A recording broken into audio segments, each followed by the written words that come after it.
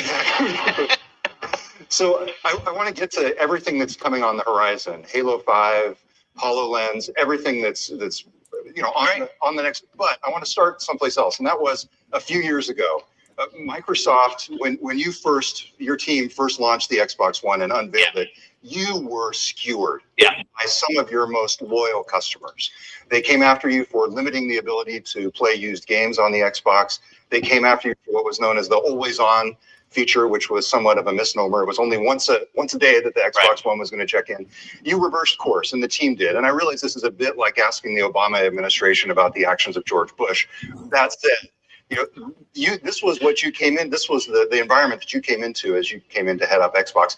Have you recovered at this point from those early missteps, and what have you learned? Well, first, I want to clarify a couple things, because I don't think it's like a president coming in with the past president. I was a member of the leadership team that launched the Xbox One, and I've never tried to dodge the decisions that were made and the sentiment around that decision. I was there, I was at the table, and I feel like I had no credibility in building a path forward if I don't first acknowledge that.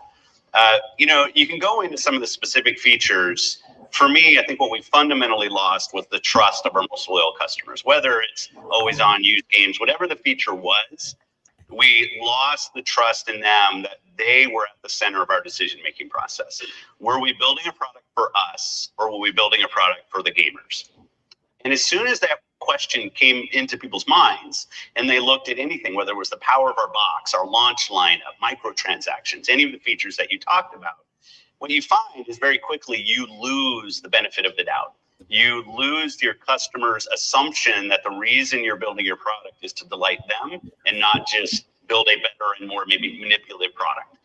And that really sat with me going through the launch and just watching the reaction, as you said, of our most loyal fans, people at Xbox tattooed on their arm, and them coming to us almost in tears because they felt like the direction we were going with the product didn't include them. Have we recovered? I feel really good about the position of the product and the brand right now, but I was at the GameStop managers meeting about 3 weeks ago, and I'm sitting with 5,000 GameStop managers in Las Vegas, and they've come up and they still have customers that walk in the store that think that the Xbox One won't play used games. And just to be clear, Xbox One has always played used games from day one. But that perception that gets set early on, because consumers have 5 seconds to internalize your brand and your message, and then they move on. They're not going to spend time to read what we say afterwards. Xbox One, that's that thing. And if I want it, I'll go buy it. And if I don't, I won't.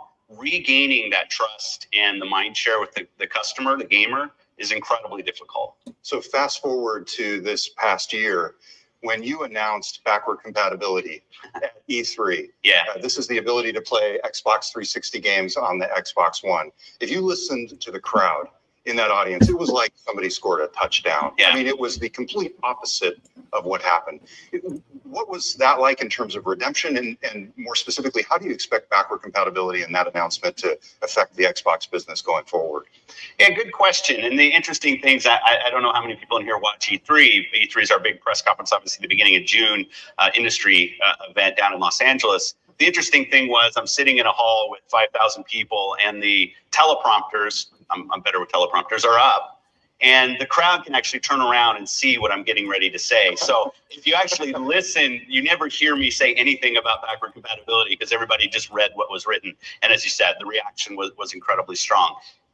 Almost, again, going back to my first point, more than the actual feature of backward compatibility, which I do think is important, was the sentiment that we were spending the time to recognize the value and the investment a customer had made in our product, the previous generation, and bringing that forward. In maybe what could be perceived as no real obvious benefit to us. Like, I don't think we're going to go sell a ton of new 360 content, Xbox 360 content through doing this. But I wanted to show that as a team, we did want to respect the investment that our customers had made in our product and our games and the games of our publishing partners. And it was a great moment.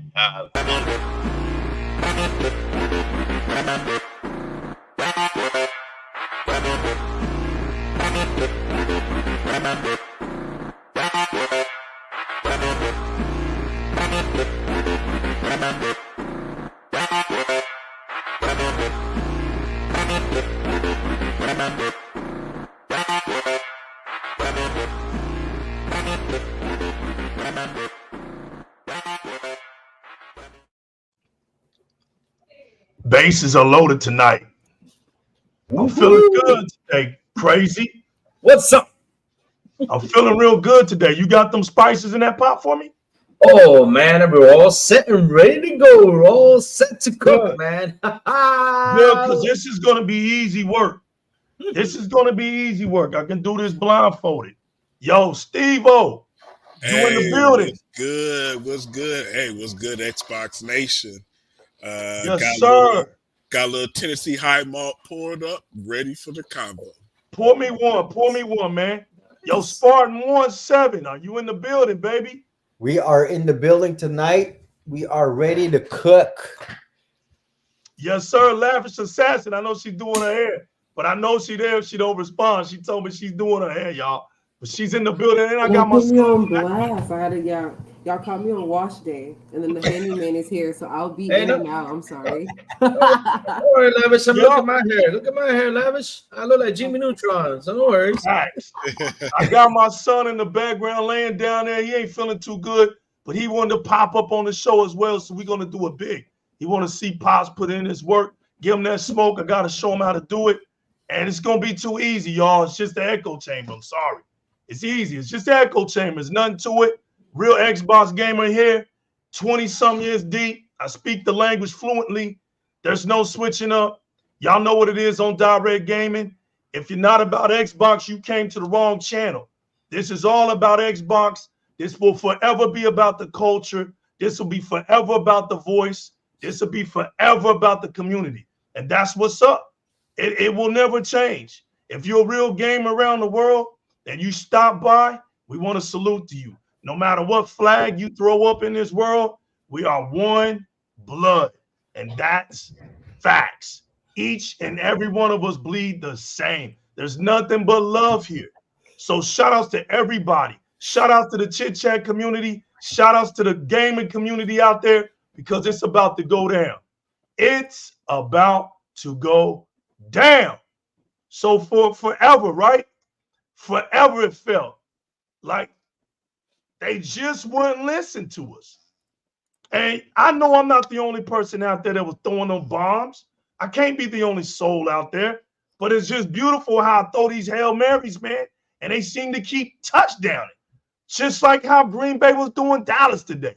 Just wrecking on them. It seems like no matter what I do, it's just going to be a W. And it's not because I'm just some prophet. It's because I do my research. And also, it's because I understand the community. I understand how things is going to operate and be put down. You guys, this generation is too predictable.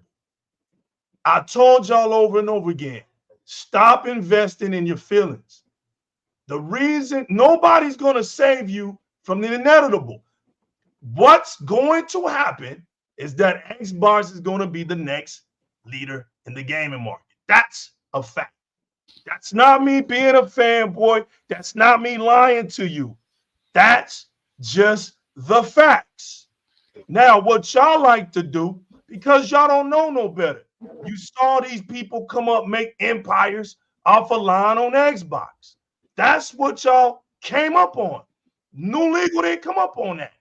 So I have an immunity to that type of foolishness. I'm not somebody that goes and runs around on YouTube and listen to a bunch of liars and entertainers of your feelings. That's not where you will find me at. Shout outs to, let's do this real quick. Let me go back up here. First of all, shout out to my boy Fugly. Shout outs to Stoneblade X. Shout outs to Silent Cypher in the building. The Xbox International Podcast. That's Crazy Lou Squad right there. Shout outs to the Root Gamers. See, let me put a special seat up here for my Root Gamers. Jago6 and the other Zinc. You guys make me feel honored to be here. Each and every time I see y'all make me feel like I got to grand slam it, man. If I don't do y'all justice, I don't feel like I do the show right. So I appreciate y'all's pressure. I appreciate y'all's presence because guys has been gaming since the 70s, bro. Y'all are undefeated out here. I got my man Drawn TJ, Pyro MND. You know how I feel about you, fam. RSJ Fan 05 in the building. Yo, and Lewis Frag in the building. You already know. Yo, Frag, leave a frag for me, man, because we about to cook. And I know they running behind me. We're gonna throw some frags back there and some tripwire and some mines for them. Yo, we got Red Dead Panda Gaming all the way from New Zealand in the building. Listen, it doesn't matter, right? The legal has to be infused. It's like a volcano with me. I can't just do stuff. I can't just make a show just for the sake of making a show. It's never been like that with me. But it builds up. I sit and I collect. I sit back with my eyes to the streets and ears to the wall, Lou. And I sit here. And after so many days of laughing, Lou, there comes a time where I say, you know what? It's time to roll out. It's time to get the pots out. It's time to cook. And it's a beautiful thing once we start making these dinners out here in these streets, man. So, the writing is on the wall. Y'all have no more hope. The leaks have came out, and all y'all know is this Spider-Man for the rest of the generation. You got Venom up next, and that's it. You got a Wolverine game that they're already playing. They were already playing before y'all could get it. It's already out there. People been playing the game, and that's pretty much it. You got Helldivers that you know nothing about. You got all these indies you didn't ask for. Look how pathetic y'all look today. Because Big Bang has taken Little Bang. You know, not to dunk on my fellow, I'm not a Cowboys fan, but not to dunk on the Cowboys fans out there. But this console race, reminds me a bit of the Cowboys in the Packers game. The Cowboys won their division. They had the second highest scoring, offense in football. They had the stats. They had the numbers. Not to mention they America's team. And yet, they're the ones, when the rubber hits the road, who's about to lose their leadership. Where the underdog Packers, folks were a little questionable on them. Folks were a little down on them. They got a new leader at the helm. And this new leader, this new quarterback, completely out of nowhere, is now taking them on a pathway to winning. They're setting the franchise, they're setting the future to be a dominant franchise or to be a winning franchise going forward. So kind of what we seeing in this Packers Cowboys game. It's a little bit what we seeing in the game community. My man Phil Dominus, Maximus Aurelius Spencer, Sour Blood was good. Is really taking Xbox as a brand into the future, focusing on building a platform to win not only just this console generation, but to win going forward and to really build what it means to be an Xbox gamer. So, hey, I'm liking what Phil is putting down right now. I think we're moving in a good direction right now. V Records, what's good, baby? Yo, I ain't done yet. I just like the way Steve cut me off like that. He's smooth with it, like his drink. Look, we got all this talk, man, right? We got all this talk like people don't know what's going on. Y'all really hate the fact that Xbox got exclusives. I told y'all long time ago, it's not about if PlayStation fans buying their games. Lou knows where I'm about to go with this. It's never been about, and I mean never. I said never. Nobody else is going to talk to y'all like this because their channels are too invested in feelings. There's no feelings over here. I, the new legal, I've come to do one thing, And that's one thing only. That's to tell you the truth, the whole truth, and nothing but the truth. So help us gaming. See, gaming is an outside thing. It started on the outside. Then it worked its way on the inside. What's up with all these insiders, man? These insiders away from me, man. I'm allergic to these insiders. Get them away from me. We over here to talk about these games. We over here to talk about what the hell is going on with all these people wanting Xbox games all of a sudden on other consoles. Wait a minute. Let's hold the horses. Hold the horses. Right? Tie them horses up over there to the tree. Tie them up, Lou. Get all them horses tied up on that tree. Right? Throw some hay over there and let them graze for a minute. We don't want them to get too hungry, but we want to be kind. So tie them up to the tree, throw some hay bales over there, Lou, because we cooking tonight. Yo, what's going on with all these people wanting Xbox games now on other consoles? What's this new narrative that I'm about to beat the hell up tonight? I don't understand. I don't understand, family. I don't understand, family, though. Listen, Lou. Listen, Lou. I'm an Xbox gamer. I don't give a damn what other games are at. That's why I'm an Xbox gamer. Now we're going to get for real. We're going to chop it up. Give me them knives. Give me them knives, Lou, like the Dominican Republic. Look at Lou. We got the big wood out here. We chopping it up. Let's start cutting. We chopping it up, Lavish. We chopping it up. I got you, fam. Now we gonna chop it up. All of a sudden, the last place console, the console with no games, right? Oh, nobody plays Xbox games. I got you tonight, Streets. Don't worry. This ain't a 75% show. This is a 100% show. So don't worry. I heard the echo. It's going down tonight. Get out here. Like, subscribe, go share, leave some comments, do whatever you feel. But the principle of direct gaming is not money. It's not fortunes. It's not fame. It's not feelings. It's not tickle me Elmo. It's not bird feeding you. I told y'all this. It's not hearsay. It's not rhetoric. It's none of that. It's no copy and paste.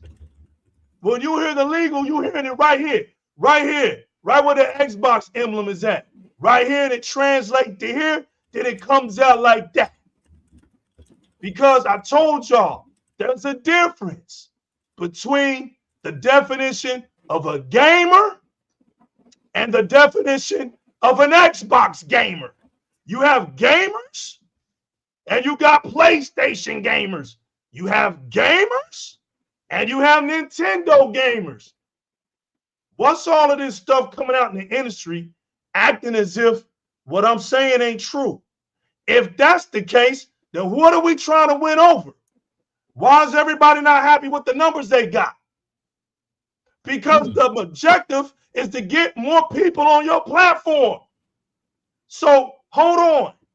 Everybody was happy when Microsoft only had 5 studios out here.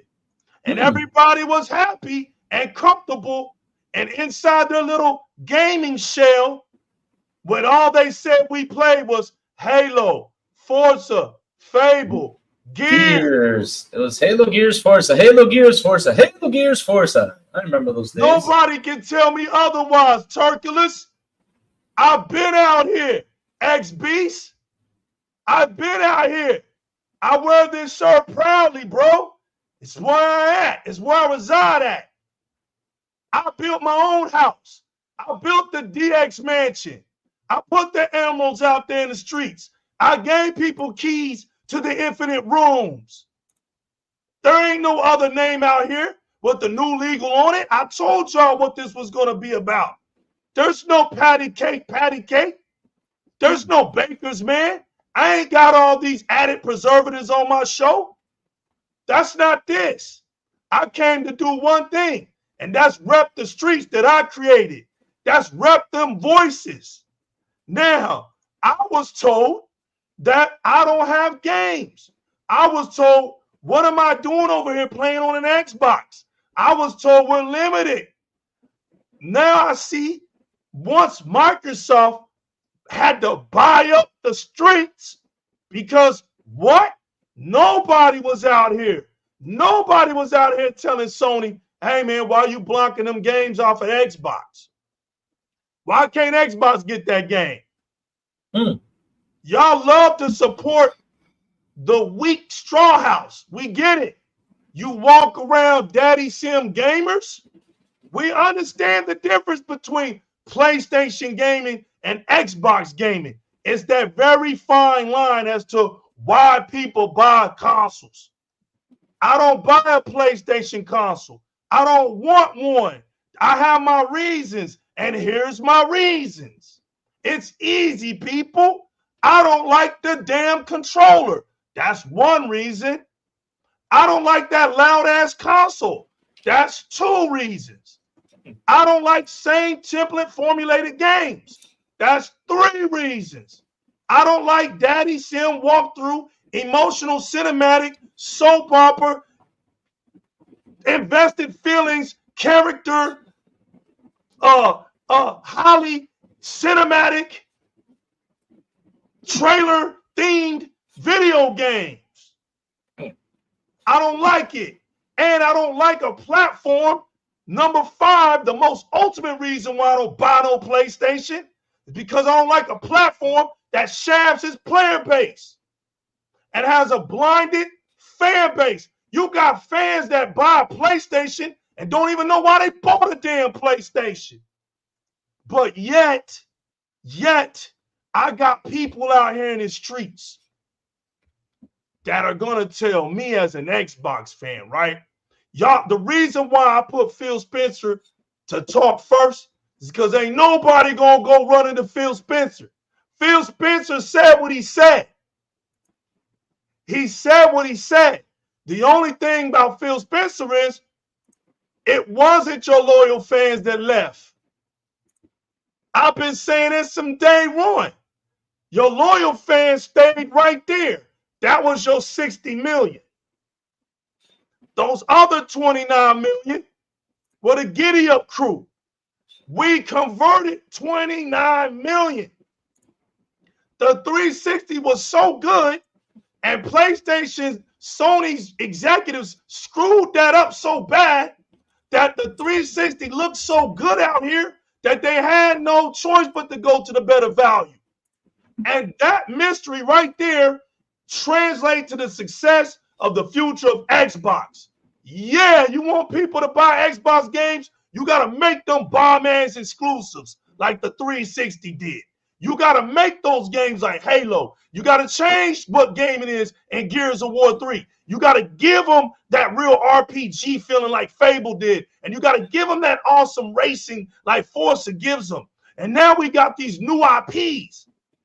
We got the Quantum Breaks that translate into the Alan Wakes. There wouldn't be no Alan Wake if it wasn't for Xbox. There wouldn't be no 2K if it wasn't for Xbox. Some of the #1 games in the whole wide world that people are playing around the whole world wouldn't even exist. PlayStation didn't give these developers a time of day. They wouldn't even exist if it wasn't for Xbox. Look what Xbox did for Minecraft. Look what it did. Microsoft didn't have to give everybody Minecraft. Minecraft could have been locked on Xbox. But Microsoft is a money-making monster. It's a money-making Leviathan. With all these heads, it's a gigantic octopus. With all these partnerships. Microsoft makes other companies better. Better. You heard it from the head man of Epic himself. Tarkulus Gaming. Hold on, y'all. I'm going to let y'all talk, but I'm cooking right now. Get your knuckles popped because, man, I done seen a lot in 2 weeks. There wasn't nothing to talk about. It's something to talk about now. Tarkulus Gaming. Shout out to my dude, Steve, yup. Your Modo from X. That's right. What's good, homie? My man Rain G4 in the building. Another AT alien in the building. Jago, Di-RRec Gaming. You right. I asked people why they got a PlayStation 5 and they really couldn't give me an answer. Hell no, Jago. We've been out here in these streets. We know. Some say COD, Fortnite, and Apex. Same games are on PC, console, and cloud. Exactly. Exactly. Got to give my man Tarkulus Gaming some more props. Shout out to my man Tarkulus Gaming, man. Thanks for the donation. You know it's all nothing here, man. You know how we do here. You know how we do here.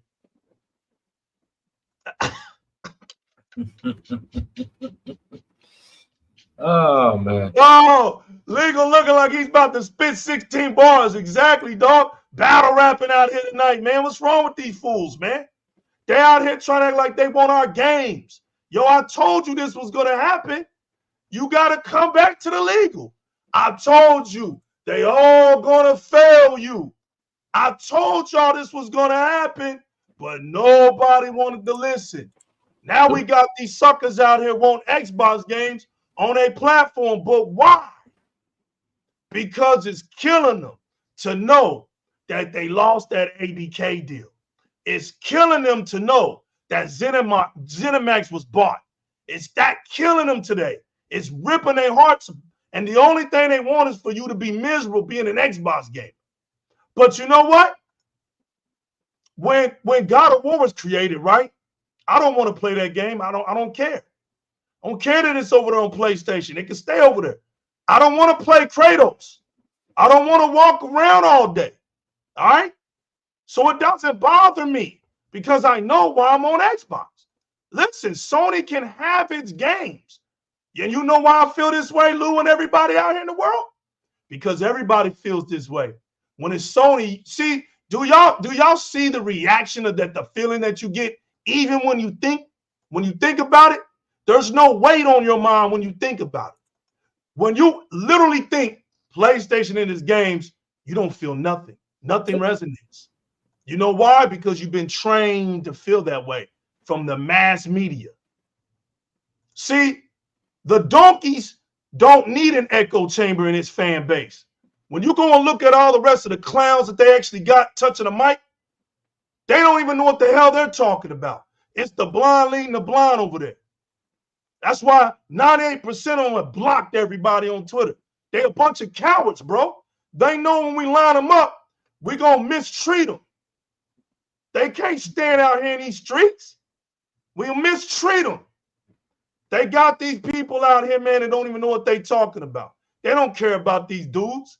The thing that they care about, as long as the articles come out and have their back, as long as the articles come out and support their feelings, as long as Metacritic is coming out and scoring high rates for these garbage-ass games they got. And yeah, I said it. Those games are not qualified for the numbers that Metacritic gives them. It's all blasphemy. I said it. I didn't say they were dog shit.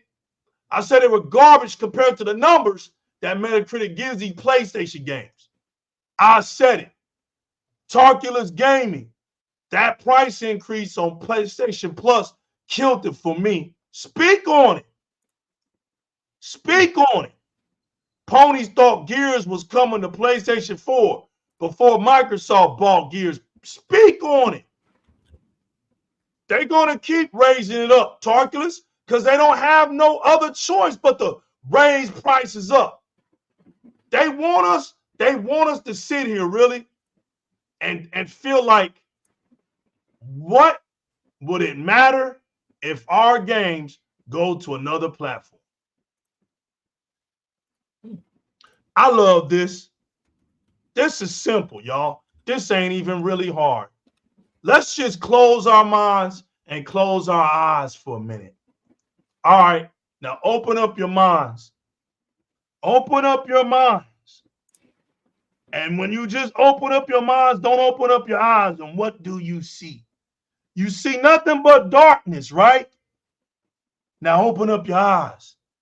When you open up your eyes, you see all this light and you're able to see, right? So let's just flip it. We're going to do the imaginary game, people, right? Let's play the imaginary game. Now close your eyes and imagine PlayStation titles on Xbox. First-party games on Xbox, people. Close your eyes and imagine Uncharted, right? Because Uncharted's been out here for a while. And they're not playing it no more. What about God of War 2018? They ain't playing it no more. Look at Spider-Man. How many years has Spider-Man been out on PlayStation? Exactly, X-Beast. Spider-Man is being drilled into the ground. Facts. Facts. What about all these PlayStation games that ain't being played? Look at Bloodborne. It's just easy. What about these games? Bring them over to Xbox. See, the thing is, y'all don't want that to happen. Y'all ain't never wanted that to happen. Because if the PlayStation, right, puts its games on Xbox, that destroys that whole iconic mythical theory narrative that PlayStation has great exclusives. And the only way you're going to play these PlayStation games is to do what, people? Buy a PlayStation. So guess what I was told all these years? Guess what I was told if I wanted to play a game that wasn't on Xbox? What I was told to play was buy a PlayStation. Nobody swayed on that. Nobody cared on that. It didn't even resonate in your mind that it was a bad thing to say to an Xbox gamer. It felt natural. Yeah, give me 1 second. It felt natural, people. Nobody cared that you even had devs. It was so popular at one point. You even had devs making that were on articles that were telling us just buy a PlayStation. So guess what, people? Guess what? You talking to an Xbox fan, so it don't make sense. You a gamer? And what are you talking about? If you're a gamer, why are you talking out here? You a gamer, why are you asking questions? Play your games. See, that's the thing. With you gamers, y'all like to talk a lot. See, the problem is the words, is in the words. Gamers are not on Twitter talking. Gamers are playing video games. And there's too many consoles out there, right? With too many video games for you gamers to be talking. So we already know that ain't what's happening. We already know y'all ain't playing these games, let alone you ain't even playing the Xbox games. So why are we listening to you? Don't ask us. Don't ask us what would it matter to us. Don't ask us that. Ask everybody that. Go out here and advocate for the reason why you call yourself a gamer. Don't look at a segment in the community and just shoot at them. You're a gamer. Shoot at everybody. Tell everybody, I would just love for everybody's games to be on everybody's platform. The problem with that logic, that don't make sense in business. Let me put it like this, right? Everybody understands this right here. That we love to use the gaming industry for illogical, illogical reasons for what we say. Now we know damn well, right, that Walmart is going to compete with Target. We know Winco is competing with Kroger's. The only time you're going to find a Chevrolet on a Ford dealership is in the used section. What does it profit Chevrolet to sell Ford trucks? and not its own. They want to act like it doesn't cost these other platformers to have other people's games on their platforms. What are we doing out here? What are we talking about? Do you know that Microsoft would have to pay Nintendo to have Mario on its platform? Nothing in the world is free. That's not how businesses operate. Nothing out here is free. Shout out to Dimensions 87. Shout out to Six Slayer. Nothing in this world is free. So what are we talking about? We know why y'all are saying this. Because y'all know bedtime is coming. If we about to tuck y'all to bed, that's what's about to happen. All these years of stomping on us, and y'all don't want to get that earthquake back in return. That's what it really is. But see, it wouldn't have never happened if y'all would have held Sony accountable. Y'all didn't say nothing to Sony when they were blocking games. The only reason Microsoft bought ZeniMax and ABK, they didn't have a damn choice. Sony was literally about to buy up these games and keep these games off of Xbox. Now, how is that gaming culture? That's the only way Sony can compete? Then you about to catch these L's. You about to catch these forever L's. And stop thinking Microsoft is some chump-ass company. Bro, I told you when they opened up that duffel bag, it was game over. I told y'all this. Y'all forced their hand, and that damn duffel bag had to get unzipped. Now everything is getting bought up. They done surpassed Apple. There ain't nothing Sony can do to Microsoft. Phil already told you that Sony ain't even a direct competitor, man. Y'all in this mysterious article, gaming journalist universe where damn PlayStation rules the universe. That's because most of the gaming articles, they're PlayStation fans. Well, guess what? Guess what? If Xbox was going to put its games on PlayStation, Ori would have been on PlayStation by now. Sunset Overdrive would have been put on PlayStation by now. Dead Rising 3 would have been on PlayStation by now. You got some of these idiots out here talking about Halo gonna be on PlayStation. PlayStation can't run Halo. The hell's wrong with y'all? You got to get multiplayer games first before you come talking to an Xbox gamer about its damn multiplayer game being on your console. Get some damn multiplayer games first. Sony can't even give you those. The hell y'all talking about out here, man? Y'all sitting around here with these, you dying inside. Y'all have to say it. Oh, we're the best at single player games. Get the hell out of here with that shit. That ain't where the excitement is at. Ain't no single player game running no show in the industry. It's Fortnite, Minecraft, Apex, PUBG, Roblox, FIFA, 2K, Madden, Call of Duty. The hell y'all talking about out here but your weak ass first parties. First party single player games that only last a week. The industry ain't built off of that. This ain't the 1980s. That's before multiplayer games got started. That's why I said in 2000s and 20-somethings, we don't talk that VHS talk. Y'all out here talking VHS talk in 2024. The hell y'all talking about? Some single player games.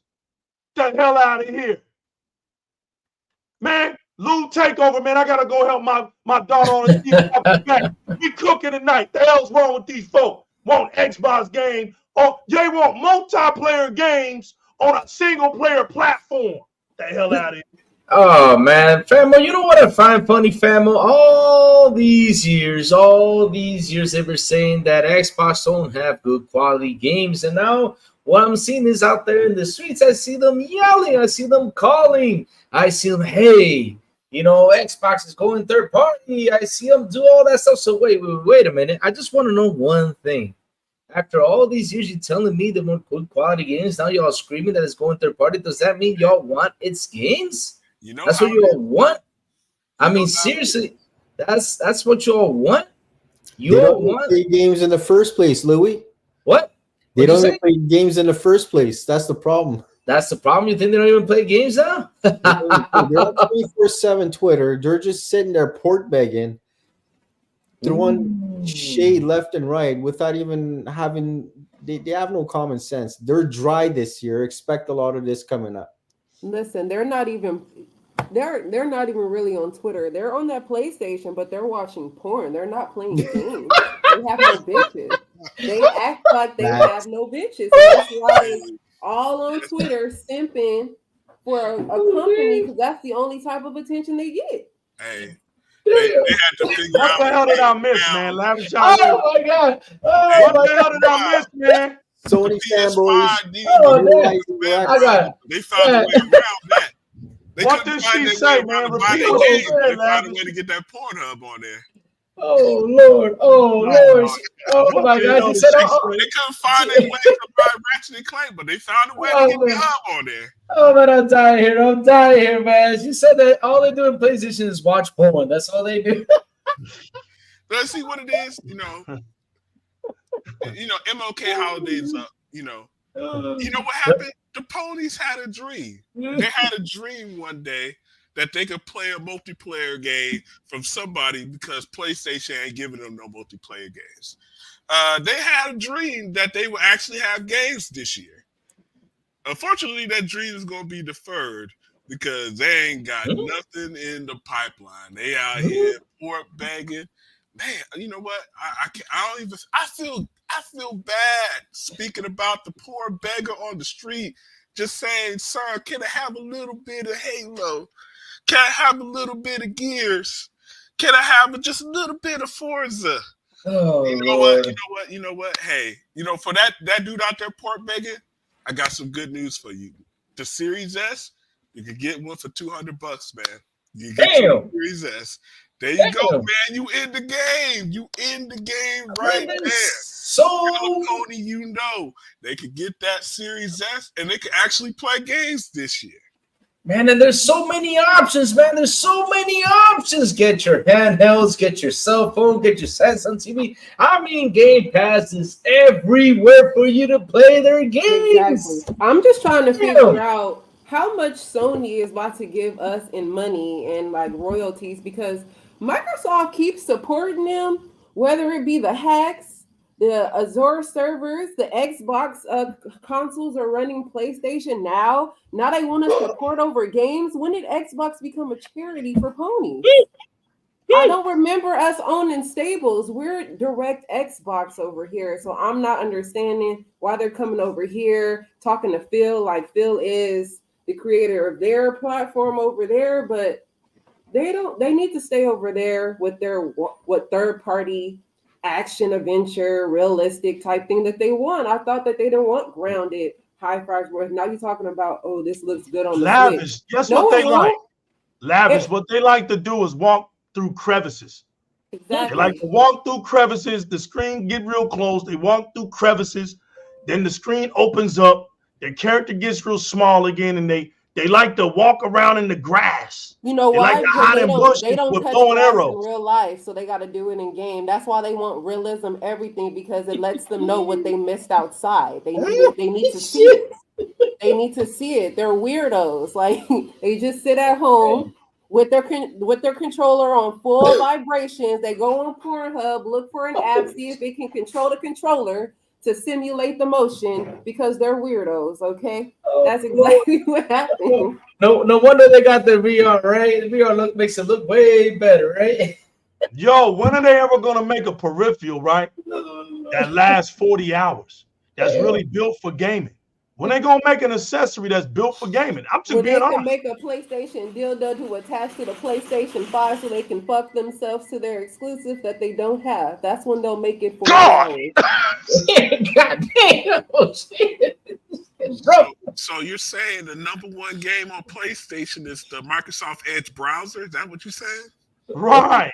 What? We still if they can get that on it.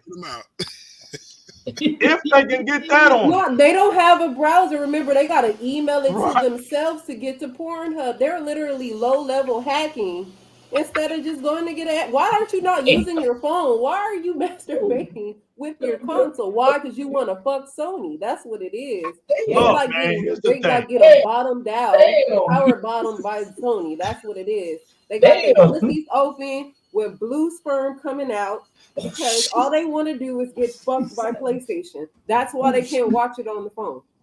Say nothing but facts. And that's You all want to there's know to what? it. You want to know what? Nothing but facts. She killing it tonight. The thing that cracks me up, right? Here's the thing that cracks me up. All seriousness, all jokes aside, look. I'm stuck on this notion, right? That when Xbox gamers have something to feel good about, it rubs the industry in the wrong way. I'm still trying to understand, right? Why people don't like to see Xbox fans happy about Xbox games. Because they're racist. It's because we're American half the time. It's an American company. We're taking pride in our Americanism. And unfortunately, for the last 10 years, it's been the fad to hate on America when we're the only reason why a bunch of these countries don't get ran over by China and Russia. I'm just putting it out there. Same in South Korea, all of them are protected by America. Who protects them? Microsoft. Exactly. But Lavish, these people on Twitter are not foreigners. They are American people. They're self-haters and they need to abandon ship and go to Russia. How is Microsoft? They're American people that wish they're from the land of the rising sun. Exactly. Right. This is what it is, Lavish. This is what it is, realist. Nobody understands this. The Japanese. Listen, Lavish, this is what it is. There's a difference between an Xbox fan and a Microsoft fan. They're not the same. Exactly. All right. So what you got, they're not really Xbox haters. They're just haters of whatever Microsoft does. Exactly. That's the overlap. This hatred for Microsoft goes back to the 80s, realist. We talked about this. Realist. They didn't like Microsoft, so what did they are? So what are they? See, back in the day, you can only be three things, well, four things, really. You can either be repping Apple, IBM, Microsoft, or Linux. You didn't have nowhere else to go. So when Microsoft could have dead Apple, when Microsoft could have dead IBM, they allowed them to live. This is facts. They allowed them to live in the 80s. What it called the Continental Divide. You either had to pick a Linux chip or a Microsoft chip. Realist, if I'm lying, tell me I'm lying. But we came here to speak the truth, the whole truth, and nothing but the truth. So help us gaming. And when that Continental Divide happened, Lou, you can only go right or you can only go left. There was a time when Microsoft owned 90% of the PC industry. You had to do, you only could do two things, other Zeke. Love Microsoft or hate Microsoft. There wasn't nothing else you could do. You either was going to buy Microsoft products or not. Bottom line. And we realized there was a lot of people that rebelled on the fact that Microsoft was running things. Tarkulus Gaming, shout out to the realists for being on the panel. I try to tell realists, people love them out here. Realists be mad. Talk is the homeboy. He just trying to act like my friend so he could play Guilty Gear and he could beat up on me. Damn. And Lavish, they hated on Microsoft. But hey, listen. Microsoft didn't make a console until the 2000s. Exactly. You see what I'm saying? We saw the hatred for Microsoft with Xbox in real time. We didn't need articles for that. You saw that in real time. There was people out here that were PlayStation fans and Nintendo fans that was like, we don't want Xbox here. These are American people. There ain't even no reason to get political. We're politicking ourselves. These are just gamers. And I'm going to tell you straight up, these are gamers built on their insecurity. Yeah. These are people, real Lavish, who never came in first place in nothing. They don't know how to get that blue ribbon. Oh, wait, no, they finished first place when, of course, that's why they can't get no bitches. Stop. Well, they Will you finished stop first. tonight? Will you stop tonight? That's why they can't get no Keep bitches. going. Listen, They wouldn't be they so ain't never angry if they won a got some blue money. ribbon in their life. You hear me? You don't get blue ribbons for that. Oh, damn. They don't know what it is. No bitches. Right. They are part of the participators. This is They rough. just come to the show. They line up. And so when they finally had something, Lou, that was winning in something realist, they wanted to talk. Don't you say So now facts right there, man. PlayStation Spartan is the one thing that they hold up high. And the only thing that matters is that console outselling Xbox. But I want everybody to know, when did second place come that? When has second place in anything been great? Realist? When did we hold up a banner for second placers? Because the last time I checked, PlayStation is You in ain't second first, your place. last. That's the last I checked. There you go. PlayStation is in third or fourth or something. Microsoft, Xbox has surpassed them already. If you saw like the money, if you've been following those stocks, Sony's already cooked. The stocks. The The stocks. Don't pay attention to the stocks. We're talking about. Look, we're not talking about PlayStation. We're talking about the most important metric in any business is money. And Yeah, they're outdoing we see that them PlayStation. already. We see that PlayStation has too big a margin on their product. Right? You look at Microsoft. Depending on what chart you want to look at, they've already surpassed them. And look at Nintendo over there, smallest margins, killing it with their first party on their own little console over there. Right. Look, we already know that PlayStation's days are numbered. I'm just here to watch the show. I just want to watch Rome burn. Same here. Because I've been saying this for years. Participate in the burning. You are. That's what I want to do. I'm participating in the burning. It's about time. You are. Yeah, I mean, because like, look, I know like when it comes to this whole thing, you got all these people that want to be politically correct. Oh, we need more competition. That ain't competition, man. Like what you were saying earlier, Legal, just going out to buy games that keep them away from other platforms. That's not competing. PlayStation doesn't like to compete. That's their issue. They haven't competed since they've been in the market. They've bought exclusivity instead of trying to create their own throughout their whole existence. But this is the platform that has the most use. This is the platform that we're looking at to spearhead gaming and take it to the next frontier. It's bullcrap. Like I said, I think the game would be better off without PlayStation. At least have somebody else take over for them. No, I wouldn't mind. I wouldn't mind. Because look, you know, Google was their friend during the trial and everything. Let Google buy them. Let's see what happens. Fact. Because it's obvious. It's obvious. It's going to fail tomorrow. But look, Xbox been telling us. Oh man! But look, Xbox been telling us for years they weren't the competition. They told us who the competition was. Competition has failed in their efforts. So what do mega corporations do? Right? If they don't win, they'll just buy the winner. Facts. It's business. Since when did we start crying about business 101, realist? Hey, like I said, when do you? Does Continental listen? American Airlines. When did you see Continental at an American Airlines terminal, realist? Tell me. I don't know. Connecting flight. Connecting Dallas flight. Cowboys, realist. Because me and you from the TX. The garbage Dallas Cowgirls got their ass whooped tonight, right? By the Green Bay Packers. That old man just won one more Super Bowl and he can't get it. He can't get it. Hey, he wasn't gonna win it on the MLK holiday now. Hey, yo, really? When have we ever seen anybody in Texas walk around with a Dallas Maverick jersey / Texas Ranger jersey, or a Texan jersey / Cowboy jersey? When we ever see that? When you go to the Dallas Cowboy Stadium, they're not selling everybody's jerseys there. That's not the reason you go to the AT&T Stadium to buy a New York Giants jersey. We only apply this stupid, illogical thinking to gaming.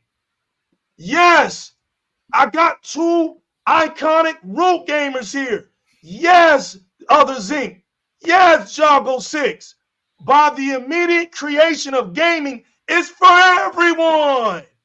Yep. But damn it, No, not Paris. when they Lily. put I don't those even like him arcade for anything. machines in That's different anything. dungeons, every dungeon didn't have the same arcade machines. This is just the reality. Then when it went to console, every console didn't have the same games on them. That's from the start. We're never been confused with this, people. You're talking to the generation that came from that. We're not talking to the PlayStation generation.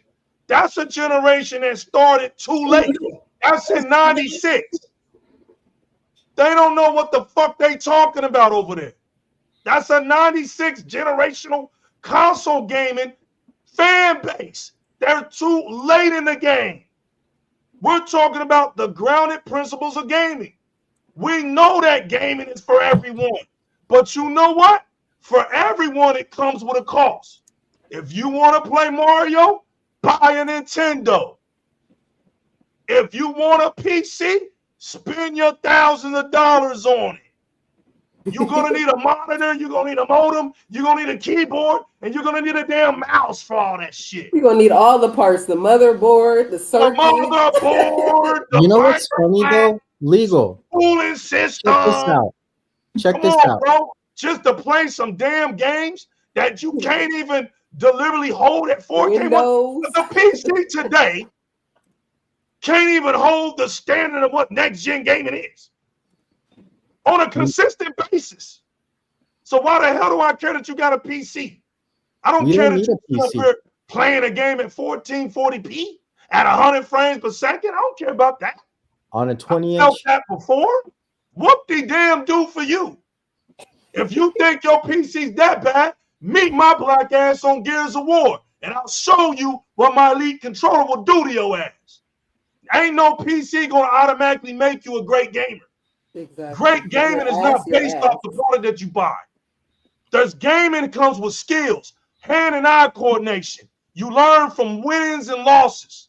You gather up your skills. It doesn't matter where you at.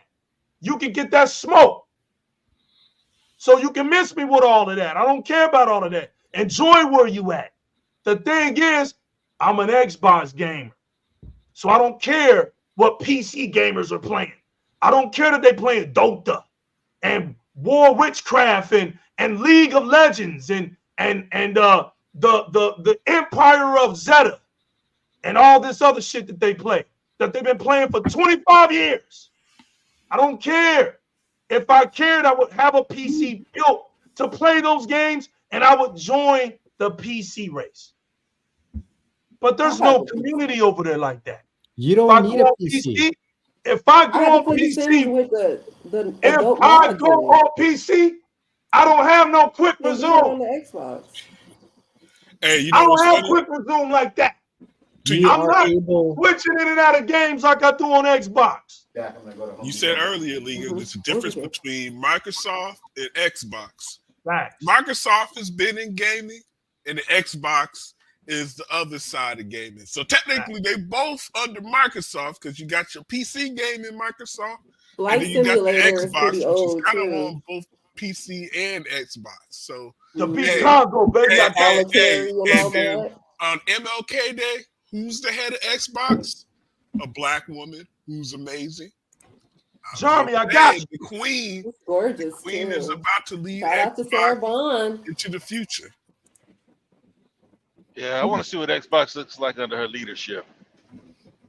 She seems to be a little more gritty than Phil. What are you talking about under her leadership? Okay, so when I was watching What you mean by that? What you mean? What you mean? What I mean? You don't understand that question? I don't. I don't know you why. Seem to be lost. I can't word it any other way. Boy, you seem to be lost. So let me bring you to the light. Who the hell you think is orchestrating Xbox right now, Realist? Sarah Bond.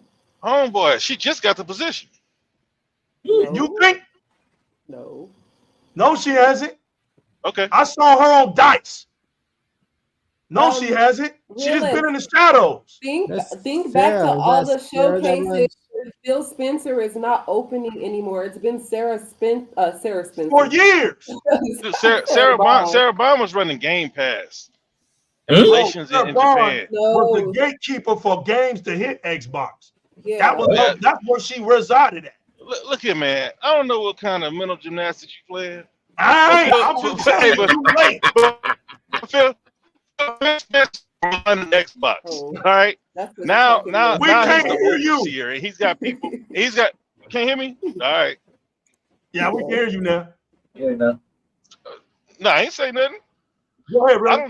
don't know what you're talking about. Don't know what you're talking about, man. Phil Spencer was I'm running just trying to Xbox. figure out how they thought Hi-Fi Rush was going to come to the Switch when they can't even run Zelda at 30 frames. How the fuck Bunch of Hi-Fi these Rush going to go over there? losers. Uh-oh. How the fuck Hi-Fi Rush going to go over there? It got Are in less the power than chat my room. damn cell phone. How is Hi-Fi Rush about to run if it needs 60 frames and Nintendo can't get shit to run at 60? Switch 2 coming All soon. And the Switch Switch 2 2. is already outdated. All streaming. Hey, but All Louis, Switch streaming. 2 has to be as powerful as the Series S. And it's Come on, not about to really? be that much because Nintendo makes its money by selling outdated hardware to its Come fan on with base. it, Lavish. It's What not. are we talking It's about, not going to be Lavish? able to play Hi-Fi Rush. Welcome What to are we the talking era about? of What are we mobile doing out here, gaming. That's what people? I'm. Say it again, Lavish. It It can't can't run. barely one rut. It can't run Zelda at 30 frames, bro. It's at 25. Sometimes it go down to 8. And y'all trying to figure out how is a rhythm-based game that relies on stable frame rate about to play on that? The Probably have cloudy better It's time with a about to be on jitterbug. Like, the what? 8-bit. How are you supposed to play? No, they better on Nintendo. They better get a browser and stream it. Hey, it's about to be the 8-bit version of Hi-Fi Rush. That's Yeah. what will happen. The It's only gonna way they look could like play The it. Witcher 3. The only way they could play it is by streaming it, and that's it. No Xbox games will go to PlayStation. You want to play any Xbox games, you could have Xbox Game Pass, PC, console, TV Hub. All That's I it. know is Wherever you I don't play. understand why people keep second guessing Phil. He already told y'all what Xbox is about to do. He told y'all in 2020. Y'all keep saying case by case. Listen what that man said. Listen to that man said. that's- He said if it's not contracted, if it's not a legacy title, so if they're like if they have Elder Scrolls Online, we will Yes. give you the DLC for that.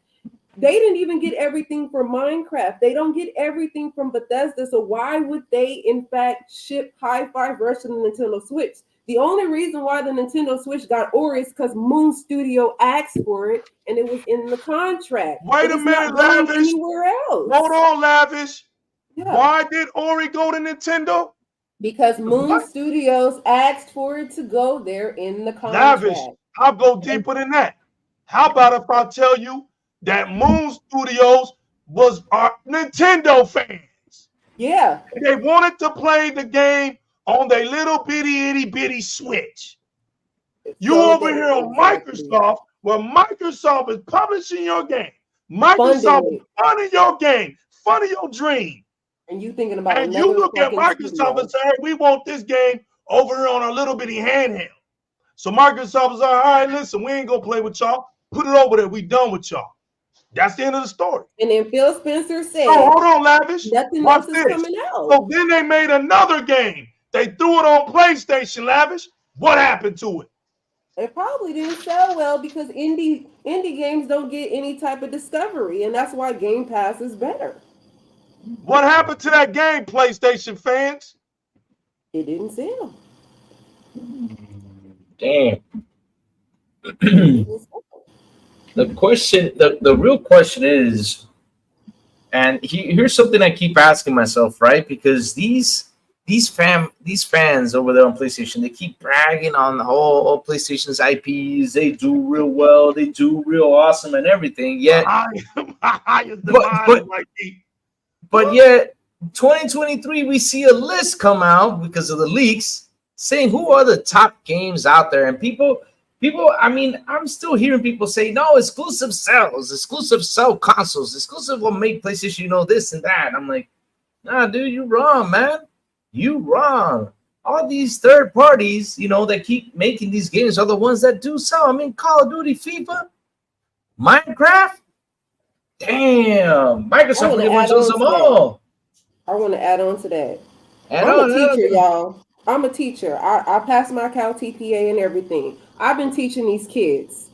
They don't know anything about a PlayStation exclusive. They know Fortnite, Call of Duty, Yep. FIFA, and Roblox if they're little enough. They do not care. Nintendo still has the little ones on deck. But when you get to middle school, high school, not at all. They don't know anything about a God of War or Last of Us. They don't even like Spider-Man like that. They don't even like the superheroes anymore. So Sony is going to have an issue. Microsoft is fine because they purchased Call of Duty. And through Call of Duty, they can get the kids to play other games via Game Pass. Sony, I don't know what they're going to do. The kids don't talk about their property. Damn. I'm in California, by the way. The kids don't talk about their property at all. Damn. Look what my high mind said. They didn't even give Redfall to them. Exactly. That's what I'm saying. Yeah. But mine, Redfall is a multiplayer game. And then exactly. It's really Steve, realist. Yeah. When we played it, we realized what we were playing. This is a 4-player multiplayer game put in an open world situation. Yep. You gotta invite people to come on that game. It's just not, you just don't get on there and hey, let's join up and let's play. Doesn't work like that. It's running off of a server. Am I right, Steve-O? You are 100% correct. Realist, last time I checked, servers mean they're off the damn what? Campaign modes. That means it's whoever's your friend on the live, baby. Whoever's your friend on the services. You got to hit them up, Lou, and say, hey, you want to play with me? We join up and we run through this game. And the funny part about it, Redfall ain't even over with yet. You would know that if you beat the game. Mm-hmm. Ass whooping time. All that hating that you have for Redfall, just wait for the next Redfall to come out. Ass whooping time. You heard it right here from the new legal. Ass whooping time. I told you, Hellblade 2 was my game. That's it. I wanted it to be interesting.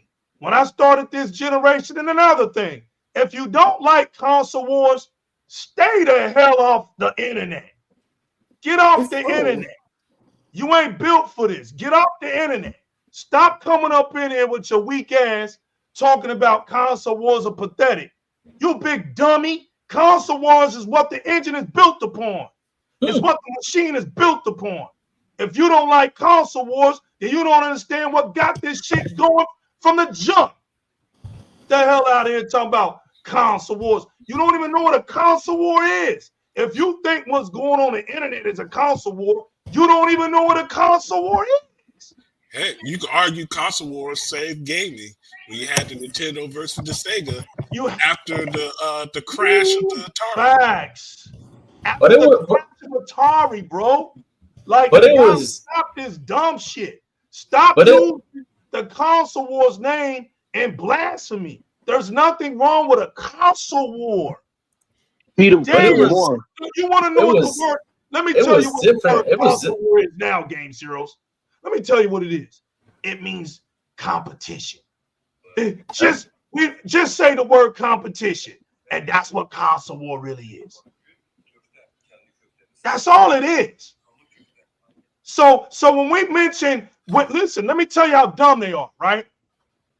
You got blinded wildebeest, blinded centaurs, donkey zealots, and erratical half-breeds out here trying to tell people how foolish console wars is, right? But it was all good just a real ago, realist. I was reading an article that was talking about console sales. What the hell do people think that is, Lou? If we're going to talk about console sales, that's the mother of all console wars. It's who's outselling who in the console space. Hey, new legal, can I ask you a question? You know, Talk to me, I'm a little old. Sometimes my memory, I forget things. But didn't I remember when there was a certain mascot that had a commercial calling out Mario in the Crash commercial? Bandicoot. Yeah. Oh, That Crash he said to Bandicoot. sell a new platform. Pretty boy. I remember that. Hey, PlayStation launched its platform off of Console Wars. Wars. hey, Yep. well, hold on, Steve. Right. According to the great Peter Moore, we encourage the console wars, but not create division. Right. Yeah, We- it brings more attention.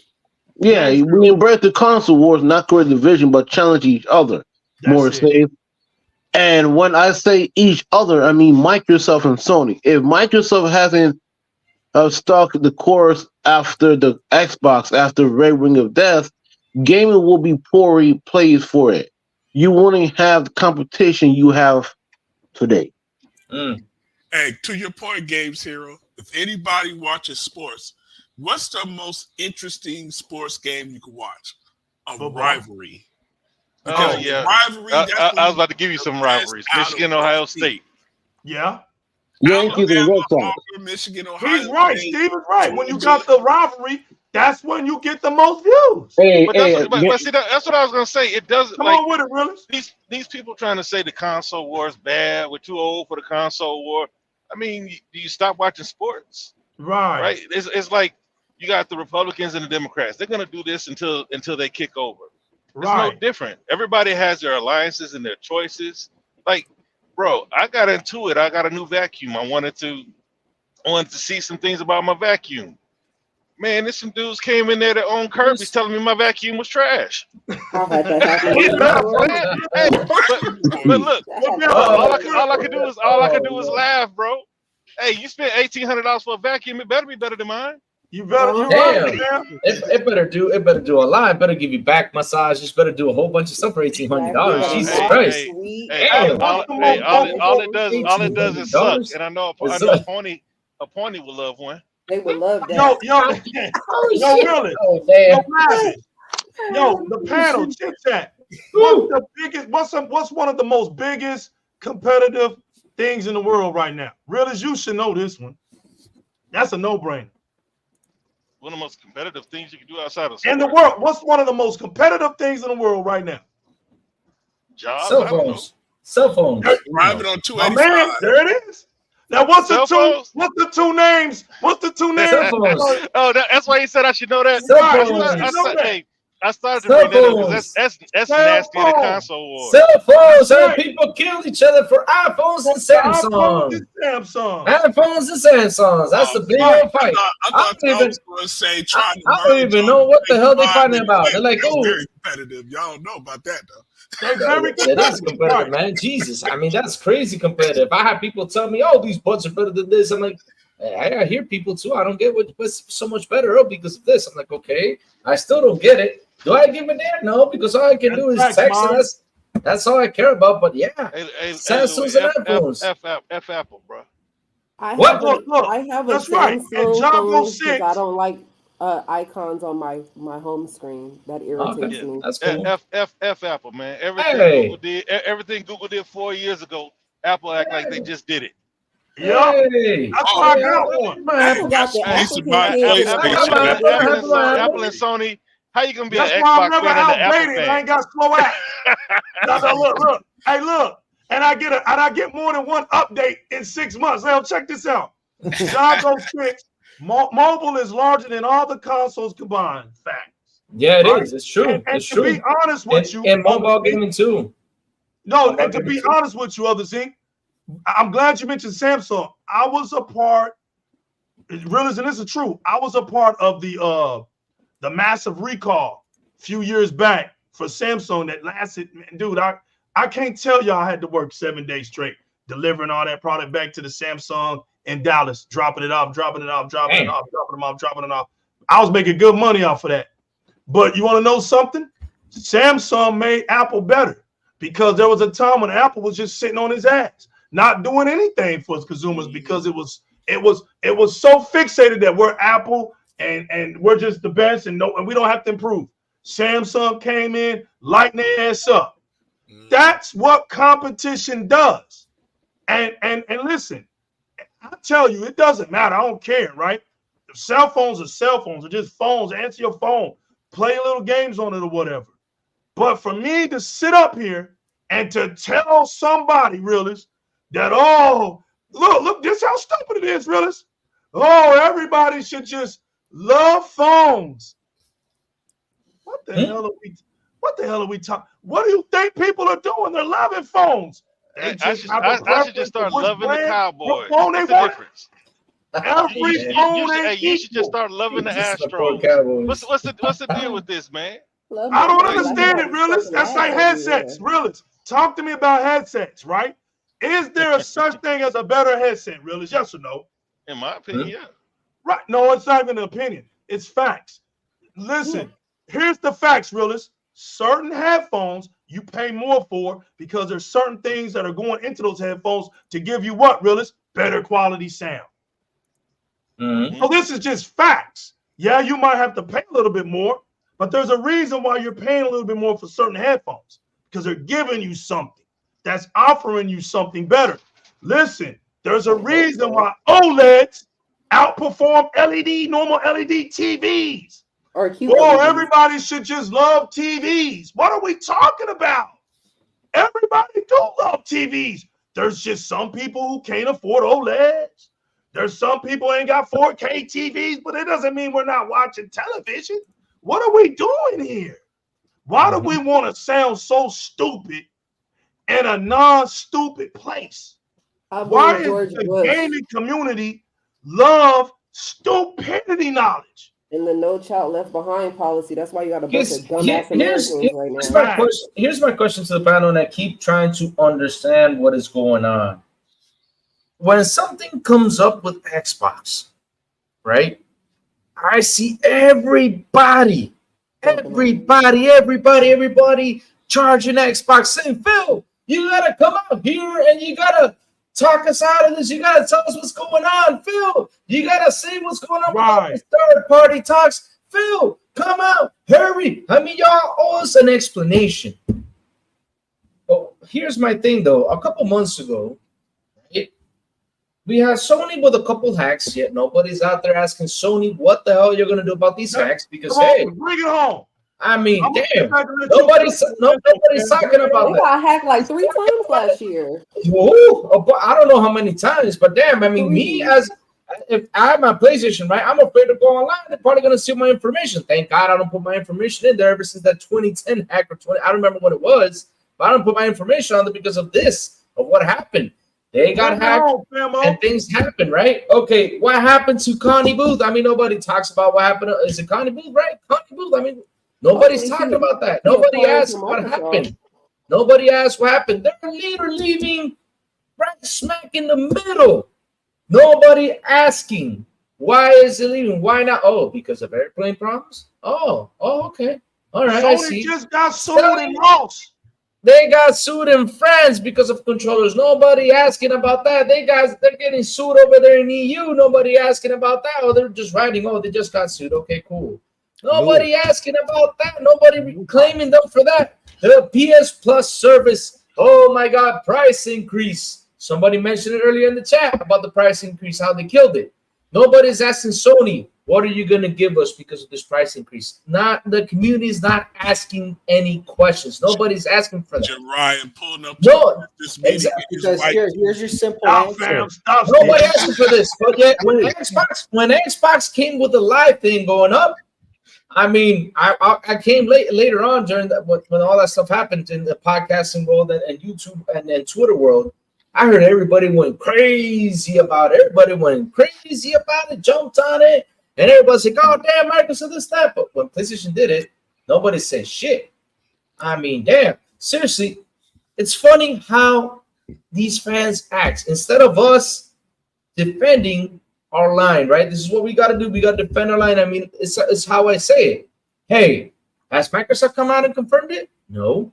Then why the hell we talking these rumors about? Why? Because we got nothing else to talk about? Why y'all spinning this? Why? To get clicks, to get love, to get what? Exactly. That's why y'all spinning this?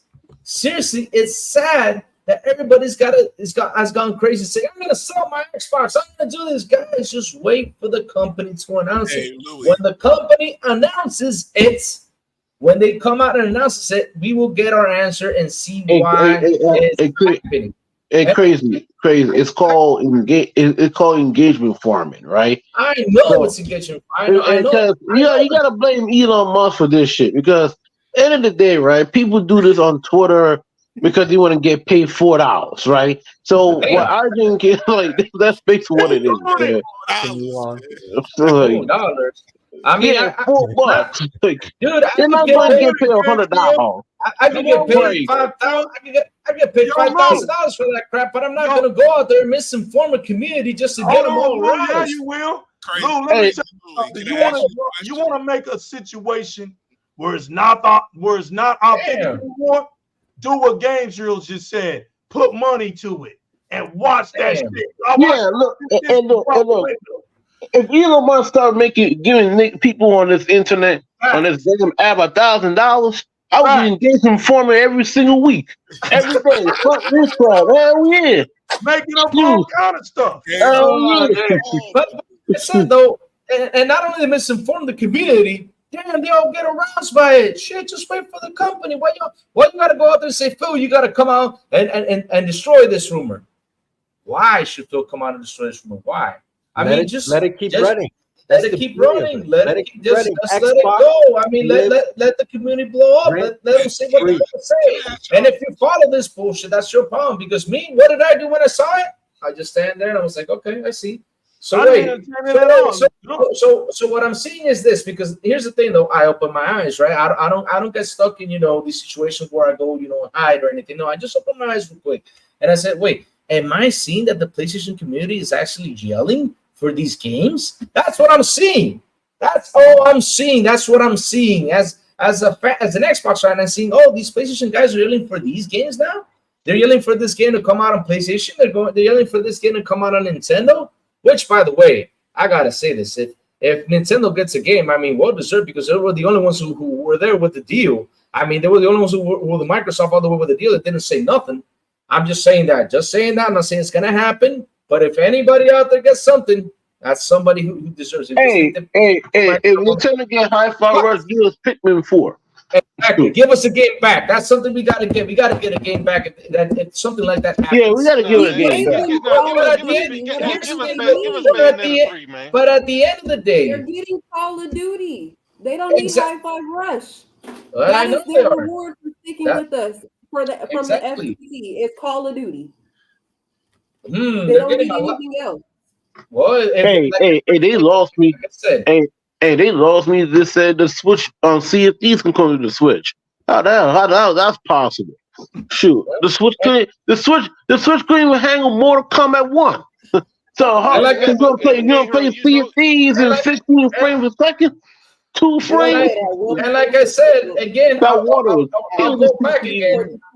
I said what happened these past months with Sony, right? The hacks. I saw accounts get banned. I saw a bunch of things that nobody went to Sony, knocked on the door and said, Sony, what y'all doing? Nobody is saying that. What do? They go back to a thing that started up in October, right? I think it was October. I don't remember, but this thing has been going on for a while. They go back to this rumor saying, hey, yo, Xbox is going third party. Let's talk that trash. Let's go. Let's talk that trash. That's what everybody's been doing. They've been doing that because after Sony got all these flames, right? Nobody came after Sony, but yeah, let's talk about Xbox going third party. That's the talk that's been going on for the last 2 weeks of this year. Crazy. That's brilliant, Louis. It's funny. See, I remember this guy I'm sorry. I forgot I was unmuted. I'm going through it. I remember this guy who came up with this rumor was the same guy who said Persona 6 was going to be revealed as a PlayStation exclusive. That's not happening. The secret Sony showcase that never happened. That never happened. What? The what? The secret what? Xbox. What? The secret what? Xbox. The secret what? Same guy that said that, Persona 6 is going to be a timed exclusive and probably be shown at this secret showcase last year, and suddenly got a new rumor that, hey, X, Y, and Z is going to happen? I mean, fool me once. Steve, what's up with all this? Xbox games need to be time exclusives and stuff. And I just don't get it, right? You don't put the same measure to everybody else. Why is exactly Xbox is doing something? Everybody gets nervous. Yeah, exactly. Because here's another question: why doesn't anybody ask, "Oh, you want our games? What are you going to give us back?"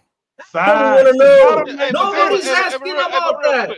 Nobody's saying nothing about that. All they say is Xbox going third party, but nobody's asking, "What are you going to give us back, baby? If you want our games, what are you going to give us back?"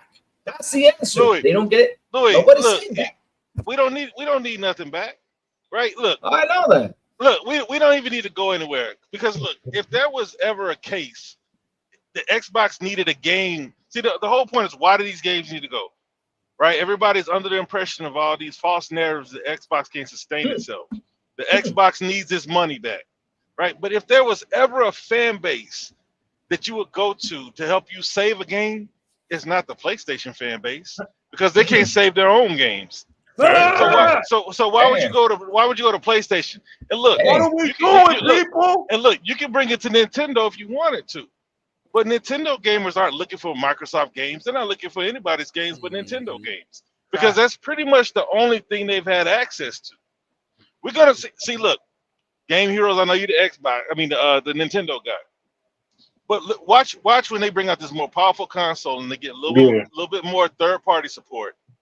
You'll see that they're not going to sell a hell of a lot of copies over on Nintendo. So everybody needs to take care of themselves. And if you need saving it, damn sure it's not going to be PlayStation. Go ahead. That's right. No. I know it depends. Listen, if you talk about Western third party, no. You talk about Japanese third party, yes, because Square Enix games on the Switch do sell a lot. But you know why though, right? And it's not like okay, Final Fantasy isn't there. It's the games like Octopath Traveler, like the games that perform well on the subway or whatever they ride out there. See, like that's you ride in the train, you play those games. That's why those games sell more. When you come over here, like nobody's paying $500. Not even $300 for a console to play these games. Realist is telling the truth. This is how we know Realist is telling the truth. This is it right here, y'all. Octo Traveler, put that as a debut game for the Switch and see how much the Switch is gonna sell. Put any of the RPG games that you're talking about as a system seller, and let's see how much system is gonna sell off of. They never have been. It's not a system seller. That's right. They have their fan bases. I don't even know if did Octopath break a million Game Heroes? Yeah, you did. Yeah. They're not system sellers is my point. You don't put those type of games out for premieres. You're not doing it. We already know what games are going to come out for the premieres. It's going to be Mario or is it going to be a Zelda? That's it. You got to jumpstart that bad boy. Anything else is uncivilized. Same with Microsoft. Microsoft is going to jumpstart it. It better be a Halo. It better be a Gears. Or it better be a Forza Horizon coming somewhere down that pipeline on an early release. So you tell me Halo, Gears, and Forza system sellers? I said that. That's what I said. But hold on. So if Halo, Gears, and Forza are system sellers, so why do these pony bots tell me 10 years that we need games outside of Halo, Gears, and Forza? Right. It's because of their insecurity games. It's the same reason they tell us, well, what would it matter if a game that's been on Xbox for years go to PlayStation? It's that same definition is why God of War came on Xbox then. You see what I'm saying? I don't understand who these people are talking to. And I really don't understand where their line of thought processes come to. They're a bunch of liars. It's like Lou said, you don't give something away in business without something in return. Nobody is just giving anything away. And a lot of people say, "Oh, but Ori's on the Switch," but that's a different story. We already talked about that. Yeah, Oh, I know Hey, you're but talking about that. we know Moon Studios. because They the probably studio pony. Hey, audience will play for hey, them. but real quick. Moon Studios probably ponies in disguise, right? That's the same. That's the same guy who runs Moon Studios said that Xbox should lead the charge on putting their games on all the platforms. Yeah, that's what happened. And he wanted to put that shit on PlayStation Look and what happened. Nintendo, and Microsoft said, hell no. But Right. you see, they were Nintendo fans in heart mostly, so they put on the Switch. Fine, we do that, but they gotta have found a publisher to do that. And they found a publisher, and they did that. But also, they want to put that shit on PlayStation. And no, because Microsoft said no. Because one, PlayStation wasn't going to allow it, and number two, if PlayStation did allow it to put Ori, then it's going to be questions like, so do other future games will come to PlayStation? That's what Phil Spencer didn't want that. So that's why he put on the Switch. But outside of that, I says again, like, there's not one game, first party game or second party game outside of Ori came to the Switch. And here's the thing, Game Hero. Just to make a Zero put a Power was button good, on baby. all the conversation. You know, when Xbox spent $80 billion in buying studios, they didn't spend that $80 billion to just put things on everybody else's platform. They spent that $80 billion so that they could build up their own catalog. Yeah. Exactly. So that's exactly why you go out. No, they spent more than $80 billion. They spent over $145 billion because they got to that's buy why you Obsidian and Exile Games and Man, all those that games, stuff. hey, look, But that's a now, lot let me of say this real studios, quick. but they didn't cost $60 billion. Games Heroes. Yeah, No, Obsidian costs a lot. James, listen to this. I got a question for Spartan one, right? Spartan. I'm right Why here. is it that people have a hard time to have amnesia, right? When Microsoft was trying to kumbaya, right? Right. They were talking about, hey, let's just put our games out there and let gamers have fun, right? We got the live service. We'll make it happen. Let's just bring gamers together and let's live in a happy universe, right? What does Sony say about that? Nope. Thank you. So why the hell are we sitting here, everybody, acting as if Sony was all about this beautiful universe? Why are we acting like this? They didn't want crossplay. They talked down Game Pass. They talked down EA when it was EA Plus. Exactly. Oh, I remember that. I remember in 2015, they talked down about EA Play when like it's not sustainable, and Microsoft got EA Play. And then EA Play tied to Game Pass. Yeah, it was EA Access. My bad. Yeah, EA Access. And EA Access tied to Game Pass. Yeah. And guess what, Legal? You don't make this thing up. I think 3 years ago, Sony finally got EA Play. So and we didn't have that for years. But you know what, Game Heroes, right? Because that goes back into what I said earlier. Sony didn't want any additional competition on their platform, right?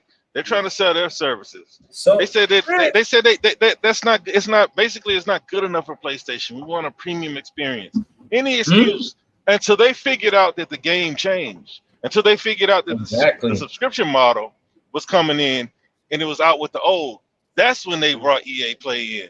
That's why they're open to Ubisoft Plus, because now they're understanding that the game is leaving them behind and they need to get with it. They've been behind for a long time. Man, don't start tonight, Don't start, man. Come on. Because look, remember these things that I was saying? I said this stuff in the past, Legal. Look, why are they charging for crossplay? Why are they charging for crossplay? Sony does not want these games that they can't make money off of, because these games already take enough attention away from the games that they can't sell as it is. People say, oh no, you crazy. And then all this stuff starts to come out. And everything that I said, I'm being vindicated for. Sony understands that there's too much competition on their platform, and they need to monetize their position for as long as they can. But realist, they're gonna have a lot more competition now when their garbage ass multiplayer games coming out this year and next year. So Go ahead. But Game Heroes, the only thing they're hoping for is that one of them get hit. But none of these. But realist, let's be honest, right? If you look at all three games, their multiplayer games now, right? So they have Helldivers 2, that ain't gonna move no units. Concord, we don't know what the hell that game is. Is that the one with the hamburger? Yes, the hamburger. The hamburgers, the trailer with the hamburger. So Concord, right? I don't know what it is. It could be in the next Halo. That ain't gonna hit. And shout out to Realist right here. And he said Fear Games is a bootleg payday. So all these three games ain't going nowhere, dude. Force of Legend says PlayStation will down God in them. Listen, man, I'm just here to let everybody know this, Forza. In a minute, Sony's gonna go in his rightful place, and that's dead in profits, dead in market spot. They're not gonna they're gonna lose the console. They're gonna lose the market share soon. And soon, it's just that's what's gonna happen. I'm not saying when I say that. There ain't no joke. No, I'm gonna tell you why.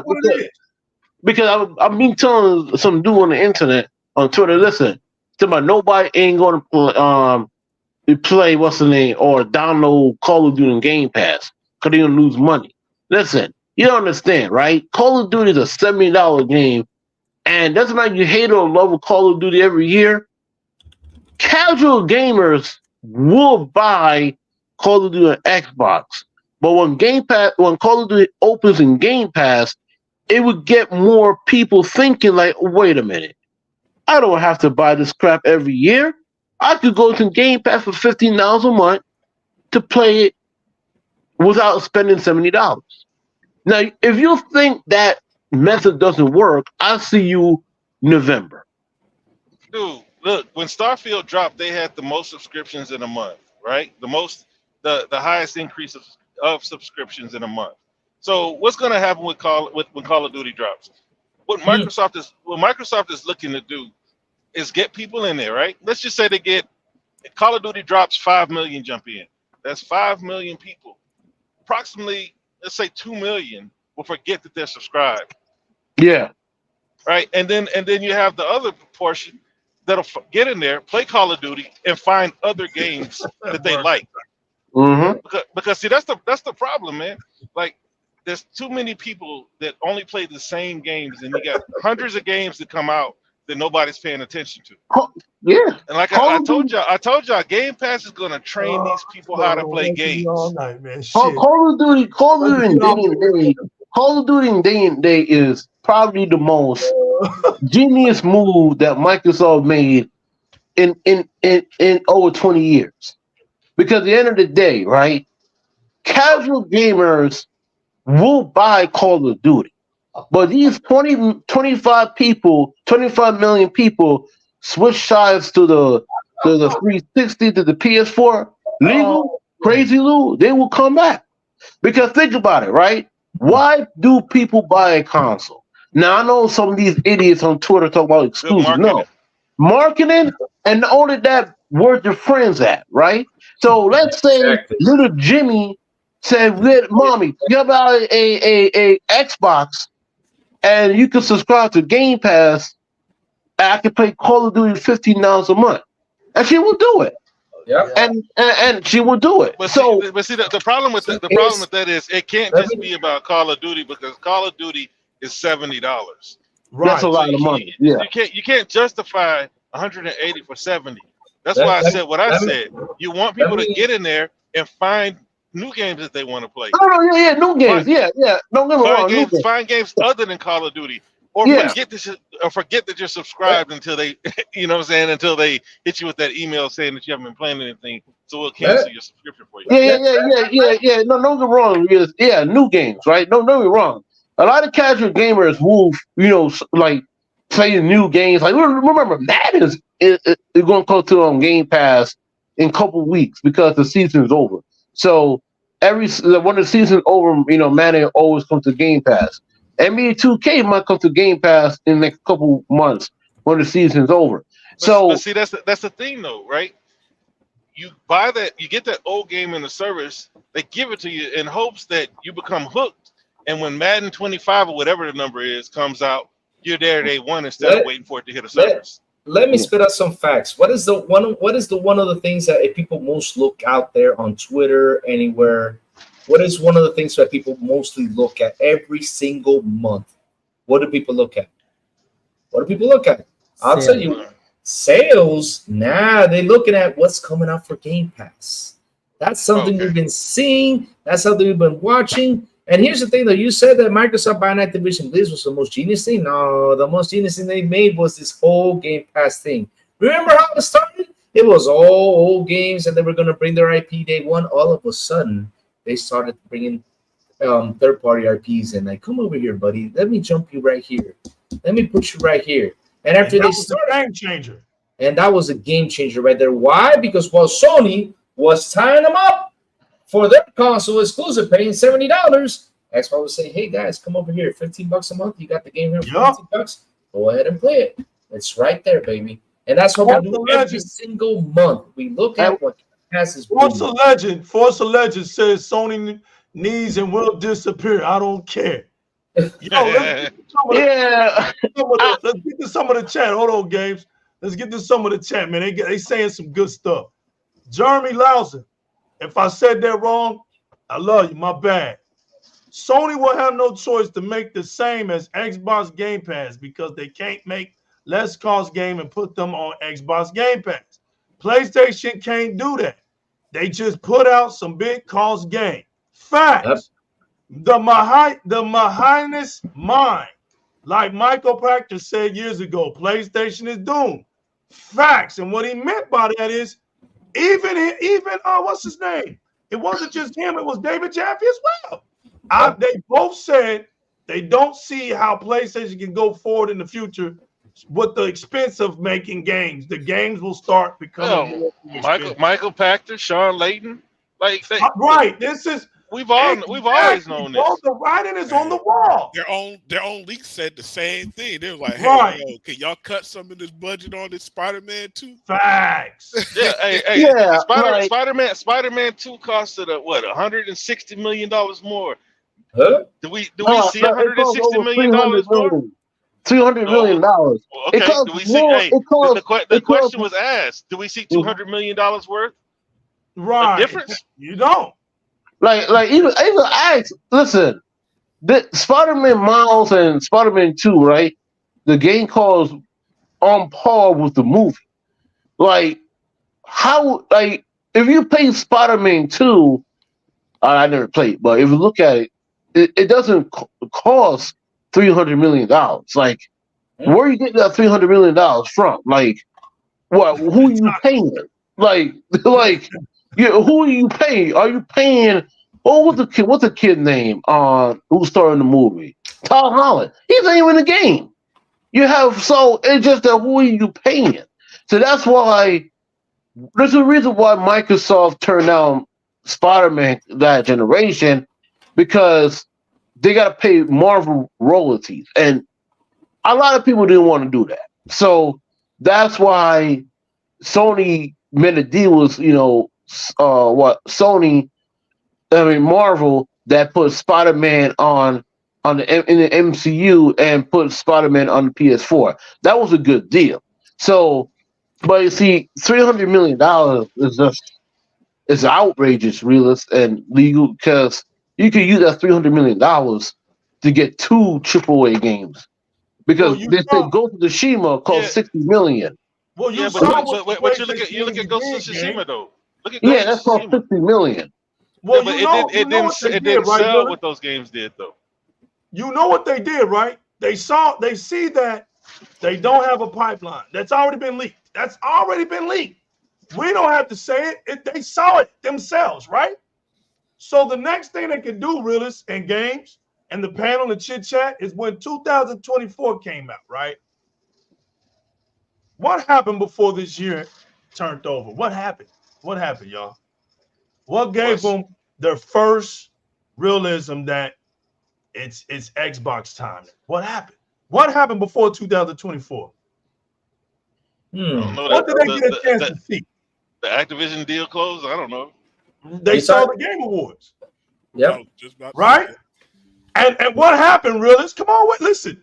I'm just want to see if y'all. I know y'all know this, but I know there's a lot of things going through your mind. What you trying to say? Spider-Man went 0 for 7? No. Or Xbox won more awards? I mean, what's the S you looking for? And then they revealed Blade in the middle of the show. Okay, so we saw what routed them. It was Spider-Man going 0 for 7. They went and expressed their donkey feelings to the whole world. We saw this. Yep. So as the media had a consent, right, to the Xbox victories, there was nothing they could do, right? 2024 came. The games for Xbox have already been shown at the Game Awards. Mm-hmm. Realists, they know what happened last year. They know what happened last year. There was a show called Xbox Direct Show. You had a lot of people look what didn't happen this year. Watch this, realists. You had a lot of people questioning Microsoft last year. Where's your games at? Where's the dates at? The same clown that came out last year didn't peep his head out this year. Because he saw the games. He saw them last year. He saw that pipeline, right? So the one thing that they didn't want to happen, realists, is another direct show, because what happened last year? A game got shadow dropped. So they immediately attacked what, Steve? The game that was shadow dropped. So as an Xbox gamer, right? The art of war is to never show your enemies what you think. Donkeys came out and showed everybody what they was thinking about. And they expressed their emotions about what happened to them last year, realists. They didn't get over that damn game shadow dropping on them. And it brought it to everybody's attention with a massive rumor. Now, let me tell you what really transpired, y'all. Let me tell you what they ain't telling you. Here's what they ain't telling you. We all got together behind the scenes and we conspired on how to get some click and views. Let's begin a rumor list. Let's start putting it out here that we heard leaks and we got insiders saying that How Far Rush is going to come to PlayStation or the Wii. I mean the Switch. And we're going to shake up the Xbox community, because what we really don't want to happen, is we don't want Xbox to do another direct show. And lo and behold, if they do another shadow drop, we can't take it. So our worst fear is upon us. We don't want this to happen. And so they kept the pressure up, people. Some of you weak-ass Xbox fans, you so-called Xbox fans, you fell in the pot. You fell in the pot. Instead of being an Xbox gamer, you became a Twitter fan, and you let them drive you crazy. You let them influence you. You let them influence you. You didn't know how to hold on to your greatness. This is what we'll be talking about with you clowns out there that profess Xbox, but you're a weak disciple. You make Xbox look bad out here. Yeah, I'm talking about you clowns too. Y'all in the same boat with the centaurs, with the half-breeds, with the double agents, with the wildebeest, and with the donkeys. You lame-ass Xbox fans, you in that same boat. You refuse to shake off the fakeness and hold on to the truth. You refuse that because you're a weak-ass follower. You don't know how to lead nothing. So you will go over the bridge with the rest of these clowns that motivates your emotions. Now, if you've been a true disciple of Xbox and you was a true researcher and you could think for yourself, you will know that all those rumors were full of shit to begin with. It didn't make sense. It didn't make sense for Xbox to do what people were saying for them to do. It didn't make sense. So a whole week went by and people started to question Microsoft. Here's a $2.5 trillion company, and you got peons, minions, 0.9. right, wanting a $2.9 trillion company to be involved in some silly ass media rumors, realers. You can't make this shit up, Game Zeros. I put this on everything, Lou. They wanted a $2.9 trillion company to worry about the flea market, right? So when it got too stupid, Aaron Greenberg had to come out here and restore peace upon the land. And when Aaron Greenberg gave them their worst fear, they all shut the fuck up. Yep. Look at them now. Look at them bitches now. Look at them. Where's the noise now at? And y'all better hope we don't get a game shadow dropped on your ass, because you know it's curtains for y'all now. That's the insiders. The game it's going to happen, and then watch legal. They're going to start port making. Watch. They're going to start port making. Watch. Hey, if we all in agreement that there's going to be a shadow drop, what game do y'all think is going to be? I don't know. We don't know because it's a shadow drop. That's the thing. We can't guess it. We can't guess it. It's a shadow drop. It's about a game that we don't know about. So you think it's going to be a game that's a total surprise? It has to be. A game that nobody's ever heard of. Exactly, like Hyper Rush. It just I think it'll be the double fine.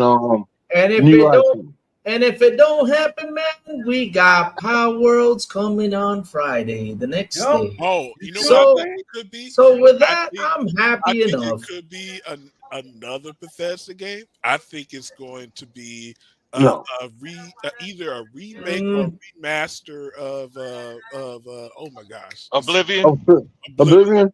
Because they started chatting online. It's like, you know, they teasing something for the showcase. They didn't say what it was, but they teasing something at Bethesda. I love Oblivion. I pick Oblivion over Skyrim, in my opinion. I mean, how many? We already got 5 remakes of Skyrim. Yeah, they got a beautiful formula. What happened last year when they went summer, right? When they dropped the Starfield Summer Show right after the other Summer Direct show, right? Right after the Xbox show, right? Yep. 92 million people watched that stuff. There was 92 million views. I don't know if it was 92 million people, but it was 92 million views. It's unheard of. So that tells you that people come to watch a platform that's going to put out great-looking games. That's not questionable anymore. That's all we've been telling Microsoft to do.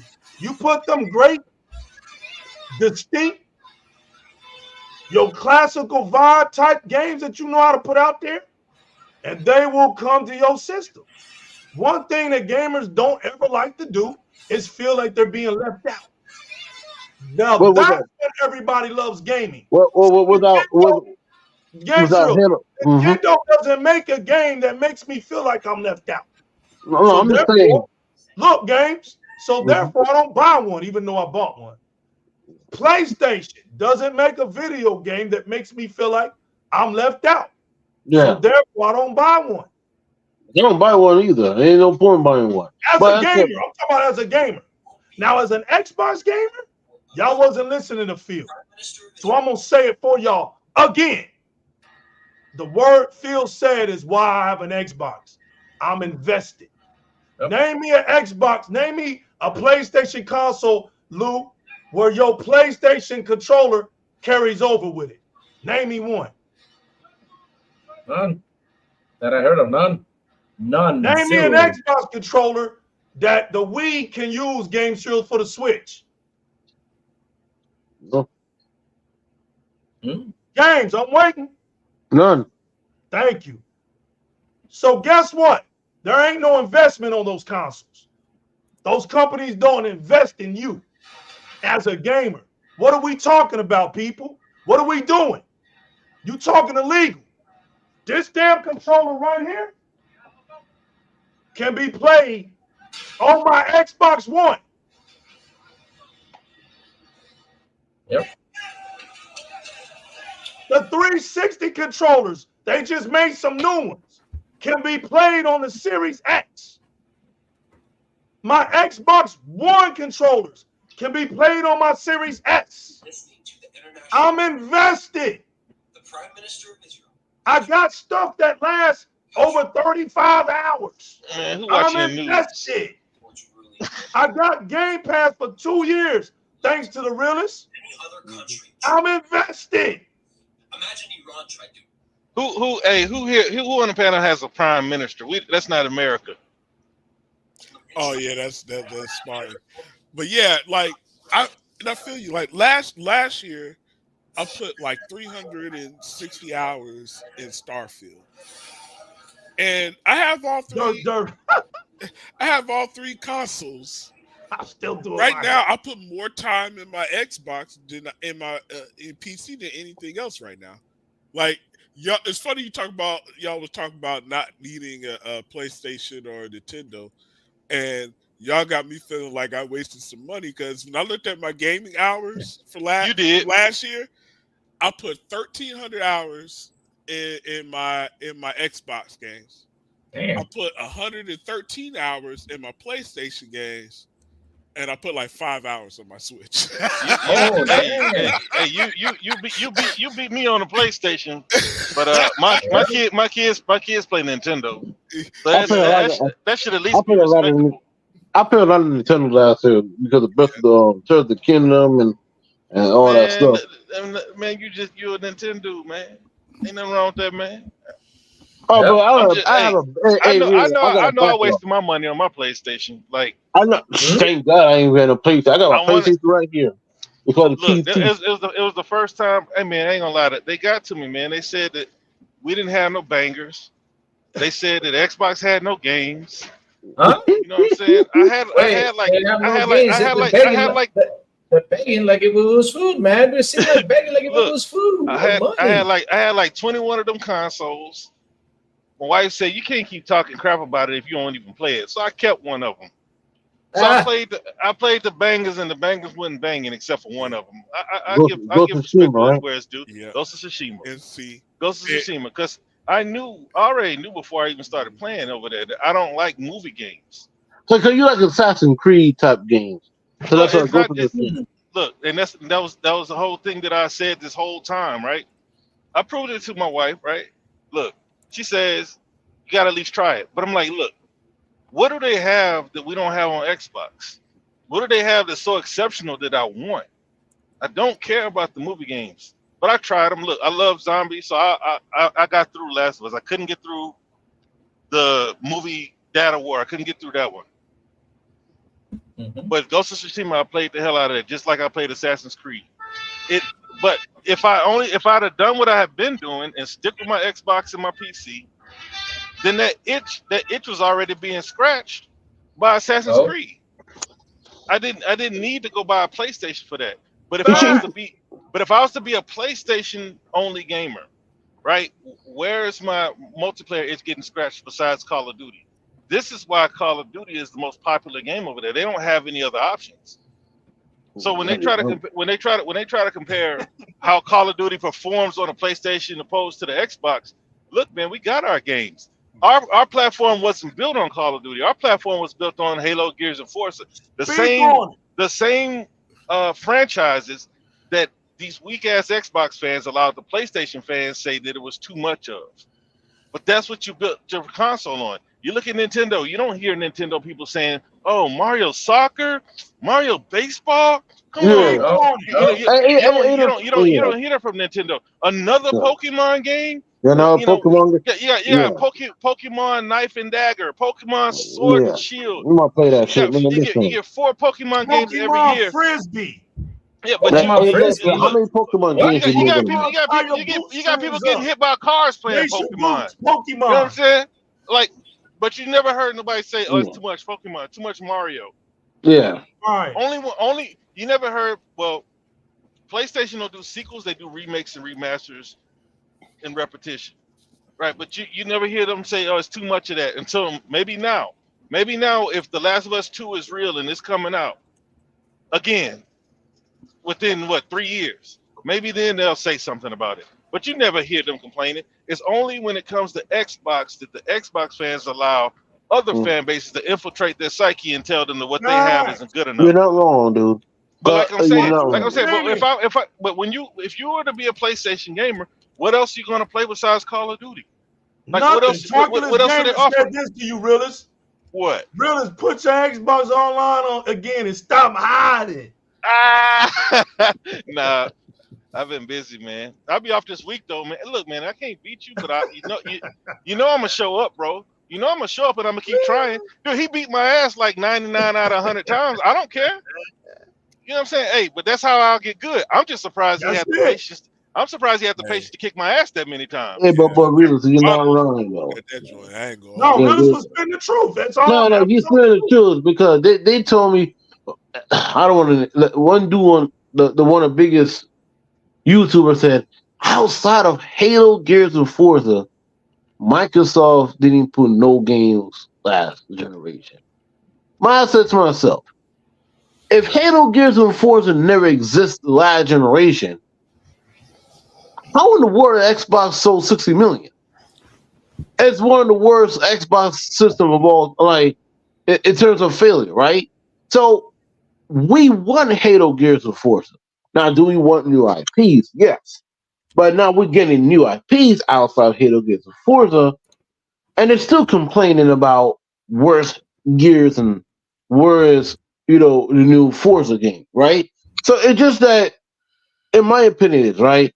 I don't care what these donkeys say. I'm a Gears fan, right? It give you a goddamn Gears, I'm playing it. All right, I don't care how many Gears games they make. Cause think, oh boy, the coalition need to make a new IP. Santa Monica Studios make the same goddamn God of War game since 2004. Why so 2005, serious, baby? right? 2005. They did remake the formula and make it into a movie. And Game Heroes, to your point, let me kind of talk about the add to that whole Xbox media tax there. Nobody asked where is Nintendo going to drop their Halo style game, where they're going to drop their Dragon Age style game. Where are we going to get these these type of games that you see on other platforms on Nintendo? Nintendo keeps on dropping the same type of games. You get your Mario, your Luigi Mansion, your Mario Karts. Yeah, they never make a lot of new IPs last generation though. Yeah, ain't nobody asked for those shit. Look.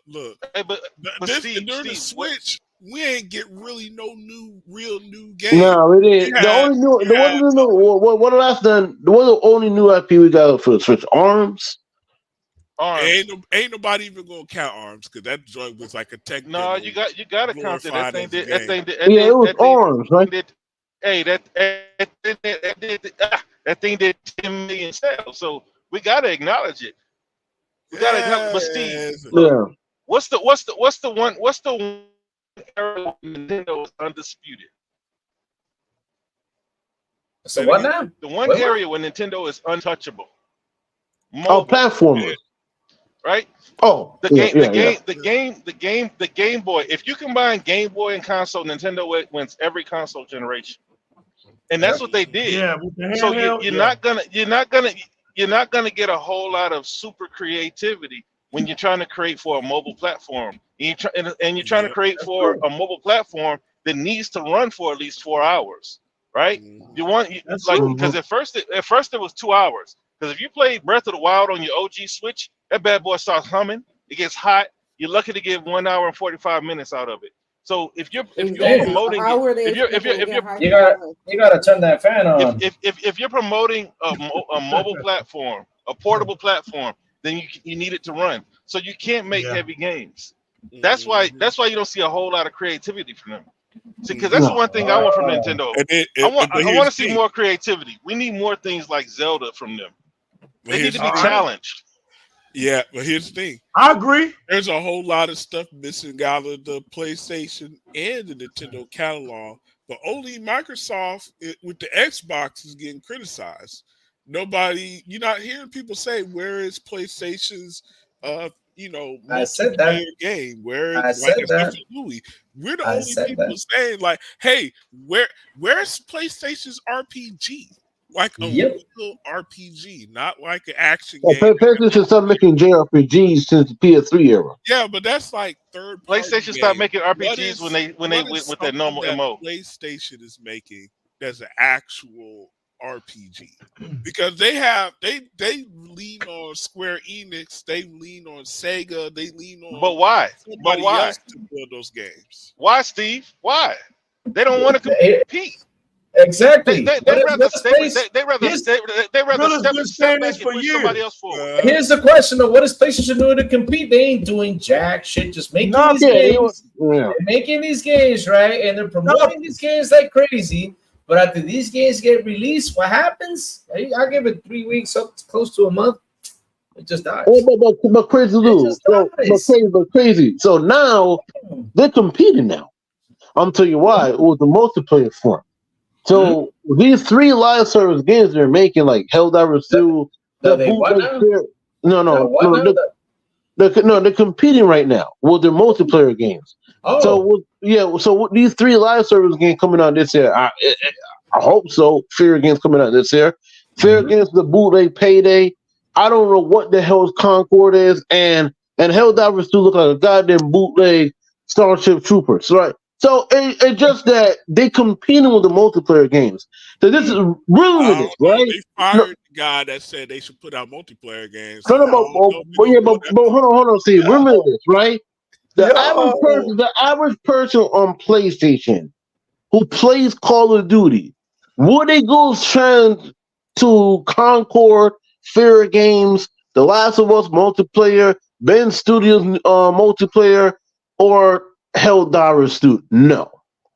No, because they trained their what's the name fan base to play these movie games and only play Call of Duty, 2K, Fortnite, all that stuff. And their fan base illegal. You know they find out too?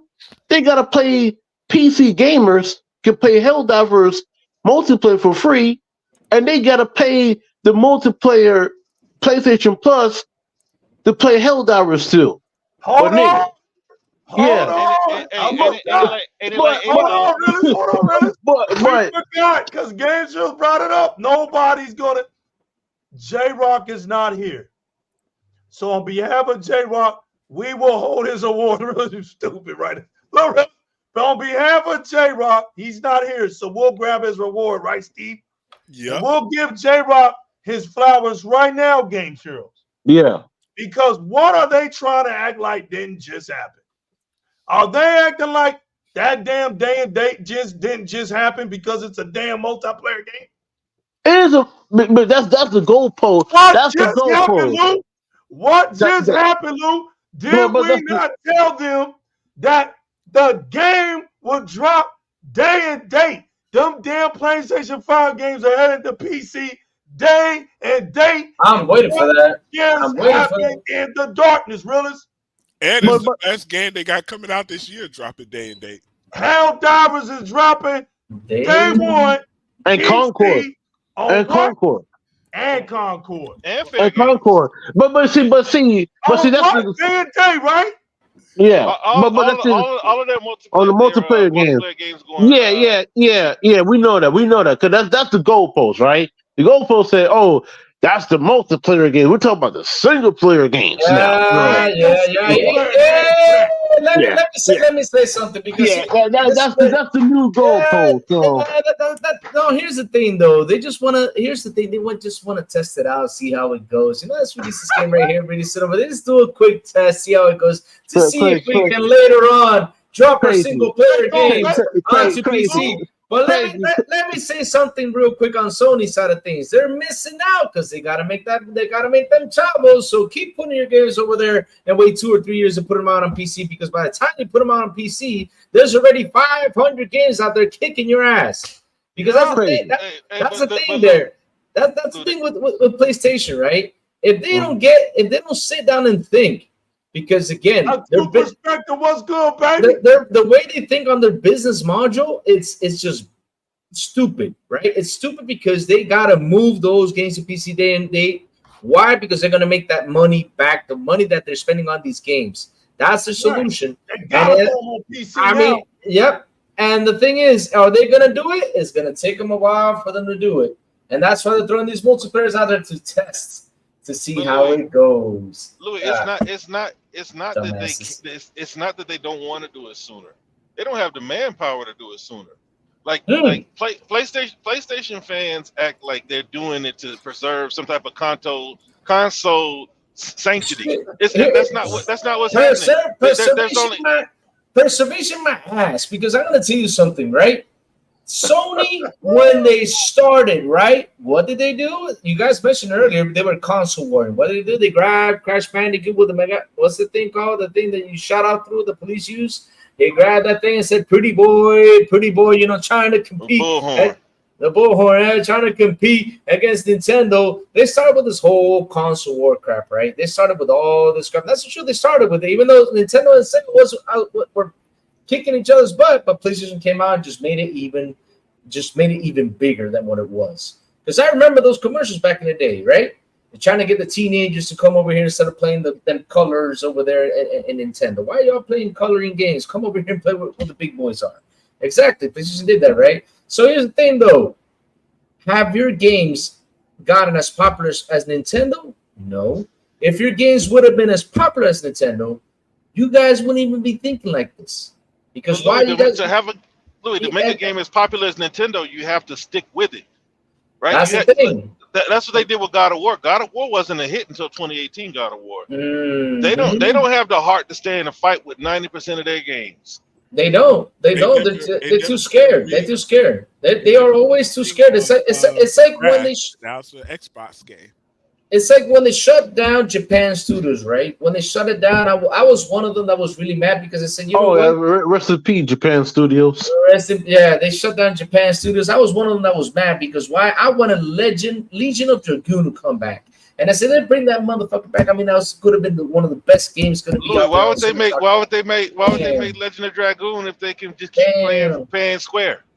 What playing what? Square? They don't want to put Legend of Dragoon against Final Fantasy. They don't want to compete. They don't want to go head up. And that's and guess what Square did? What does Square do?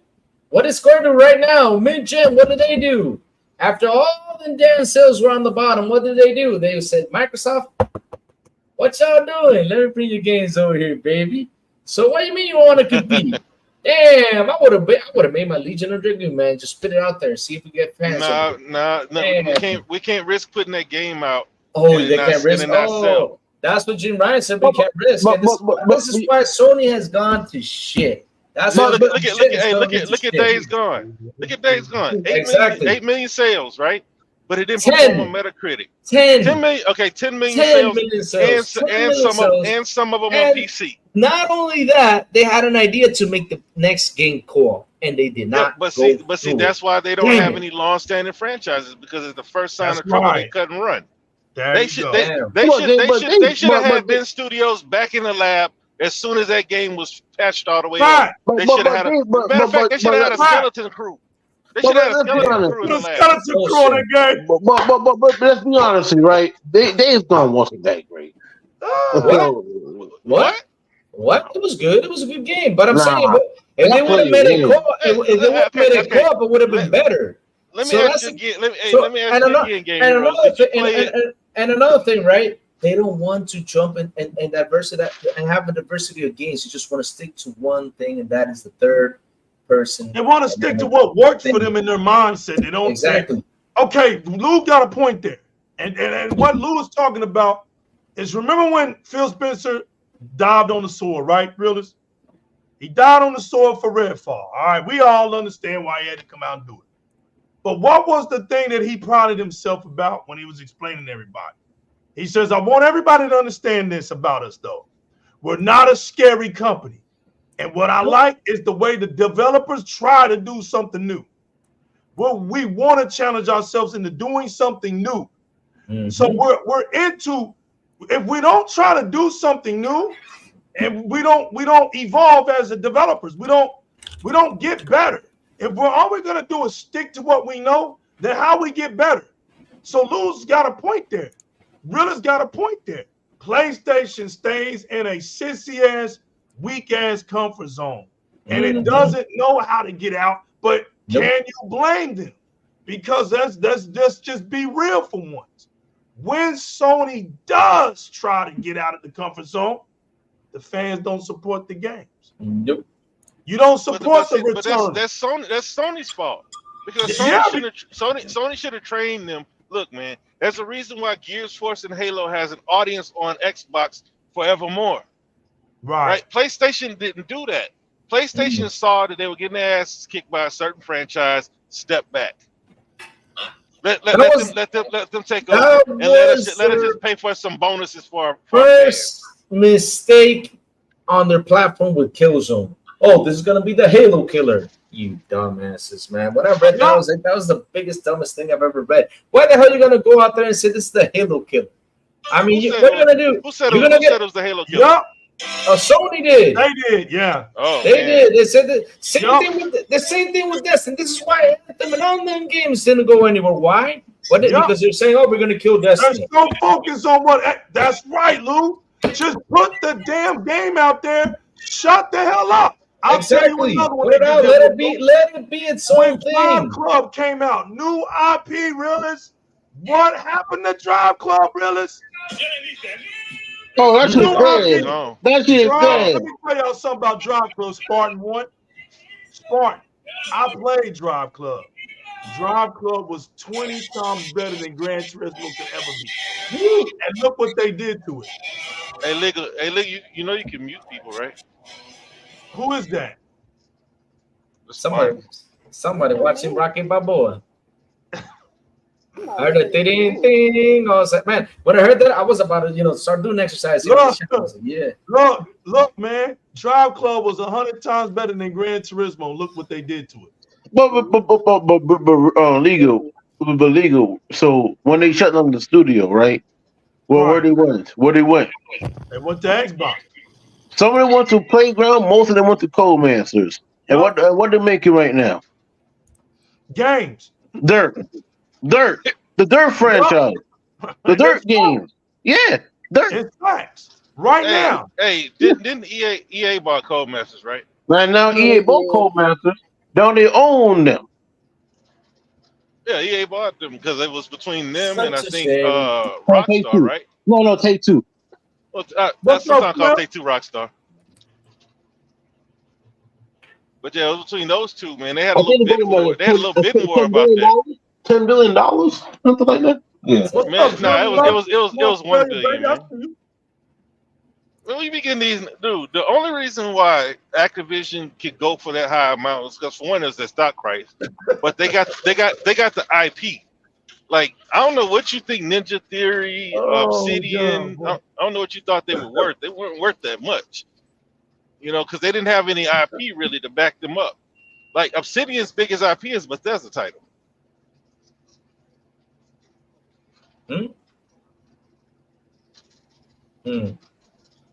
Yeah, well, the thing that everybody is like, oh, Obsidian is Fallout New Vegas. Damn, man, I gotta give Realist some flowers, right? He got through talking and it went silent on Di-RRec Gaming. Like, damn. It was silent for everybody. We were waiting for him to say something. I thought he was going to say something back. And no. He was dropping bars, though. He was dropping them bars. We didn't even know how to come back on him. Hey, man. Can y'all hear me now? Yeah, we can hear you now. Okay. All right. Like I said, it ain't got no diversity. It's all the same damn game. Third person, nothing else. They don't do nothing. They don't jump in and do nothing for anything. Because here's the thing. Unlike what the ponies think, what made Sony wasn't his first party games. It was his third. Sony has always dominated in third party. Because starting with the PlayStation 2, I mean, you had the PlayStation 1 that was PlayStation 1. Yeah. But the PlayStation 2, where it became such a phenomenon, because they did what Dan Don Matcher tried to do first. Hell, Hydra, what's good, baby? Focus on entertainment and owning the living room instead of gaming. Nobody complained back then when it was like, hey, we're going to make this a DVD player that can also play video games. That's fact. PlayStation had all the fighters. When they got out of there, you know, if you were making a game, you were going to put it on a PS2 because it was the biggest console maker. So you'll go to Nintendo, or you will go to a Microsoft and say, hey, if you want my game on your platform, you're going to have to give me some money because I got all my costs going to put, you know, the game out here on PlayStation. They ran Sega up out the market because, you know, they couldn't get the third party support. That's what really made PlayStation. It wasn't really Sega. That's fact. It wasn't really into PlayStation 3 that you see them start investing in the idea of what they think PlayStation is now, and that was because they was kind of getting beat up by Xbox with the 360, and they had to do something different. They had to do something new. And then you see these kind of movie games come out in the middle and the end of the generation that they kind of rebranded themselves. It's like, oh, it's about this PlayStation quality. No, before it was about PlayStation owning the third party. And that's really, we were able to take their mascot and make it a Microsoft mascot. They never even felt the need to lock that game up because they didn't need to, because they always relied on third party. And now they're getting kicked in the behind for it because now Microsoft got some studios and they built up their catalog, and now they're like, dang, Microsoft got our #1 selling game. What we gonna do about that? Apparently fired Jim Ryan, but other than that, what else are we gonna do about it? We can't do nothing. We can't do nothing. Remember, he retired. He did not get fired. Yeah, that was definitely oh my God, they kicked his ass out of the curb, man. I mean, PlayStation clean house, and yet no fanboys going out there talking about it. Him and that gas game lady. What's that? Connie? What's her name? Asked me to show up to another meeting. I kind of felt Jim Ryan. I was like, yo, you gonna fire me and still ask me to show up to meetings? Man, y'all wildin'. I heard they got a remaster coming out called Gran Turismo 7 Movie Part 2. The director's cut. What? Hey, that movie is on Netflix now. Which one? The story of Jim Ryan, how he came into the scene and got fired. That movie on Netflix right now. Everybody go watch it. Damn. They kicked Connie Booth out, a person exactly with that much cachet in the company. Look, Jim Ryan. They're gonna let Jim Ryan. They're gonna let Jim Ryan play his contract out because he probably got a kicker if they fire his ass. Hey, he sold his stocks too. Connie Booth, they said just get out of here. You know what I'm saying? We don't care what you did in the past. That lets you know that Sony is upside down right now. When you let somebody like Connie Booth go, something is wrong. Something is really wrong structurally, right? Because when it comes down to Xbox, we're critical on Xbox. When I say we, I talk about us, the weak and the strong Xbox fans, because we gotta claim them, I guess.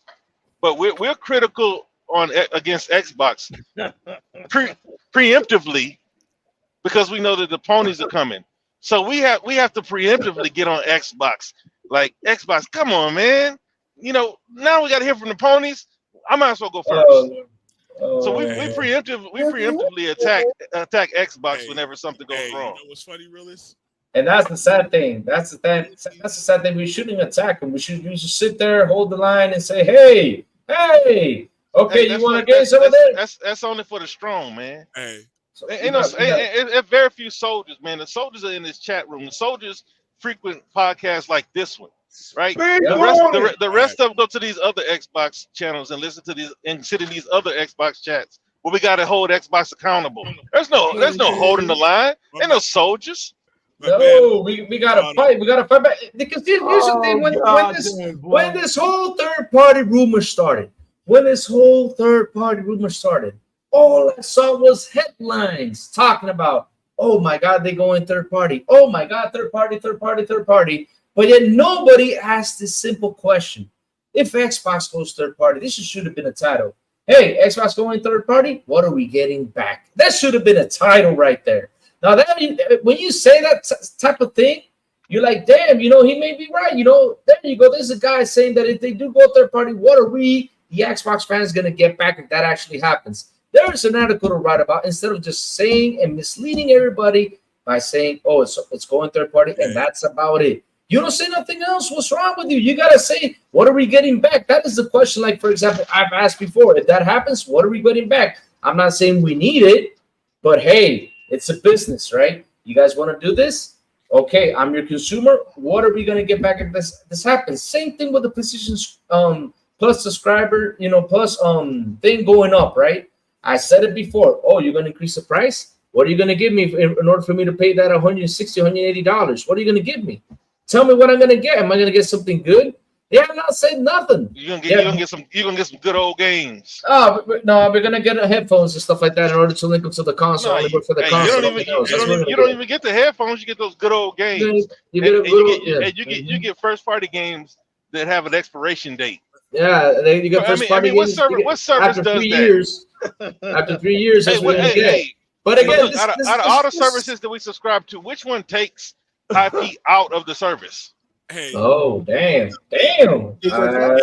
Media even have to ask a question to PlayStation? Like, who's even their person right now?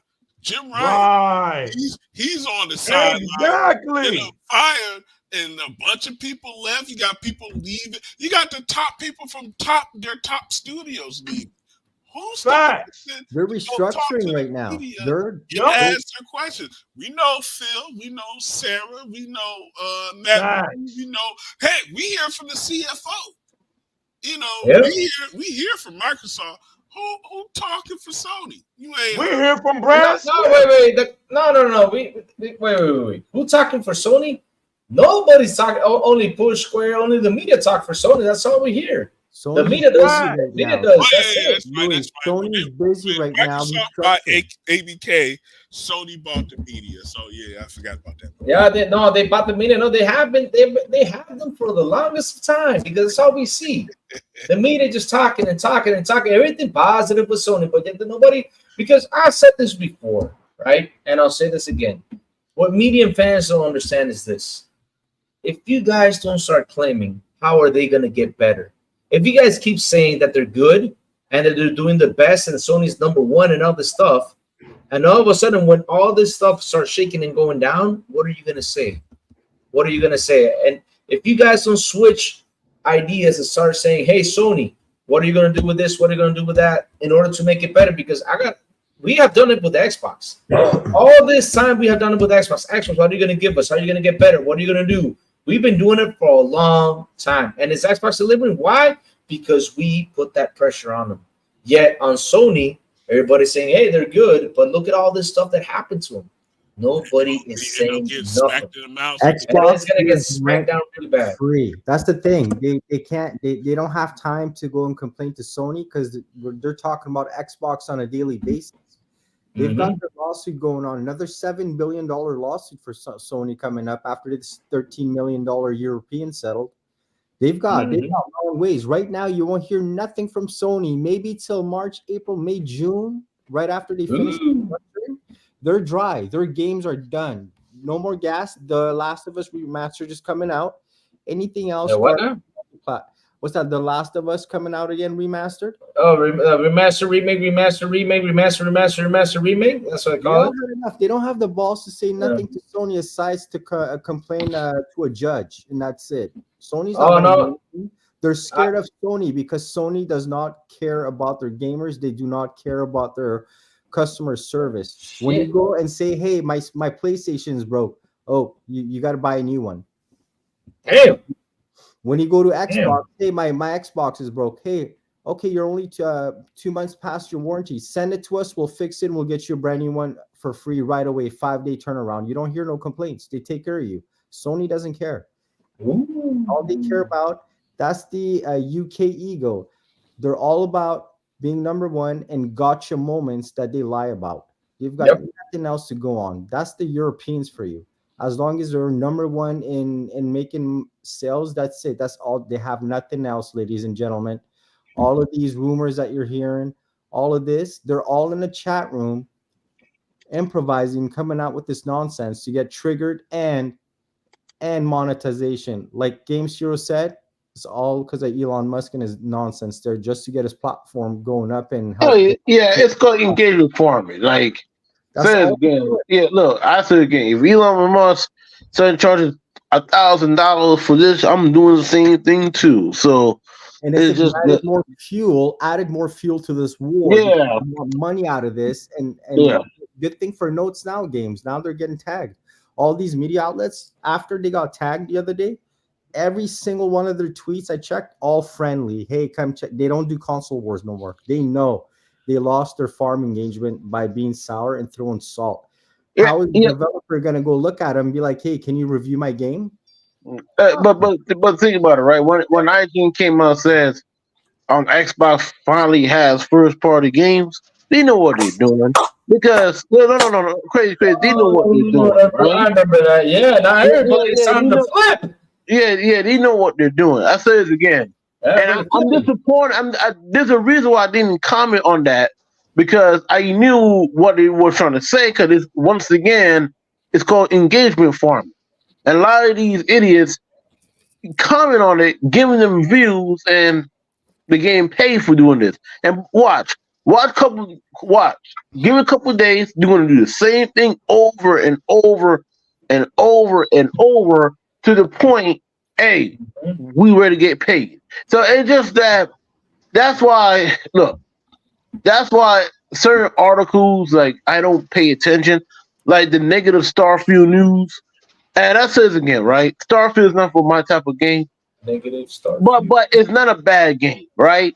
And if let's say you don't even like the game, you're sitting up and spamming every single time the game is trash, and you got negative reviews on Steam and this. You're just doing for engagement. You're not doing it for how are we gonna improve the game? How are we gonna say, okay, yeah, Starfield is not perfect, but here's 5-10 things you could improve the game. No, you're gonna continue to trash it. So it's just that certain articles on certain websites like Game Informer, IGN, GameSpot, Game Radar, especially Game Radar, huh? PC Mag, PC Gamer, whichever one it is. Gamer, all of them. We gave Starfield a 7, every day, every time. Yeah. Now GameSpot does the same thing too. Like, how many times we give Starfield 7. 2 days later, we give Starfield 7. 2 days later again, we give Starfield 7. Okay, we get it. Like, okay, you give it a 7. Okay, move on. And how many times IGN spend the same? The Xbox fans. That's all that is. Yeah, but here's let's look at the good side of things, right? Here's the funny thing about this. Tell me what Sony game has been mentioned so many times like Starfield has. Zero. None of them. So what y'all doing? While y'all keep on talking, people are gonna keep on going to Starfield because they want to see what's going on with Starfield, and I want to say, and that's true. That's true. And that's what they don't seem to understand, right? And again, it's such a stupid move on their side trying to talk bad about this game, because hey, if you guys talk bad about it, people are gonna go see what's going on, and once they see it, they're like, this game doesn't look that bad, or they say, oh, this game is trash. Probably say it doesn't look that bad. Let me go play it. It's just to give the fanboys out there just crap to talk about it. That's all. Yeah. That's all they're doing. But at the end of the day, it's giving that publicity, because Sony games, they don't get mentioned after that. They only get mentioned when they start selling again. That's what you hear. Oh, Spider-Man 2 sold 10 million copies now. That's it. That's 10 million copies. They know how to charge that battery. They know how to charge. They made 10 million copies. And they talk about it, but then 3 days later, Spider-Man just dies. But you understand, 10 million copies, right? And guess what? It barely break even. It barely did. Yeah. That's because Marvel got their hand in their back pocket. Marvel got barely break even. Hey, Marvel still saying, "Bitch, with my money." Yeah, what was my fucking money? Marvel puts that 6 million units. What is it? 6 million units? Do they have to sell? Yeah, and that's true, Willis. They punish punish them for cheating through console bundles, punish This is them right. for physical. It's like, look, we got you all the way around. Yeah, you can get to 10 million. We know you can throw it in a bundle, right? We know that you can. But that 6 million is all us, brothers. Because look, because throwing it in a bundle, that's not selling the game. Because see, what that leads me to believe with that contract is that the way Sony was able to secure exclusivity, Marvel probably didn't want exclusivity. They said, look, man, we have X amount of consoles out there. We're the market leader. But Marvel's like, Marvel is smart. Look, Marvel is not new to gaming, right? Because they're Disney. Disney used to be in gaming. They own Lucas. Lucas used to have a gaming division.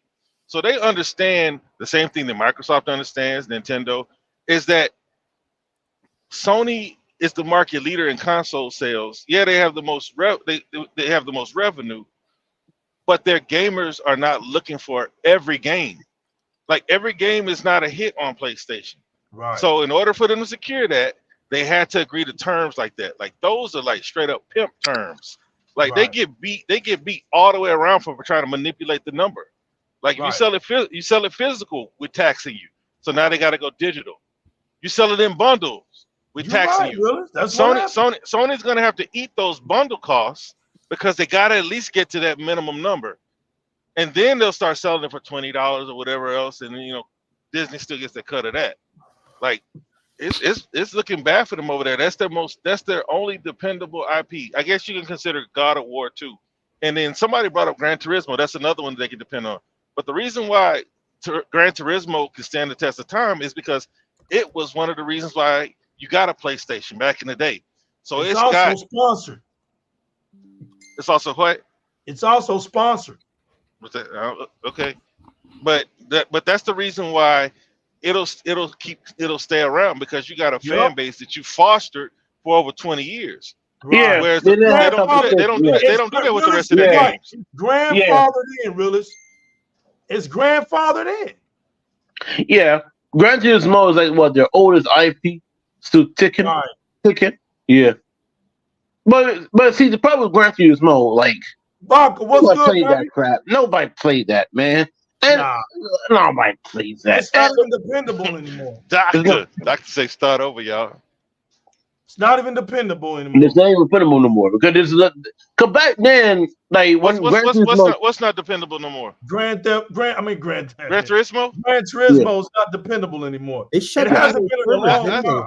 I think it performed solidly for them. They shut down their servers.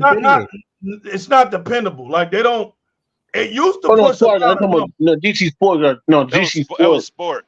Yeah, right, Sport going to get shut down at the end of this month. Oh, okay. But like remember when Gran Turismo came out, right? There's never was like a sim racing game on consoles that time, so they never really had any competition that time. Then remember Microsoft had Project Gotham Racing. That you can't really compare Project Gotham Racing to Gran Turismo. Because Project Gotham Racing, one, they made it, and number two, what's the name? That was an arcade game. So that's what Microsoft made Forza to compete with one of the biggest franchises they had. So and they did them easily. And slaughtered them easily. Yeah. Says that.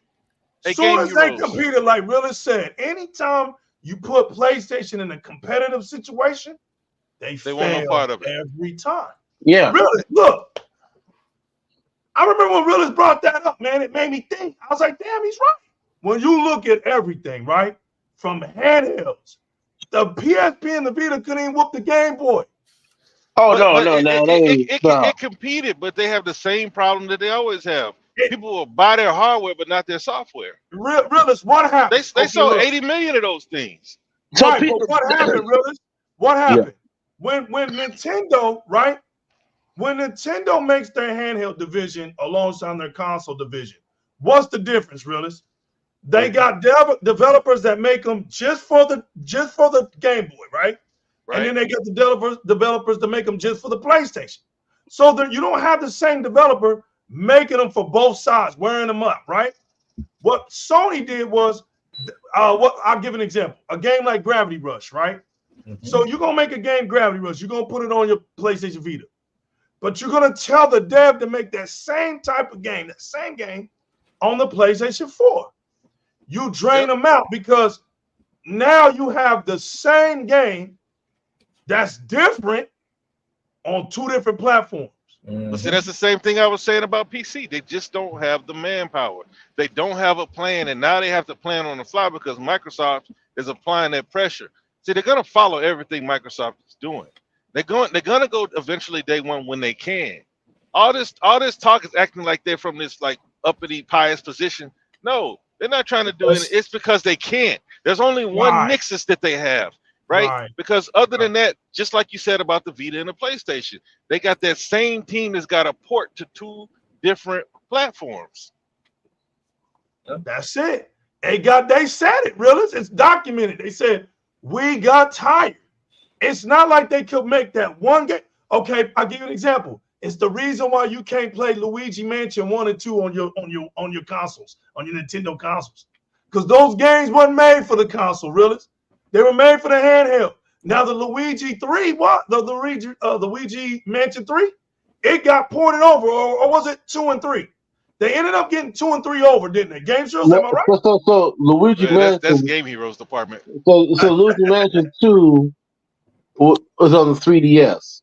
And it went to Porter 2 this year. They get ported over. That's right.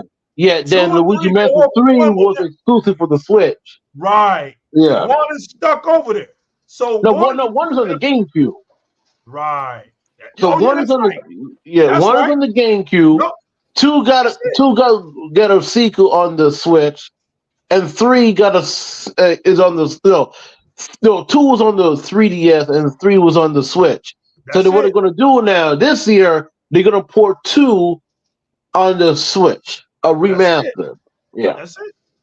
I mean, it makes sense because this was the last year for the Switch, and there was documents that they're going to start supporting Switch games in 2025. So they're going to squeeze the whole life cycle this year. That's why we're getting the $1,000 the Paper Mario game this year. We're getting. I know you can't wait to play that games. I know you've been talking about Paper Mario for the last 2 years. I know you have. They're making Paper Mario this year, the remake. I heard some rumors the Metro remake coming out this year too. Another one. Why don't nobody talk about the development hell that Metroid Prime is in, man? What happened to that, realist? Man, they ain't development hell. It's not in development. They're still working on it. My theory. Is development hell. No. My theory. My theory for 8 years.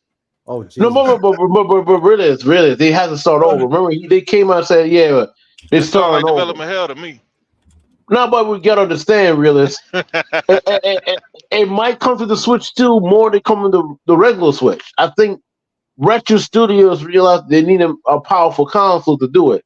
Now, can it be cross-gen? Hey, who knows? So, but the good thing is they're making a new 3D Mario game this year for the Switch still. I can't wait for that.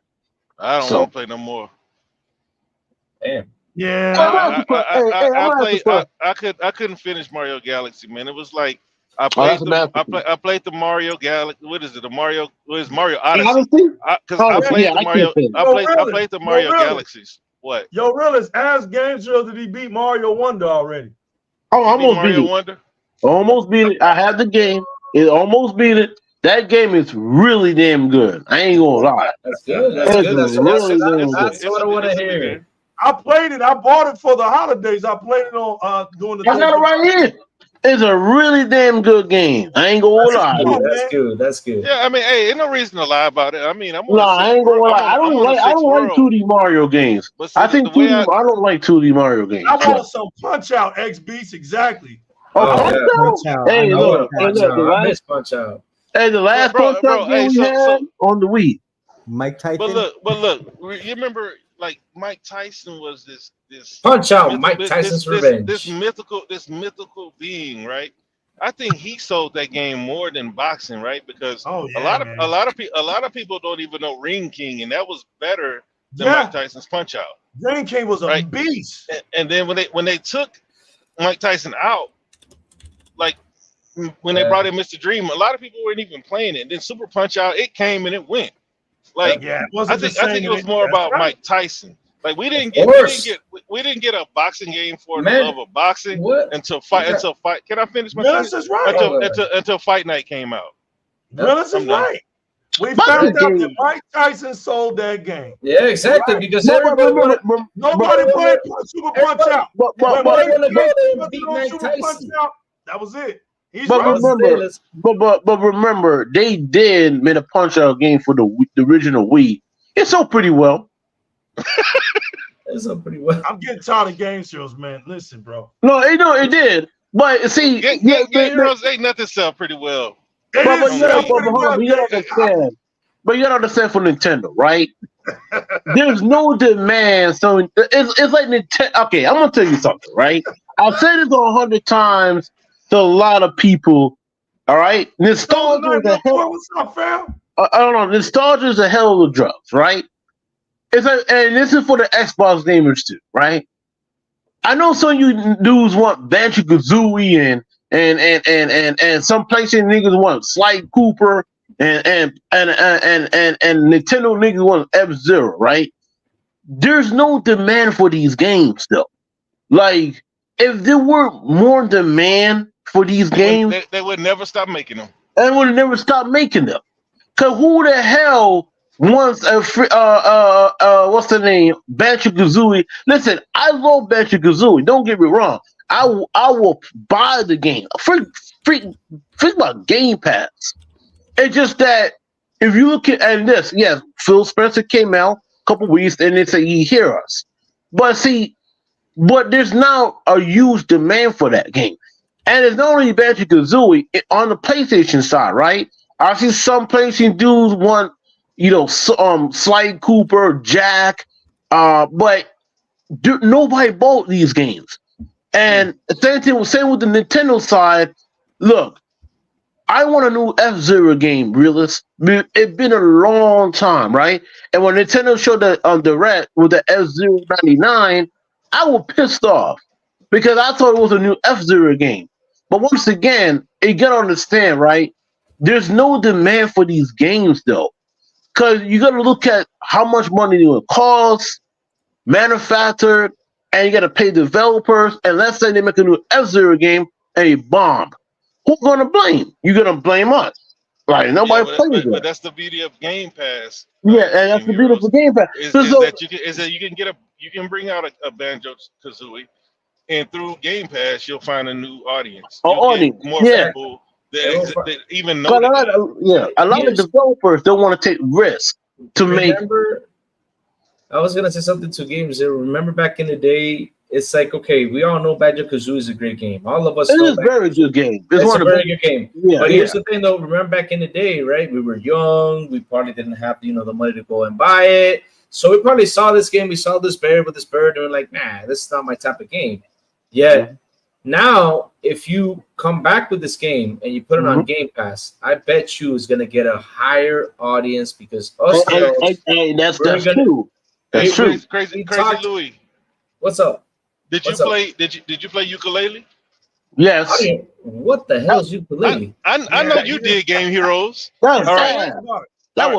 So if you look at because I was talking to one of the developers at Platonic. They said they're willing to make a Banjo-Kazooie game. That's the people. That's the people who made Banjo-Kazooie. That's the team who left Rare. Yeah, and they started that. But ukulele was their first game that they made. It's kind of like the same thing where it's a team. You had a little companion or whatever. Yeah. Okay. I don't knock you, but my wife really wanted to play that game, so I bought it. No. Realist, play Ukulele Impossible Layer. That was the better version of the original Ukulele. So. And here's the thing though, because that's why I didn't ask you. But here's the thing though with those games. For example, me, every time I sit, like for example, I sit down with you guys and I hear you guys mention Banjo-Kazooie. Back in the day, I never played Banjo-Kazooie. I never had any interest for Banjo-Kazooie. I played it. But hearing you guys talk about it, it tells me, hey, I want to try it. Let's see how it goes. I might. Now love it and enjoy it and see what you guys have been talking about for years on how great that game is. Same thing with Conquer. All I did with Conquer was run around and just piss on everybody. That's all I did in Conquer. But I never sat down and played the game, you know? That's all I did in Conquer, right? Same thing with Perfect Dark. I never did the story. 007, yes, I did play the story. I love GoldenEye. GoldenEye for me was one of my top N64 games. But okay, so like I you said, were gaming back then. So Banjo-Kazooie was like around, because you remember this is what Nintendo actually set a trend. Remember Mario 64, and then you started getting more 3D games. Banjo-Kazooie came out around that Renaissance time. That's why. But you can play it on Rare Replay. It's still dated. 3D platforming outside of Mario, 3D platforming games are not really that popular. And that's what they got to do. They got to make it popular. Okay. Outside of Mario, right? Outside of Mario, right? Tell me another 3D platformer game rivals Mario. Nothing. But nothing. Okay. So let me ask you, Louis. You're a PlayStation guy. What's better? Did you play Mario Galaxy or Odyssey? No, I never played none of those. I never had a Nintendo Wii U or none of that. I just had a PlayStation and an Xbox.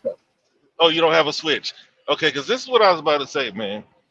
Microsoft sees Nintendo and they see the success that they're able to have with 3D platformers, right? And you bring out, and then you look at PlayStation. They keep pushing Ratchet. I give them props for pushing Ratchet out there 17 times, even though it still hasn't been a hit. But Ratchet and Psychonauts are better than Mario Odyssey. Really? But Mario Odyssey outsells both of them by like 15 times. But at some point we got to keep pushing, and somebody is eventually going to get the same type of success that Nintendo has, because like just because they're not selling as much, bro. Like both of those games are better than Mario Odyssey, and that's my opinion. You bring a good point, because I'm gonna give you an example, right? Let's see what's gonna happen this Friday with Power Worlds. Let's see what's gonna happen, because I'm gonna say this: if that game turns out to be that great, Pokemon is gonna have a competition then with Power Worlds. The problem we're trying to compete with. I'm gonna tell you what. Hey, wait a minute. Like I said, wait a minute. If it turns out to be that good, because one thing is, first things first, is coming into Game Pass. So we're all gonna sit there and play. I mean, I'm gonna be one person that's gonna sit there and play. Oh yeah, you got these guys with guns, bazookas, and all that stuff blowing everything up. I'm playing that game. Could it be a competition if it turns out to be that good? Yes, it could be. It could be, and then later on probably see a cartoon, then later on probably see something, you know. But see, that's the thing though, Louis. That's what you, when you try to go after the king, and the king got 35, 40 years of reign. Don't worry. He's got, look, my brother-in-law is older than me, and he still has Pokemon cards. You see what I'm saying? And some of them are worth $1,000, $3,000. But like, I'll go out there and sell them. You're dealing with. And he got one that's worth like 10,000 in his band because it's unbeatable or whatever. Where does your brother live?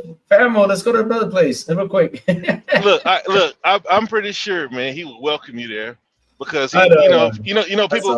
I don't know what you know about Texas, but like people buy guns like candy, and like they wish it would. They wish it would show up. Let's not go over there, family. Let's not go over there then. But no, like that's the problem. I think that anybody that wants to make a game, a Monster Hunter game, they're gonna have trying to compete with a Pokemon. It's just like Microsoft supposedly has Project Dragon, which is a Monster Hunter competitor. It's gonna be tough because you got people who've been playing Monster Hunter for years. But hopefully Microsoft can capture some kind of audience. Power World can be better, but I don't think it'll be able to compete. That's a fact, man. That's because he's a huge Pokemon dude. So y'all talking his language right now. Who is that? Lane for a game like Power World or somebody else to be successful, because Pokemon, you know, even though they're like the king when it comes to the monster capturing type of genre, they're in a particular type of realm for the game. Pokemon hasn't really taken that game into more modern gaming, whether it be playing in a kind of modern, like a modern online infrastructure, a modern, like modern social interaction, that type of thing. I also feel like Pokemon is kind of ripe for like that Fortnite-esque type of treatment. And if some game comes along and it hits a spark and they can kind of move it in that direction, they might be able to build their own lane, kind of doing something different. Because these young folks that are gaming, they're a different type of gamers. Shoot, maybe Fortnite can drop a Pokemon competitor and be successful, and maybe even beat Pokemon. Because Fortnite, they drop a Lego game that's probably could compete with Minecraft. They drop a racing game that could compete with Mario Kart. I mean, Fortnite is the game right there that basically they say, hey, we could just drop spin-offs and compete with Nintendo. Yeah, but see, that's a problem because eventually people are gonna get tired of seeing Fortnite.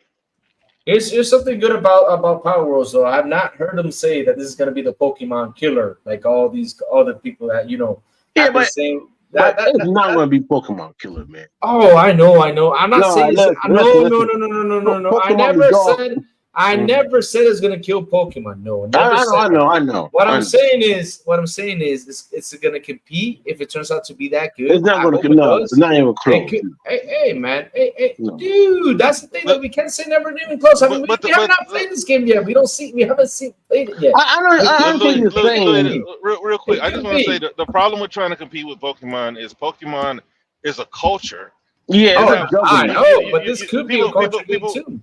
Well, they need where are the Power World cards? You see what I'm saying? Not yet. Remember, that's how the Pokemon began. Remember, Pokemon is a small thing, then it got big. This could be something big too. It probably can get it could be. They have to. And I hope it does. They have to come up with a game because it looks fun. I mean, that game looks a lot of fun. It looks like you're gonna have fun with that game. Look, crazy. You're right. You're not wrong, but. No, he's not wrong, but no, he's not wrong. But you gotta understand, right? Pokemon. Listen, all the Pokemon games, the generation for the Switch, it being crap, right? Nobody plays these games. I'm just not playing. You didn't like Arceus Legends? No, I never played. I don't play Pokemon. I stopped playing Pokemon since. Stuff is bad when you ain't play it, man. But we're talking about we're talking about like quality wise. The last Pokemon game had the last one I didn't play it, but Arceus Legends I played that one. Yeah, that was my first Pokemon since the red one. So here's the thing though. What did you say about Pokemon? You quit playing the game, right? You said you don't like it. Pokemon is a juggernaut. So it doesn't matter how bad Pokemon is. Somebody got a Pokemon backpack. Oh, what? You got a Pokemon backpack? Yeah. No, what I'm saying is, brother, listen. You said you did not like the Switch games, right? Why don't you like the Switch games? Pokemon glasses. Do you want them to switch do you want them to switch or do something different in the game? Or what? Listen, man. Listen. When he announced Pokemon for the Switch, I had a whole different vision of the Pokemon games, man. Okay, the Switch is more powerful than the 3DS, and these Pokemon games they make it look like a 3DS game. Okay, Could Power Worlds be the Pokemon game you're looking for? Could it be? And you know what? You're not wrong, though. You're not wrong. Exactly. Zero walks around New York with a Pokemon shirt on. Hey, look. Hey, Game Heroes, man, you need to be standing on business, man. You just gonna let them push you off your Pokemon square like that? I don't play. The last Pokemon game I played was Black and White 2 for the Nintendo DS, nigga. I didn't pay no sense then, man. I was a Pokemon fan. Yo, Steve, Game Zeros is crossing the street. What Pokemon shirt? I know. I used to have a Pokemon shirt. I ain't gonna lie. I was a Pokemon fan. It's just that they need to listen, man. Game Freak is a crappy company. But see, I don't blame. No. I don't blame. Hold on. Hold on. Hey, nah, man. You gotta stand on business. You can't be out here attacking. I got you, Game Zeros. I got you. Game Zeros. I got you. I got you, family. I got you. There's nothing wrong with Pokemon. Yo, Steve. Games was getting jaywalking tickets for Pokemon shirt. It's okay. I'll defend you, man. If you love your Pokemon, wear your Pokemon shirt. No problem, man. Have fun. Yeah, exactly. Hey, come on. Hey, illegal. There's nothing wrong with that. I see grown ass man had a Pokemon shirt and a Pokemon book bag, and he's a grown man. He's older than me. All right, and this man, he was playing Pokemon cards. So listen, you gotta understand, right? People keep saying these things for kids. Nah, man, Pokemon, all that ain't for kids, man. There's some man childs out there, there's some grown ass men out here, bro. Yeah, Pokemon socks on. Listen. There's a lot of them. Hey, they go all the way up to their knees. I wear Fortnite socks once in a while. Nothing wrong with that. I even got my Fortnite pajamas. I'll admit to that. So nothing wrong with that. No, you gotta do it for me while I'm in my clown mode. Go get that pretty thick thing, man. You got in your room for me, baby. Go rub it. She plugged in. And okay. Oh, she plugged in. She warming up for him. Warming up. I'm putting makeup on her tomorrow. She's gonna do a video for me. Oh man, the video. Yeah, it's y'all hurt me tonight, boy. Y'all wilding, man. Hey. Before we close it out, Games, go ahead, baby. Game Free is a terrible company, man. You can't lie, man. Like I had a whole different vision of Pokemon on the Switch when they do announce Pokemon on the Switch. Like the frame rate is terrible. The graphics are terrible. Listen, they should have used the Arlington Engine 4, man. We need an Insomniac because Game Freak making money. Insomniac costing money. So exactly. Yeah. No, but Steve, I blame the fan base. Spending an extra $200 million to make a good Pokemon. Listen, Steve. I play a Pokemon game for $15 and do 50 million sales. Yes, they'll be there back. Listen. I blame the fan base. 50 million. What's up? But Steve, I blame the fan base. Because the fan base don't deserve better. They don't want. Listen, I understand the quote, right? It's not broken. Don't fix it, right? But the fan base will still buy this game. That's how bad the game is. Like they don't care about frame rate. Listen. We have to switch to legal, and if they make another Pokemon game look like a 3DS game. Listen, Nintendo. Listen, not like this, man. No, you can't do that, man. You can't do that. I'm about to do a mic drop right now. So here's my thing, though. I'll repeat it again. Could Power Worlds be the game that gets them to be pushed to do a better Pokemon game? Could it be? If it does, man. And this is what I say. It could be. And this is what I say. Competition is great, and this is why Sony's gotta change, man. This is why Sony gotta change. If not, Xbox gonna kick their ass. And this is why Power Worlds can come around and kick Pokemon's butt, and Pokemon say, "Oh my God, this game." What the other Pokemon throwing to me? 10. Power World needs at least 50 million players. Don't matter, man. If people talk about it in the streets and say, "Oh man, this is great, this is fun," blah blah blah, they're gonna be looking because they don't want that. Nintendo does not want that position to be overthrown with that Pokemon. They don't want that. If Power World's Pokemon can do executions and then do emotes where they dance, I don't know. It might get to 20, but look, I'm gonna defend Game Freak's honor. Because they done spent like $20 on their last Pokemon game building it, and it's more fun than PlayStation's entire catalog. Oh, damn. I gotta put some respect on Game Freak. Game Freak is like a hustler. Like, yeah, we're gonna try the same game every year. No graphical updates, and charge you $60, and that thing's gonna sell 30 million copies. Their gameplay is more fun than Sony's But entire. but Steve, it is not broken. Don't fix it. Is this an Xbox podcast or a Nintendo podcast? Exactly. Hey, my bad, man. Hey, my bad. Well, it's not Nintendo. It's No, about we're talking Power World. We're talking about It's Power about World. Power World. A game that's about to hit game. It's about to hit Game Pass next Yeah, Friday. that game's coming to Xbox and PC. It's pretty much an Xbox game. But We gotta defend Power Worlds. but one thing I took the crazy Lou, you're right. It could make Pokemon better, but what really said it got to hit like at least 50 million people. That's my opinion. That's what happens. Well, that's a bit extreme. At least 25, so that they can get Nintendo's attention, right? Exactly. Because they will. Because what Louis is saying is that they need to be pushed, right? Yep.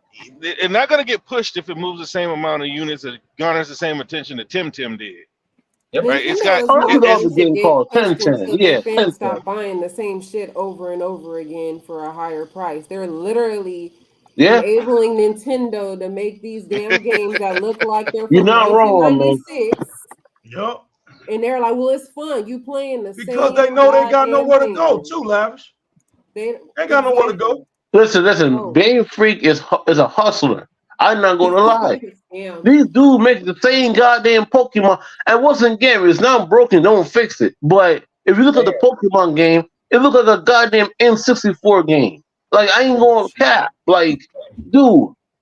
But really, what the other game called? Tim. Yeah. All these games are good.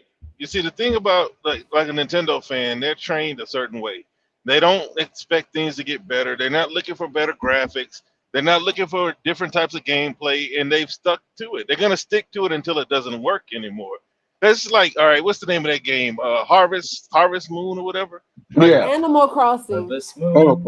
Oh shit! I played the hell out of Animal Crossing with my baby. But look, so I'm playing Faith Farm, right? Faith Farm is like Harvest Moon, but it's better production value, better everything.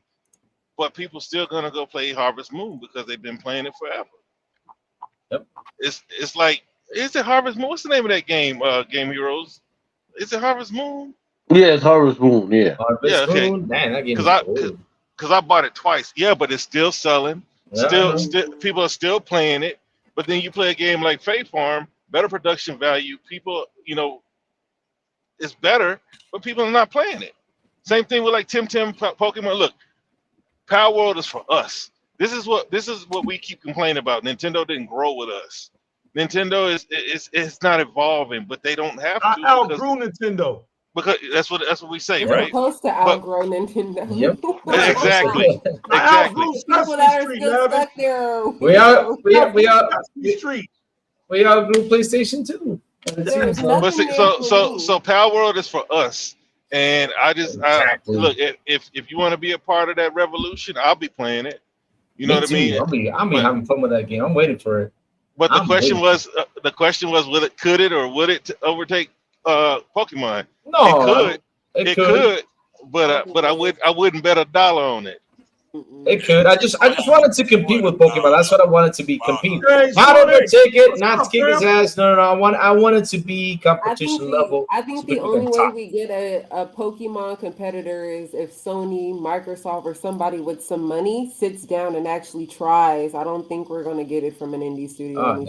Well, let's see what happens. Though. Let's cross fingers. Let's see what happens. Pokemon has been a thing. Digimon couldn't knock it off. So.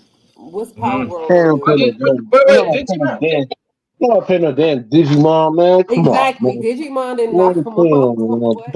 Digimon was like the same thing. It did not Pokemon at all. Yeah, look, man. Listen. What was the game called? 1010?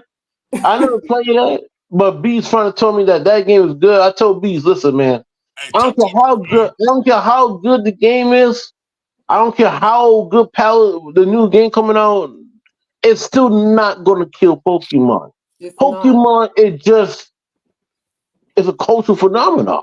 They got Yeah. movies, they got transcends cars, Nintendo, I think. they got Better. tournaments and everything. See, and you know what? That's the You got beauty of people getting hit that's by the beauty cars of trying to catch gaming. them in AR. Yeah. The Right. That's thing the is, you beauty gotta of gaming remember. when it can step outside that realm, right? You guys That's remember when how people start to Digimon understand it. That's when people start to understand just how big gaming is and the impact of gaming is. When it can step off the screen, gaming is unstoppable. It's on another level. And that's why you see all these companies When we were investing on these kids, when we were studios. kids and we wanted to go outside and be superheroes, right? I come from that era where you went and got a towel and a safety pin. And I went running around trying to be Superman and Batman. When I wanted to be Spider-Man, I grabbed some rope, threw around a tree branch, and swung around that bad boy.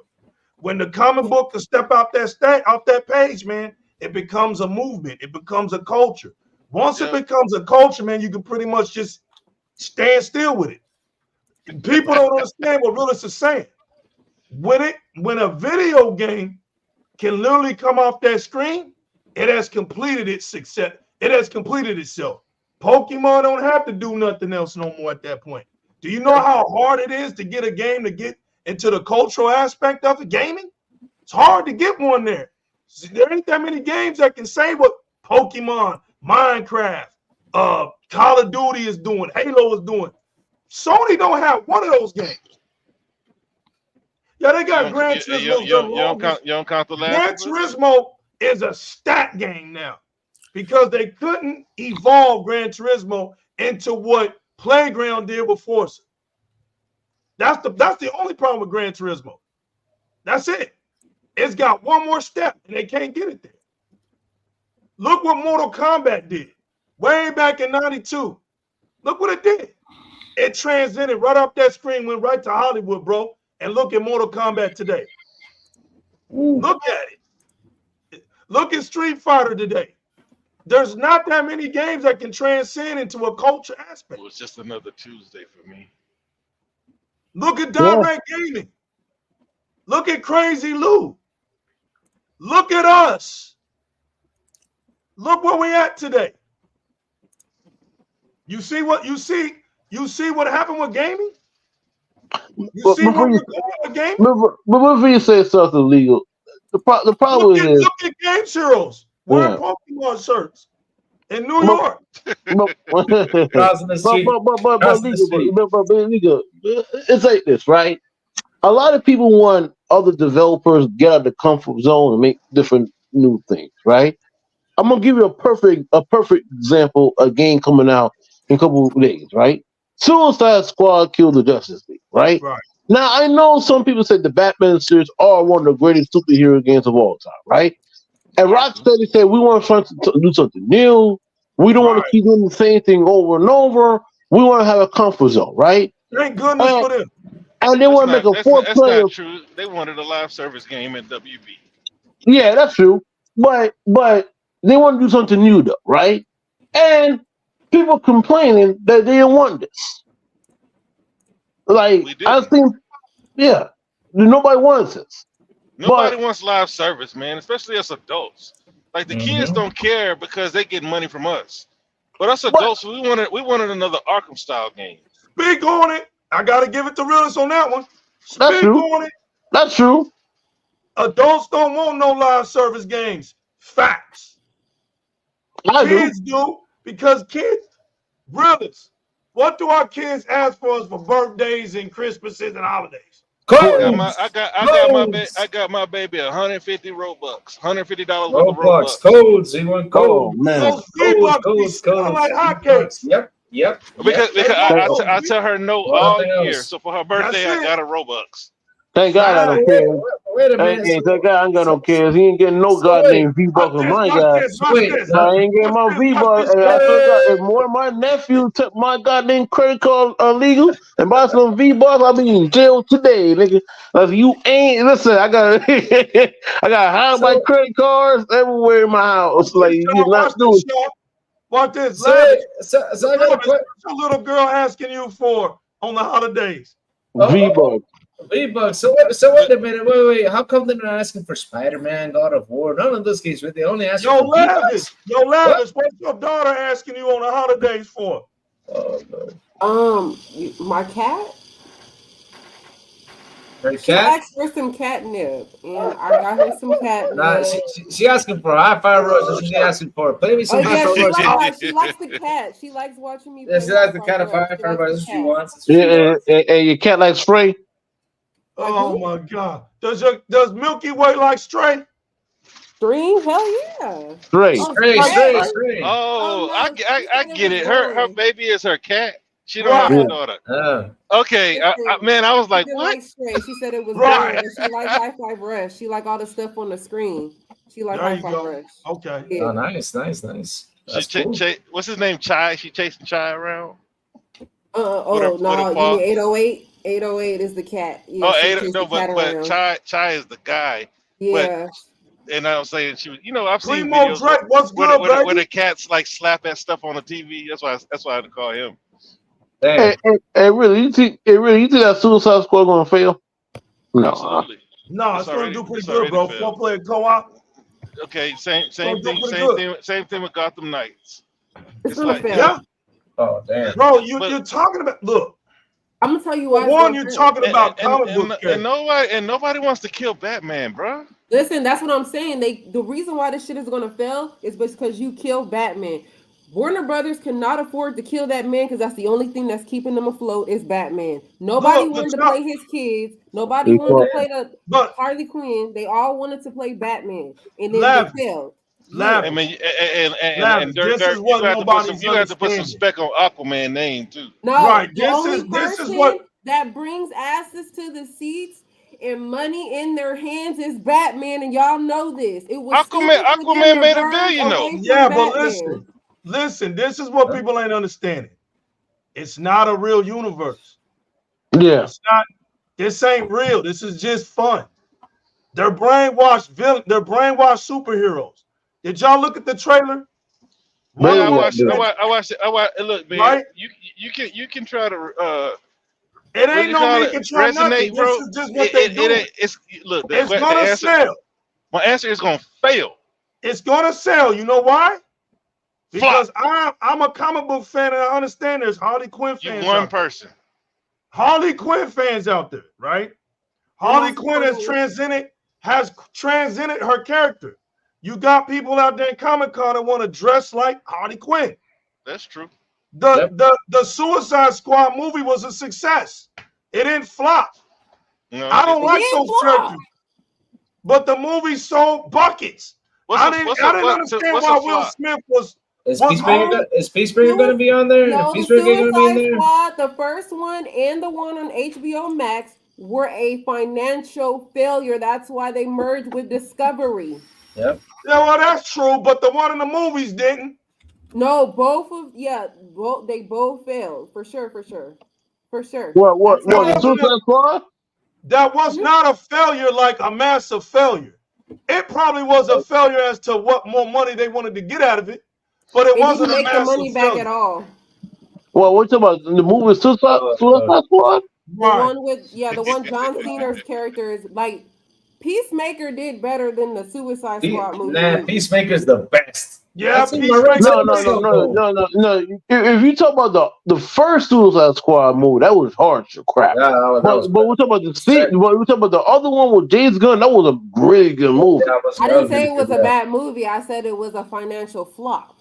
Oh yeah, you were. Yeah. It was a I didn't say it was a bad movie. I don't think they make the money back though. Did they make the money back? No, Peacemaker made his shit back though. They cannot do anything in the DC universe without giving us Batman. Until they can give us Batman in every iteration, comic book, TV, movies, nobody wants to see that shit. But Dirt, what's a flop? Huh? Like, what's a flop? It was my understanding that if you made your money back, doubled your money, then it was a success. I don't even think they broke even on that. No, it wasn't a financial success. She's right. It was a flop. That's why it was on HBO Max. It sold 169 million worldwide. Okay, hold on. The budget. And what was the budget? The budget was 185. Okay, hold on. The budget was 180. 185. The budget's 185 million, and the box It office sold 170. 168 million. Hold 168 up. million. Oh, that's flop. It's It a hit flop. 170, and it cost them 185. Yeah, that's a flop.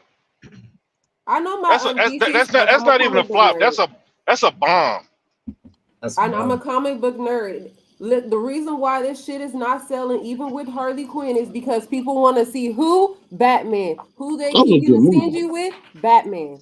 Yeah, But at the same time, Dirk, you gotta try to expand your universe. Otherwise, you become I overly get that dependent point, on but one character. they're going about it wrong. Start with Batman as the door to open up to these other characters. Don't just try to start with the other. It's just not going to work. It's kind of like how they did it with Iron Man. They brought Iron Man on, and then they made the Avengers, and then made everybody that was unimportant important through Iron Man. They killed Yeah. them off. They're trying the different phases. It's not working because nobody gives a fuck about those characters because they haven't put in the work.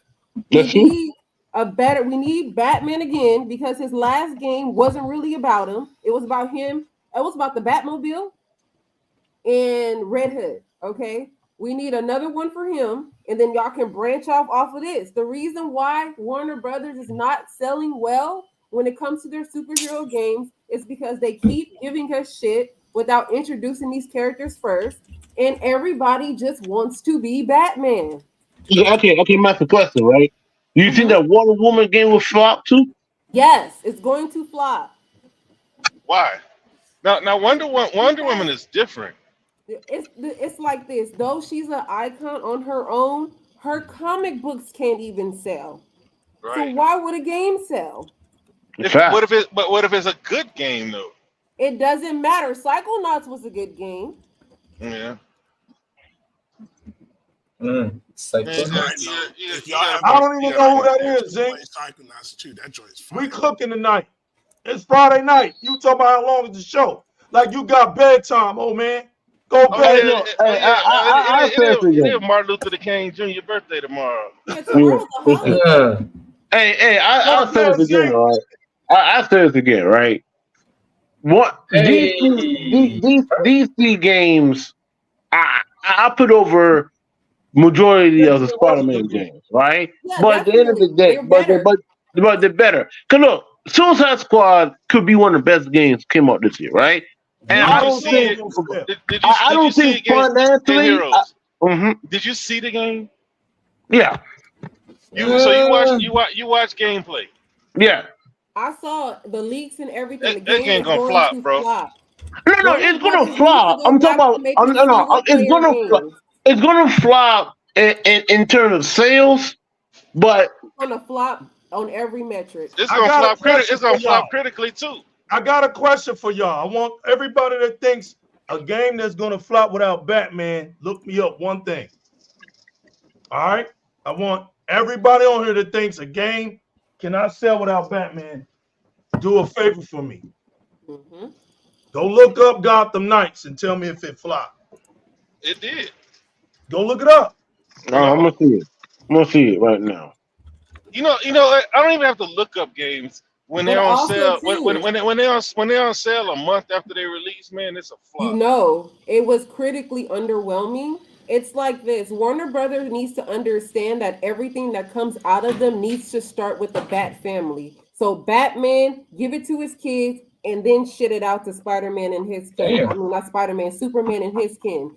You cannot start anything without Batman being the centerfold because that's how they wrote the comics for the past 20-something years. Everything to do with the DC universe, all the canon events, all the Elseworlds seem to start with Batman. So why wouldn't you make him the focal point and then use him to big up the lesser known characters instead of just putting them in the game and hoping it sells? Wonder Woman could be a good game though, because it's gonna have the Nemesis combat system in it. So if it has a Nemesis, they got the night be good. It's all like I'm gonna say somebody's catching an L. That's what I'm gonna say. There's an L floating I'm gonna around. say it was underwhelming when it came to like reviews, user and critic Man, Dirt, that perception. game was a flop, Dirt. But I think that Look, it made a little money. I think it made even, but I don't think man, it's they be lucky to break even. That thing been on sale since it came out. Look, I Is it played the game. got I the bought it. nice? I bought it. I bought it on Xbox. I bought it on Steam. Look, man. Look at Harry Potter. They just started dropping the price on that game. Yeah. Yeah, but that game is up to like how many millions of it's so Harry billions Potter is already. another one for Warner Brothers that can do no wrong. So it's just Right. like they just need Harry to Potter's the realize shit. Harry that Potter kicked ass. if you want to beef up the smaller characters, put them into play with Batman, and that's what they did with Harley Quinn. Harley Quinn didn't have her own comic book character. She existed only to be Joker's girlfriend in the Batman the animated series. But then they Yeah. started relating her more to Batman. She became an anti-hero, and now she's a part of the Bat family, and now she's a superhero. I think Margot Robbie, you know what I'm saying? Because once they made her Harley Quinn, you know, I got a crush on Margot. It wasn't So- it wasn't Margot Robbie because it happened before she came into the scene, and that's why Margot Robbie took the job, because Harley Quinn was now a popular character on her own right, and she was getting her own comic book and TV shows. Did Gotham Knights sell well worldwide or not? Yes or no? Is it Gotham Knights was the second best-selling game the first week of the United States? We had to get into pony territory if we. Say what game? Hey, if we do a deep dive into this, we're gonna start getting into pony territory, So- and then we're gonna have to start talking about how they got to whatever number you think is. Hey, Yeah, I wanna hey, see listen. In 6 months. Mm-hmm. So not only did Gotham Knight have legs, but it sold well across the whole world. Okay, so How much money did it make? Oh, good question. Because look, man, we can't do it to ponies and their narratives, and then when it's time for you to win, you just go by sales numbers, bro. That game was on sale the month after it came out. Exactly. I want to say this too. A lot of people thought because it said Gotham Knights and they did show Batman, they were hoping he came back like Batman the Court of Owls. So they were hoping they got to play him. So a lot of that was sold off of Batman. Yeah, but Batman is dead. Batman never dies. Batman. I know, but you pay Arkham Knight, he died. All right, here it is. Here it is. Despite unpopular belief, Gotham Knights been successful financially, despite the divisive reviews. Typically, the title basically has the game sold well enough to be called a commercial success, despite how the split of reviews have been. That's it. So to say that a game cannot sell without Batman is the myth. You just have to make it exciting. Now compare it to the Arkham series and see how no game can be compared to that. Because no Batman is not in there. That's the Gotham Knights is the what you call it, Lavish. It is the marker to reach. This is why the PlayStation fans don't understand why Spider-Man 2 didn't win shit. Oh, because it's not original. It's not the whole game style is borrowed from two games. That's Gotham Knights and Sunset Overdrive. Without those two games, you ain't got no Spider-Man 2. 2 games? What do you mean 2 games? We've been playing the same Spider-Man game since Activision had it, man. It's running around, spinning your web around the city. It's the same thing. The only difference on this one is that he can fly. Yeah. Same thing, Lou. Yeah. Same thing. He's in New York running around, spinning webs. But to understand that Batman needs to be like, once again, James Gunn's coming aboard, starting with Superman. Nobody gives a fuck about Superman. Just start. You know what I didn't understand, Lavish? You know what I didn't understand, Lavish? What? Why we didn't get a Batman game with the new Batman? Why did we make a young Batman game? That's what I'm saying. Batman Beyond. To be honest with you. Oh, Batman Beyond. We have too many things going on with Batman. Like Batman is his own villain. Batman has metal. Batman is conquering worlds. Batman turned into a fucking zombie. And y'all want to make a game about his kids and villains. I know. Think about it Hey, that way. hey, They are hold on. Hey, wasting you time. read the zombies too? Yeah, Yup. deceased. I read it. Yeah. Hey, look, No, hey, I got it, but I haven't read it yet. But It's 'cause good. I bought the It's Walking good. Dead comic book, and he told me to try that one, so I got that one too. hey, Start hey, with hey, deceased. but no, she's spitting facts. But And really, Superman is a zombie too. hey, Yeah. really. I mean, in the So comics, Quarter Owls is essentially a Batman story. yeah, Yeah. back All to the right, story. let me Yeah, check something out. Who is the most popular character in DC? There you go. Batman. Let's solve this right now. It's not Superman. I can tell you that. Batman It's has Batman. transcended Superman. It's Batman. DC Comics. Let me see the 10 most popular. All right, I'm looking Hey, at hey, it bro. right now. But before Crazy Lou says that, hey, really, I'm looking at gameplay, right? Mhm. On Suicide Squad. A lot of people don't understand. This is a looter shooter, though. You know, It No, don't right? look like Borderlands to me. it does Yeah. not look good, bro. It don't look like Hey, Borderlands. look, I play the alpha. You play the alpha? No, I have zero interest after watching that gameplay. Oh, I But play. I'm gonna be playing Prince of Persia. Listen, That's what I'm I gonna be like playing. Robin too. Oh yeah, I'm I gonna like play Prince of Nightwing. Persia too. But Just to tell you, number one is Batman in DC and CBR.com. Batman is number one. Superman is number two. Wonder Woman is number three. Harley Quinn is number four. Joker's Because number of five. Batman. Number six is Luthor. Seven is Nightwing.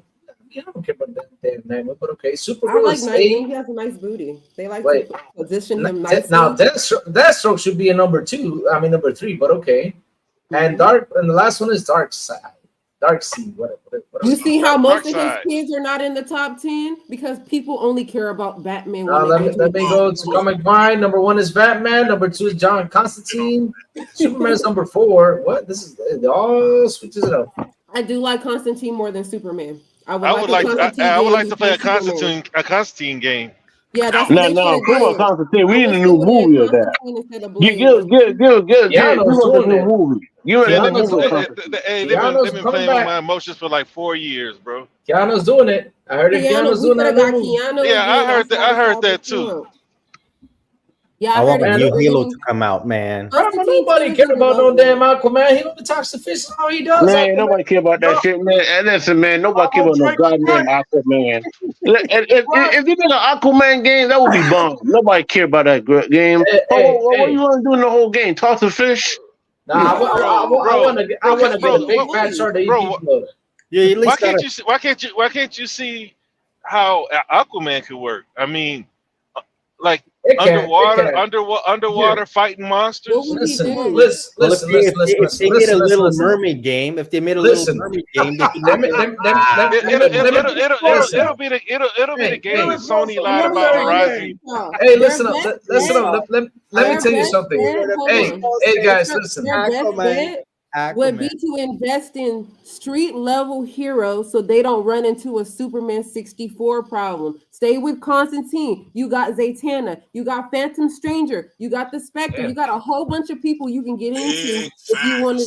You don't need to always do the big ones, but Batman needs to be the one to open a universe if you plan on doing a trilogy or more. If you plan on doing a franchise, Batman needs to open it. It is what it is. They set it up that way. They got to blame themselves.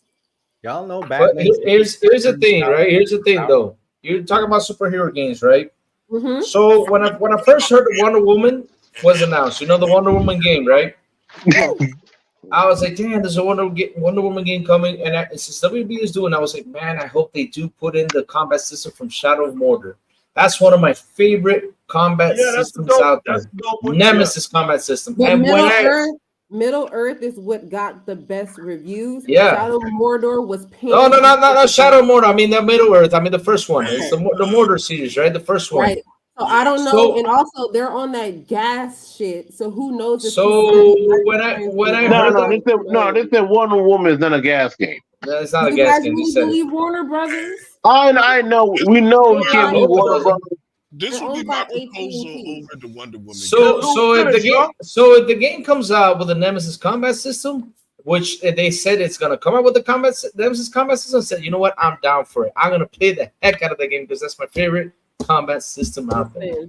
So I hope, and another thing, and I hope that they push it up a notch, because I don't want no damn PG game. No. I want Wonder Woman to go R. I want Wonder Woman to be mature. I want her to use that sword, chop things up, and that shield to beat things up. That's what I That's want. what she does in the comic books. Wonder Woman has been mature. She came to the island killing people. Exactly. Hey, I'm gonna ask a question. So let's say if Suicide Squad fail, what next to Rocksteady? So all right. So this is what I would do next.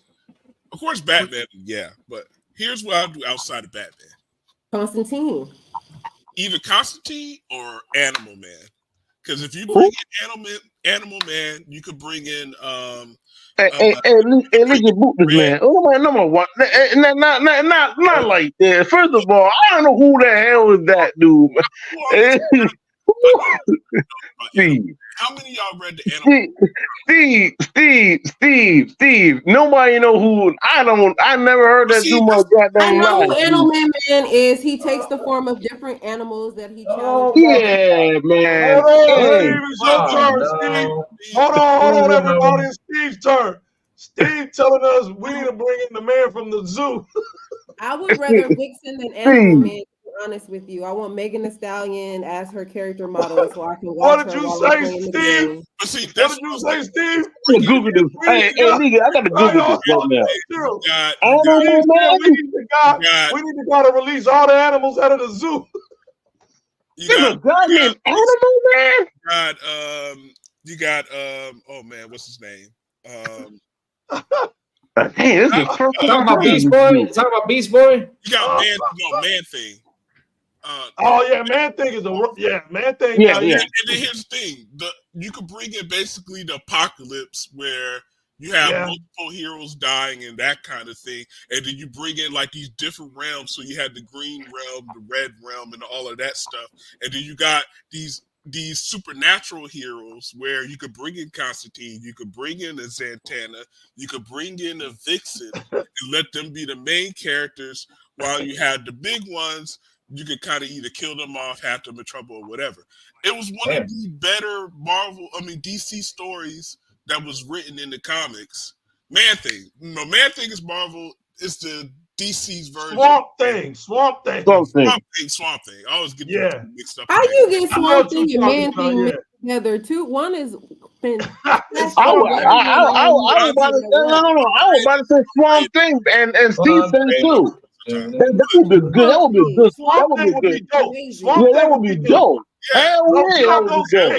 Shout out to Swamp Thing on TBS, or was it TNT when he would do Swamp Thing show? Or was it? Yeah, it was. It was on one of those two channels. It got canceled, right? It got canceled, right? It was a good show too. It was a good show, but it got canceled for a reason. Yeah. Killing me.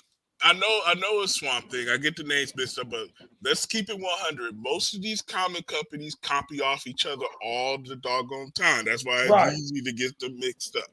You mean Marvel copied most of DC characters? DC is the original. Marvel copied most of their stuff. Okay. Yep. That's what they say. How many Batman copies are there? Moon Knight, Daredevil. Yep, ton of them. Aspects of Spider-Man copied Batman. If you go and listen to like old reviews from Stan Lee and like some of the other authors, they will basically what is it? I'm blanking on the word. They will confess that they basically took the idea from DC and went to Marvel and created a whole nother character. It's like right there. He said it himself. Everybody copy each other. Yeah, the Captain Marvel is just. Let's be honest. Everybody copy each other off, man. Yeah, no one knows who you're talking about outside of Batman. You need to get with it. You can go get you a little subscription. You know, especially Swamp Thing. The Alan Moore run is phenomenal.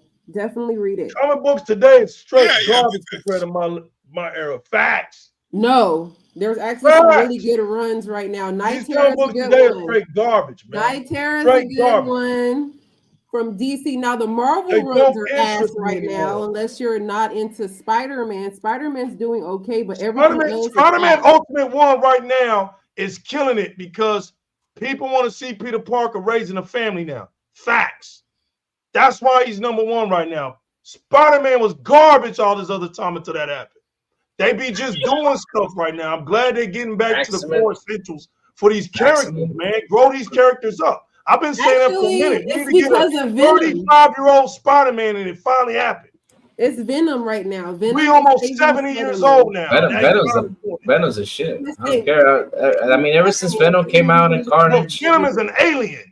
Yeah. Oh, but he kicks ass. Yeah, that's why Venom can be stretched out, because he's an alien. We still ain't got a Venom game yet. Nope. Think about that. No, it's coming out next year. No, that's a DLC. I'm talking about a straight up Venom game. It ain't coming out next year either. No, it's not, man. No, it's not. All I want is a Spawn game. That's something I want. I want a Spawn. Oh hell yeah! But you know that ain't gonna happen. I used to say that, but how would it work? I don't know, but right now it could. No. But really, they made a Spawn game on the Xbox. Yeah, back then. But I'm talking about like now, like a good But game. How does it work? Is Spawn that popular though? It's weird. Spawn is weird right now. The licensing is weird because it used to be it pisses me off, Lavish. It's Image. Who own it? Image, right? Vertigo, and it's technically under DC, but then it's not. Just like Constantine and the Sandman and all those people, they're connected, but not. Yeah, it's weird, man. Way. No, wait a minute. Image doesn't own Spawn no more.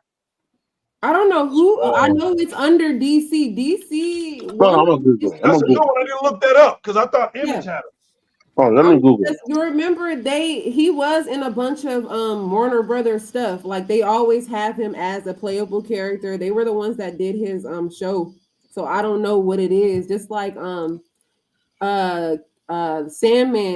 It's Image Comics. Image Comics still owns them. They still own them. They just borrow them from time to time. Yeah. Okay. And they mentioned a movie. I heard they mentioned a new movie. Is it kind of like the Milestone comic situation? And he's not a DC character. But DC has publishing rights. He's not. Okay. No. Okay. Tom McFarlane made the game. I mean, the character, right? So that's Image. So, but this is my question. There must be a partnership thing going on. No, wait. Image Comics is an American comic book publisher. Wildstorm Productions began as imprint of Image until it sold to DC in 1999. It's under DC. Well, it's saying right here it's not. Where are you looking at? I'm looking at it says, while Spawn has similarity to multiple DC heroes and villains, he doesn't belong to the same comic book house as Batman, Superman, Wonder Woman, or the Watchmen. I asked where, that's what they said. It was under them, so who knows? Right. I don't understand it's weird because I'm seeing, let me see. Mm-hmm. I don't understand.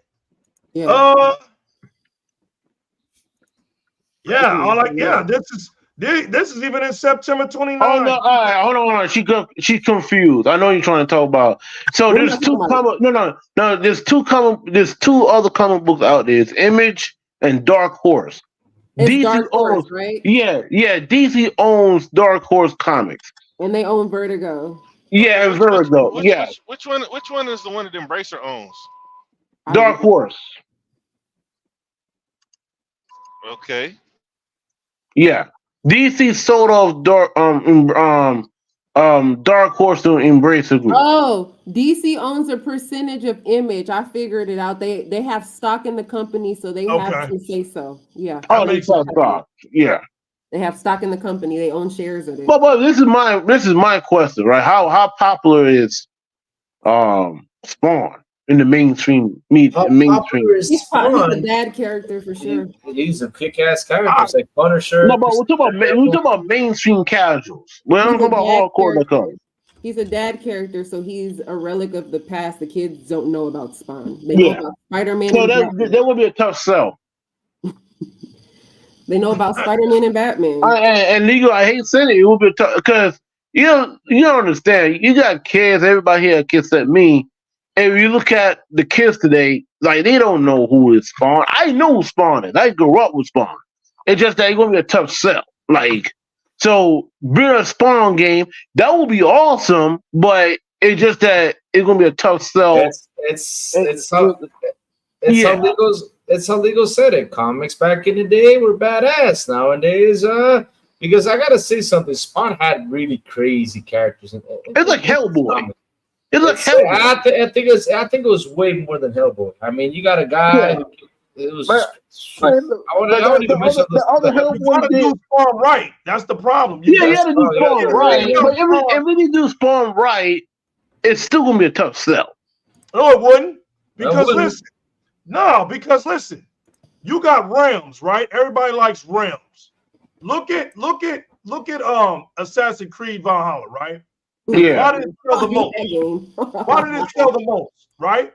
Because you can float in and out of realms. You fought mythical creatures, right?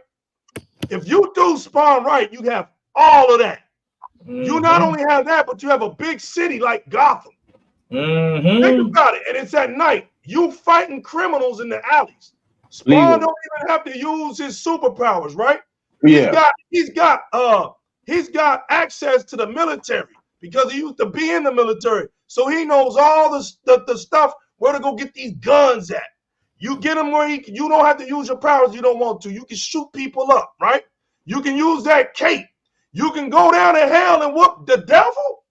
Bro, come on, man. You just got to make that game right. The problem is this, what I don't like about comic books today. And then when they transcend comic books off the page, they want to tend to get away from the comic book. That's why things be failing. Because it doesn't have a relation. I told y'all about Spider-Man. I was like, yo, Spider-Man 2 gonna be weird, y'all, because stuff don't make no sense. The minute they said that the symbiote wasn't gonna be Venom, it wasn't gonna be Eddie Brock, that didn't make no sense. Then from that point on, the game don't make no sense. You got Kraven fighting Venom. And I mean fighting him, hanging in there. Kraven is just a human being, bro. He's dead on the scene when Venom steps up to him.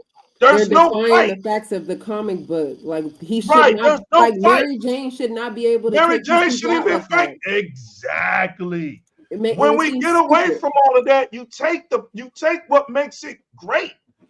All you have to do is put Spawn in an open city world where or hub at world. night you can put it in a night setting. You can even put a daytime setting in there. It's awesome. You got him going up against what's his name? Chapel. You got a boss fight with Chapel. Bro, come on. You can't tell me that boss fight wouldn't be epic. The problem is you got people out here that don't know these comic book characters that will try to make that a game. That's the problem. You got people out here that really don't know about these characters. Yeah, that's true.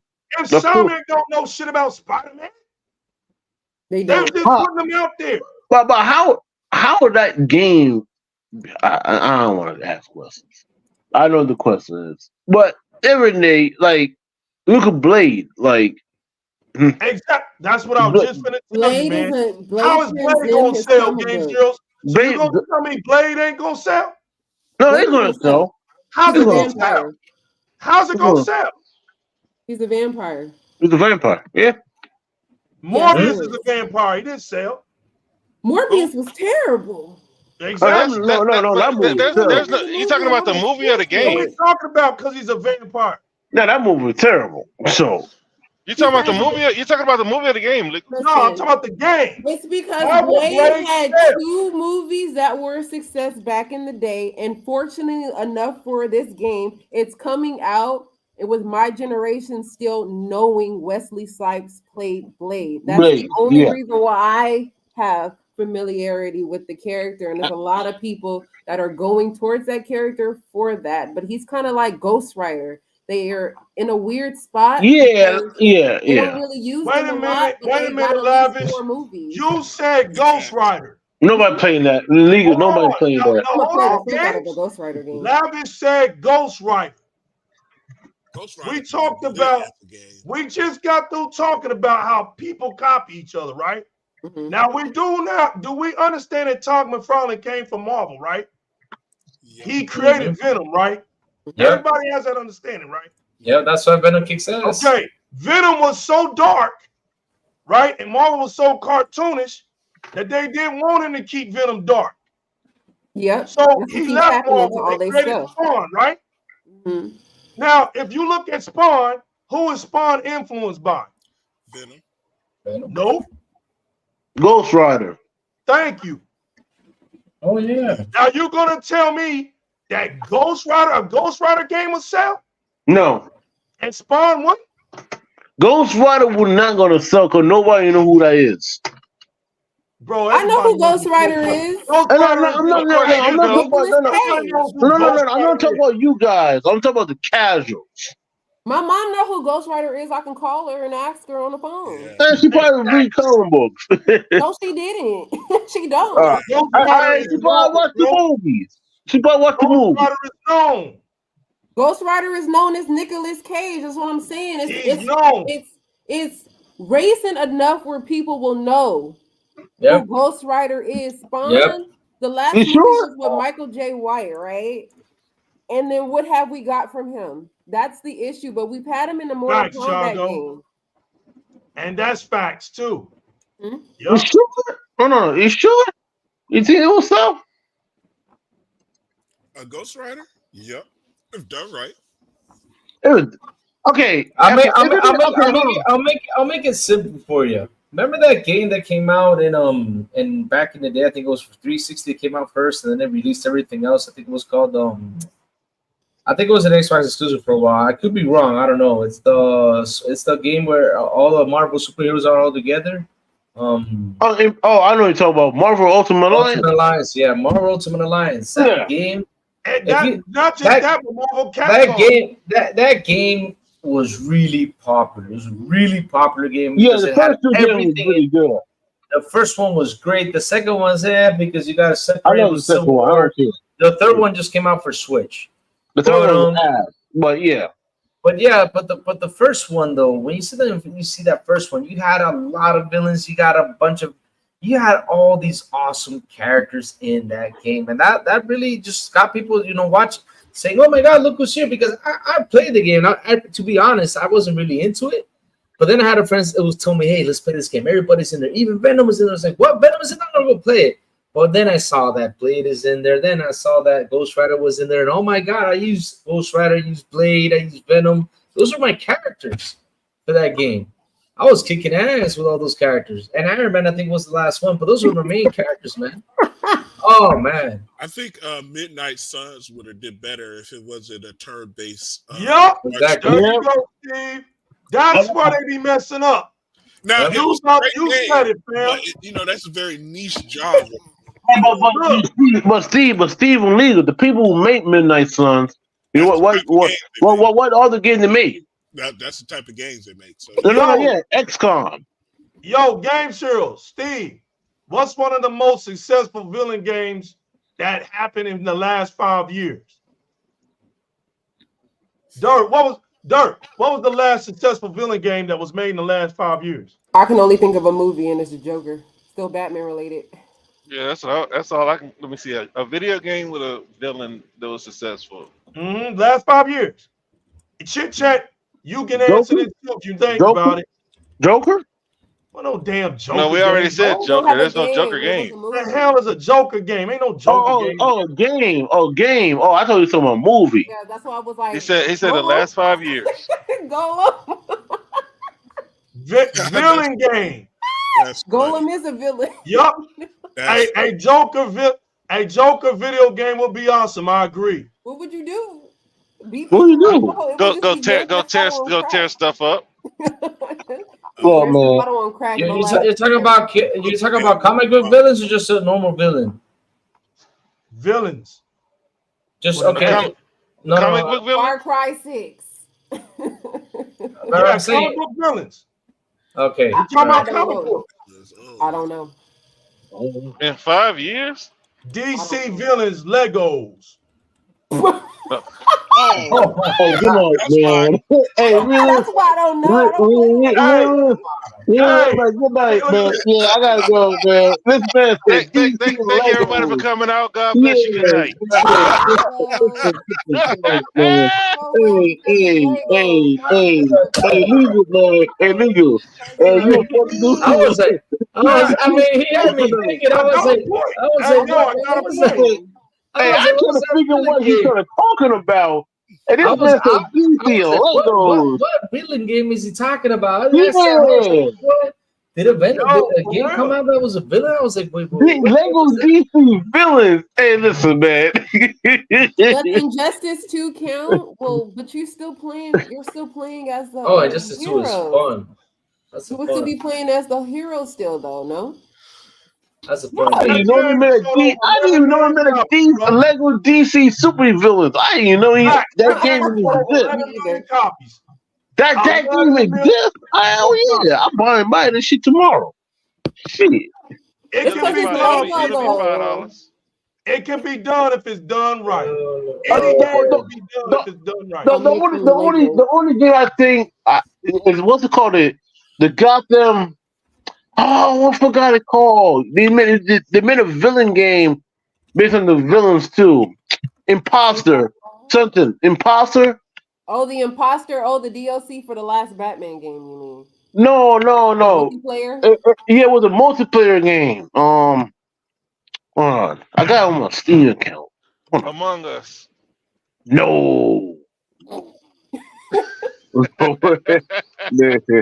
I think Blade is going to be successful based off the fact, like I said, Wesley Snipes movies, even though it was kind of a long time ago now, because I'm like 27 or whatever. Hey, Blade was the one that started everything pretty much. Right. So honest, people remember that's still in memory. You know, Spawn, I don't think a lot of people realize that Michael J. White was Spawn live action and he had a show. Right. And he has comic Yeah, books. and it didn't blow up. But Lavin, Also, what Blade- audiences gravitate towards Blade?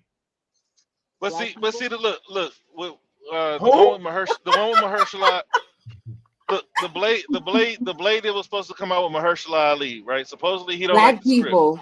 I got it. It's called Gotham City Imposters. Imposters. Yeah, it was a DLC Okay. for one of the Oh, that was the Batman games. DLC.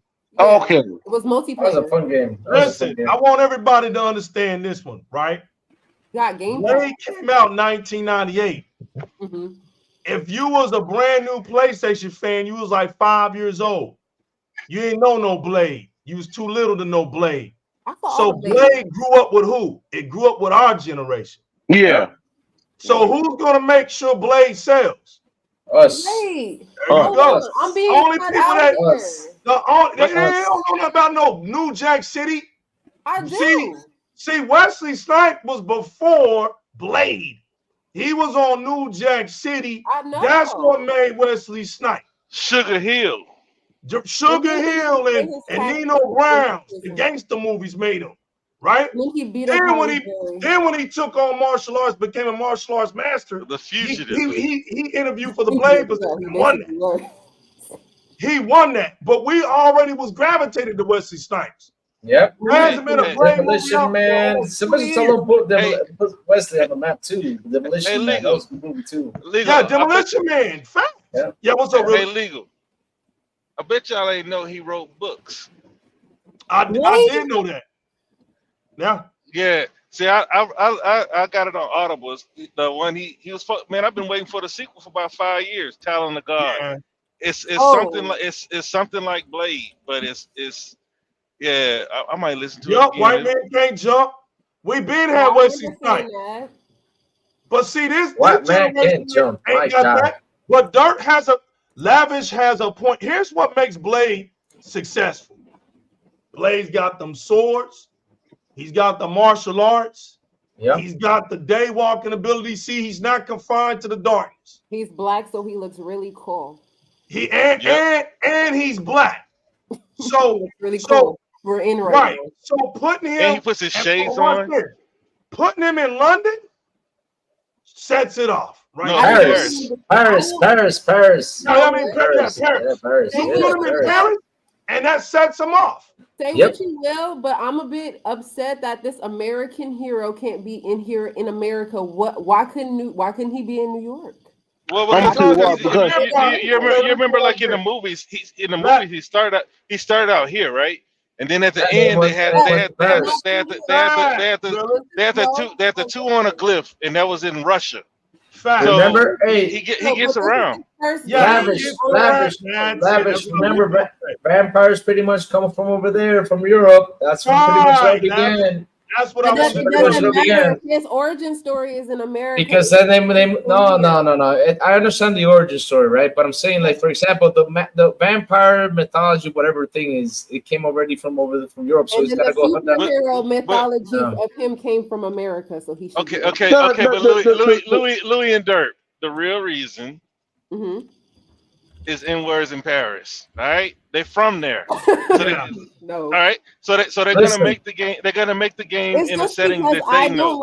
I don't like Paris. I think it's a very dirty city. The people are very rude, and they. And you think New York is clean?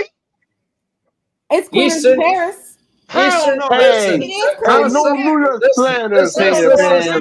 New York is Hey, cleaner no than New Paris. York Hell no, slanders. it's not. I've been Hey, there. New York is very clean. You go in a better neighborhood. It's a clean, legal. I take your pictures right now in a better neighborhood, man. No Listen, New man. York slanders, man. They have Bro, the New whole York City is trashy, bro. bed bugs.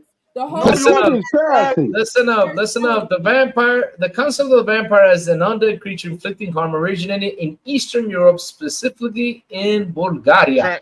No one cares. Bulgaria. But Bulgaria. the thing is, Blade is an American Okay, property Bulgaria. idea.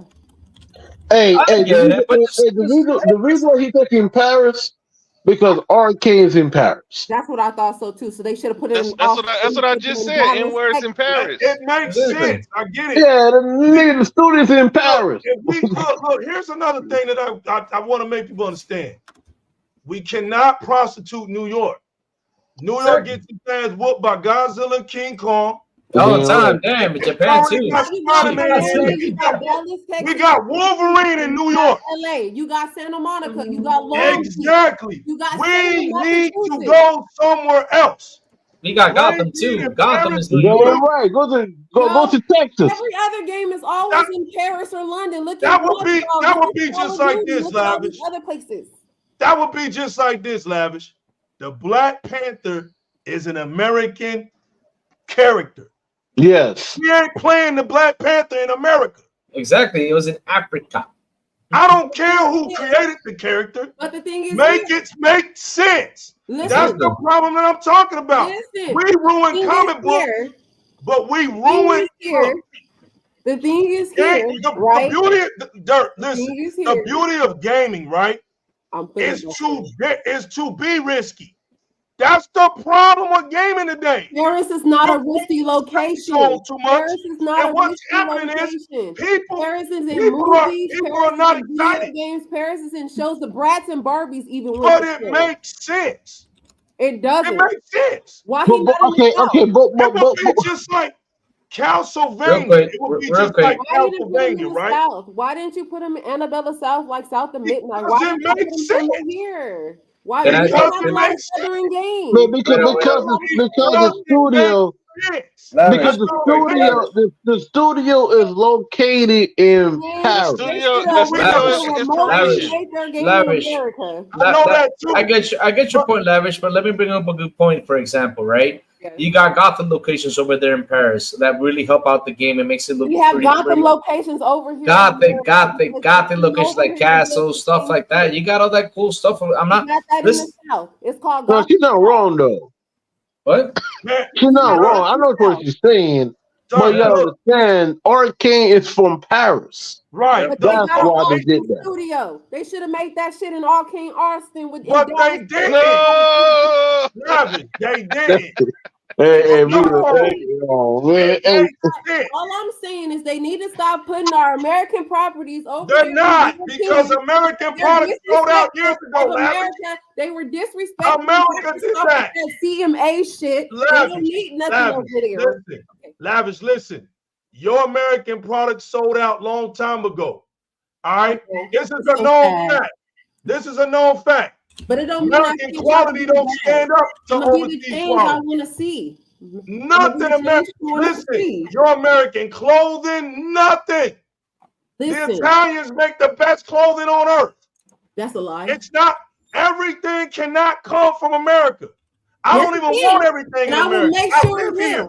That's why if you It's vote for me as me, president, I'll with make me, Lavish, with me, Lavish. I don't even want my jewelry coming from America. I do. Nickel plated. It's itchy on my neck. Because it's not really coming No, from it's America. not going to That's be what they real if I find get in it over here. In the We don't even have our farm diamonds that come over here. You don't What want are we them. talking about? What are we doing? Listen, Look, culture is a Being beautiful brainwashed. thing, right?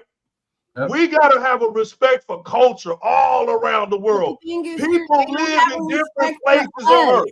They don't have Hey, no more fighting. People live I'm not differently fighting. around the world, right? Crazy, You don't hell, have respect crazy, for us. crazy. Hey, Let's talk, man. what's up? Yeah, we get it. With Yeah, the- we get it. Hey, Ethan, you both No. right, man. Look, look, look, look, They look. don't have respect for Zing. right here in Americans. Georgia. Zing, But they want us to Wakanda and protect make that them, play and they game. want to use. Zing. No, Listen, Look, Zink disagrees with me, but here's one thing he can't disagree with me on. America sold itself out a long time ago. and I'm trying Your, to get it your back. companies are overseas. Your products are made from overseas. And So I'm I trying don't to care get about back no in American America. product. We are the consumers of our own stuff being made overseas. We're talking I'm about American. this What I'm game. saying. I We're lost talking what I was about looking this for. game coming from a studio overseas.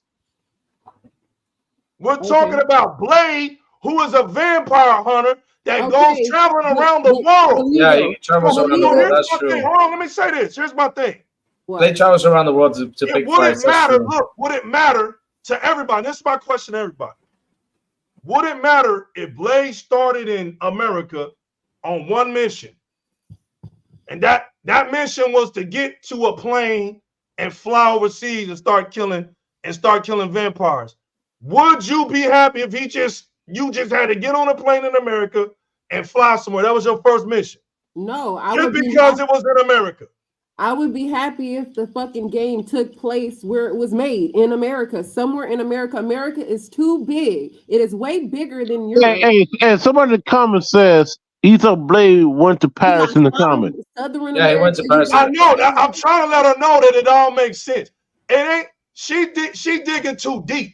You're making that game. What you're doing, Lavish, is you putting Blade in a box.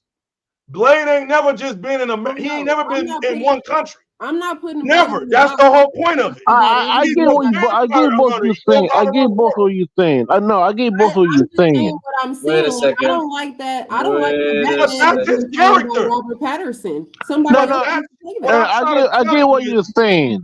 James, I listen. get- Be quiet. Hold on. James, listen. That's not his character. Hold on, I'm That's the gonna whole go. point.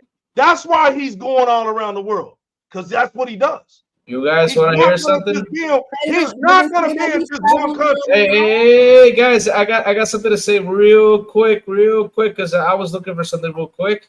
Mm-hmm. Air Life and Career, Eric Cross Brooks, who is Blade, right? Mm-hmm. Was born in in the Soho neighborhood of London, Facts. England.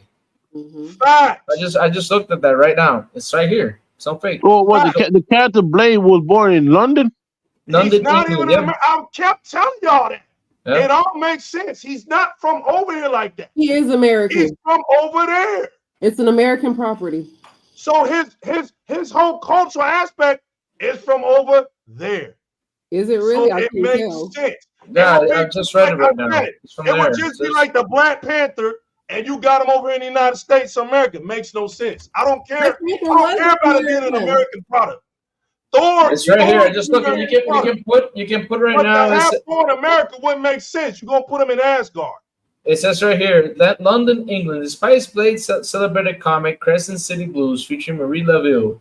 And the second model of his solo. Why is he in Well, Paris?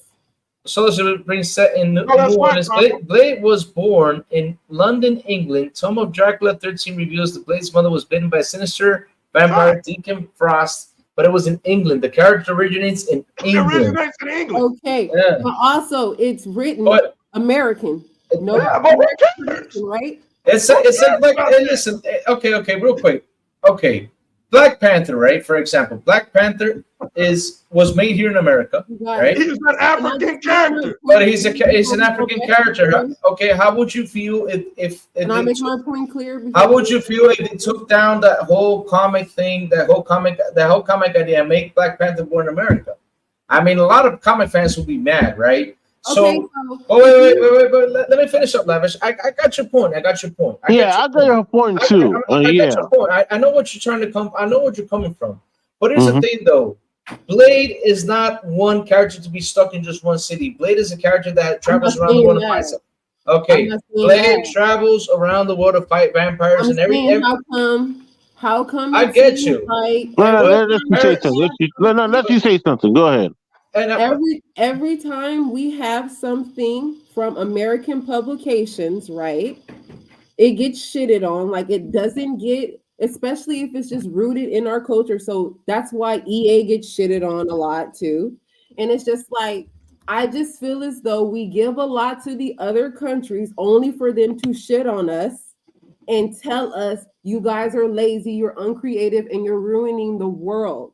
My problem is not with the character. My problem is not with the character going to Paris. My problem is that it seems as though when it's time to make things for us, right, they want to take it overseas. Okay? Batman, Robert Pattinson. Why is Robert Pattinson Batman? You couldn't find an American man to be Batman? Why did you have to get a British man? Okay? Same thing with all this other stuff, especially like Harriet Tubman. They pick Cynthia whatever. She's British. Why would you pick a British woman to play an American figure? Yeah, look. It's So 12:30. I gotta go in my bed. I gotta go to work. But I understand what you're saying. And in the industry, in the movie industry, it's called whitewashing too. It's just that, and you know what, whitewashing, right? I just want to see Blade around more black people. That's what I'm saying. But hold on, you're right though. But you're 100% right. It's called whitewashing in Paris, and them niggas are fucking brainwashed over there. I know. Yeah, but listen. This is my theory why Blade is in Paris, right? I said me and really said it a couple of times, right? The studio is in Paris. Now, hold on. Before you say something, but why you give him and the other Arcane Austin? Arcane Austin is making a new IP. Now, if Arcane Austin was working on Blade, my 100% that would be in America. But yeah, it will be in America. So the dude came out who making Blade in Arcane France. I don't call it France. I can't pronounce the studio name. So France, he said, okay, why would it put it in America? He's not from America. So you don't put it in Paris. And I see a lot of people, when I get legal, when I get announced, a lot of people say, why that nigga's in Paris? I say, but you gotta understand that what Crazy Dude's trying to say too, Blade travels around the world to kill other vampires.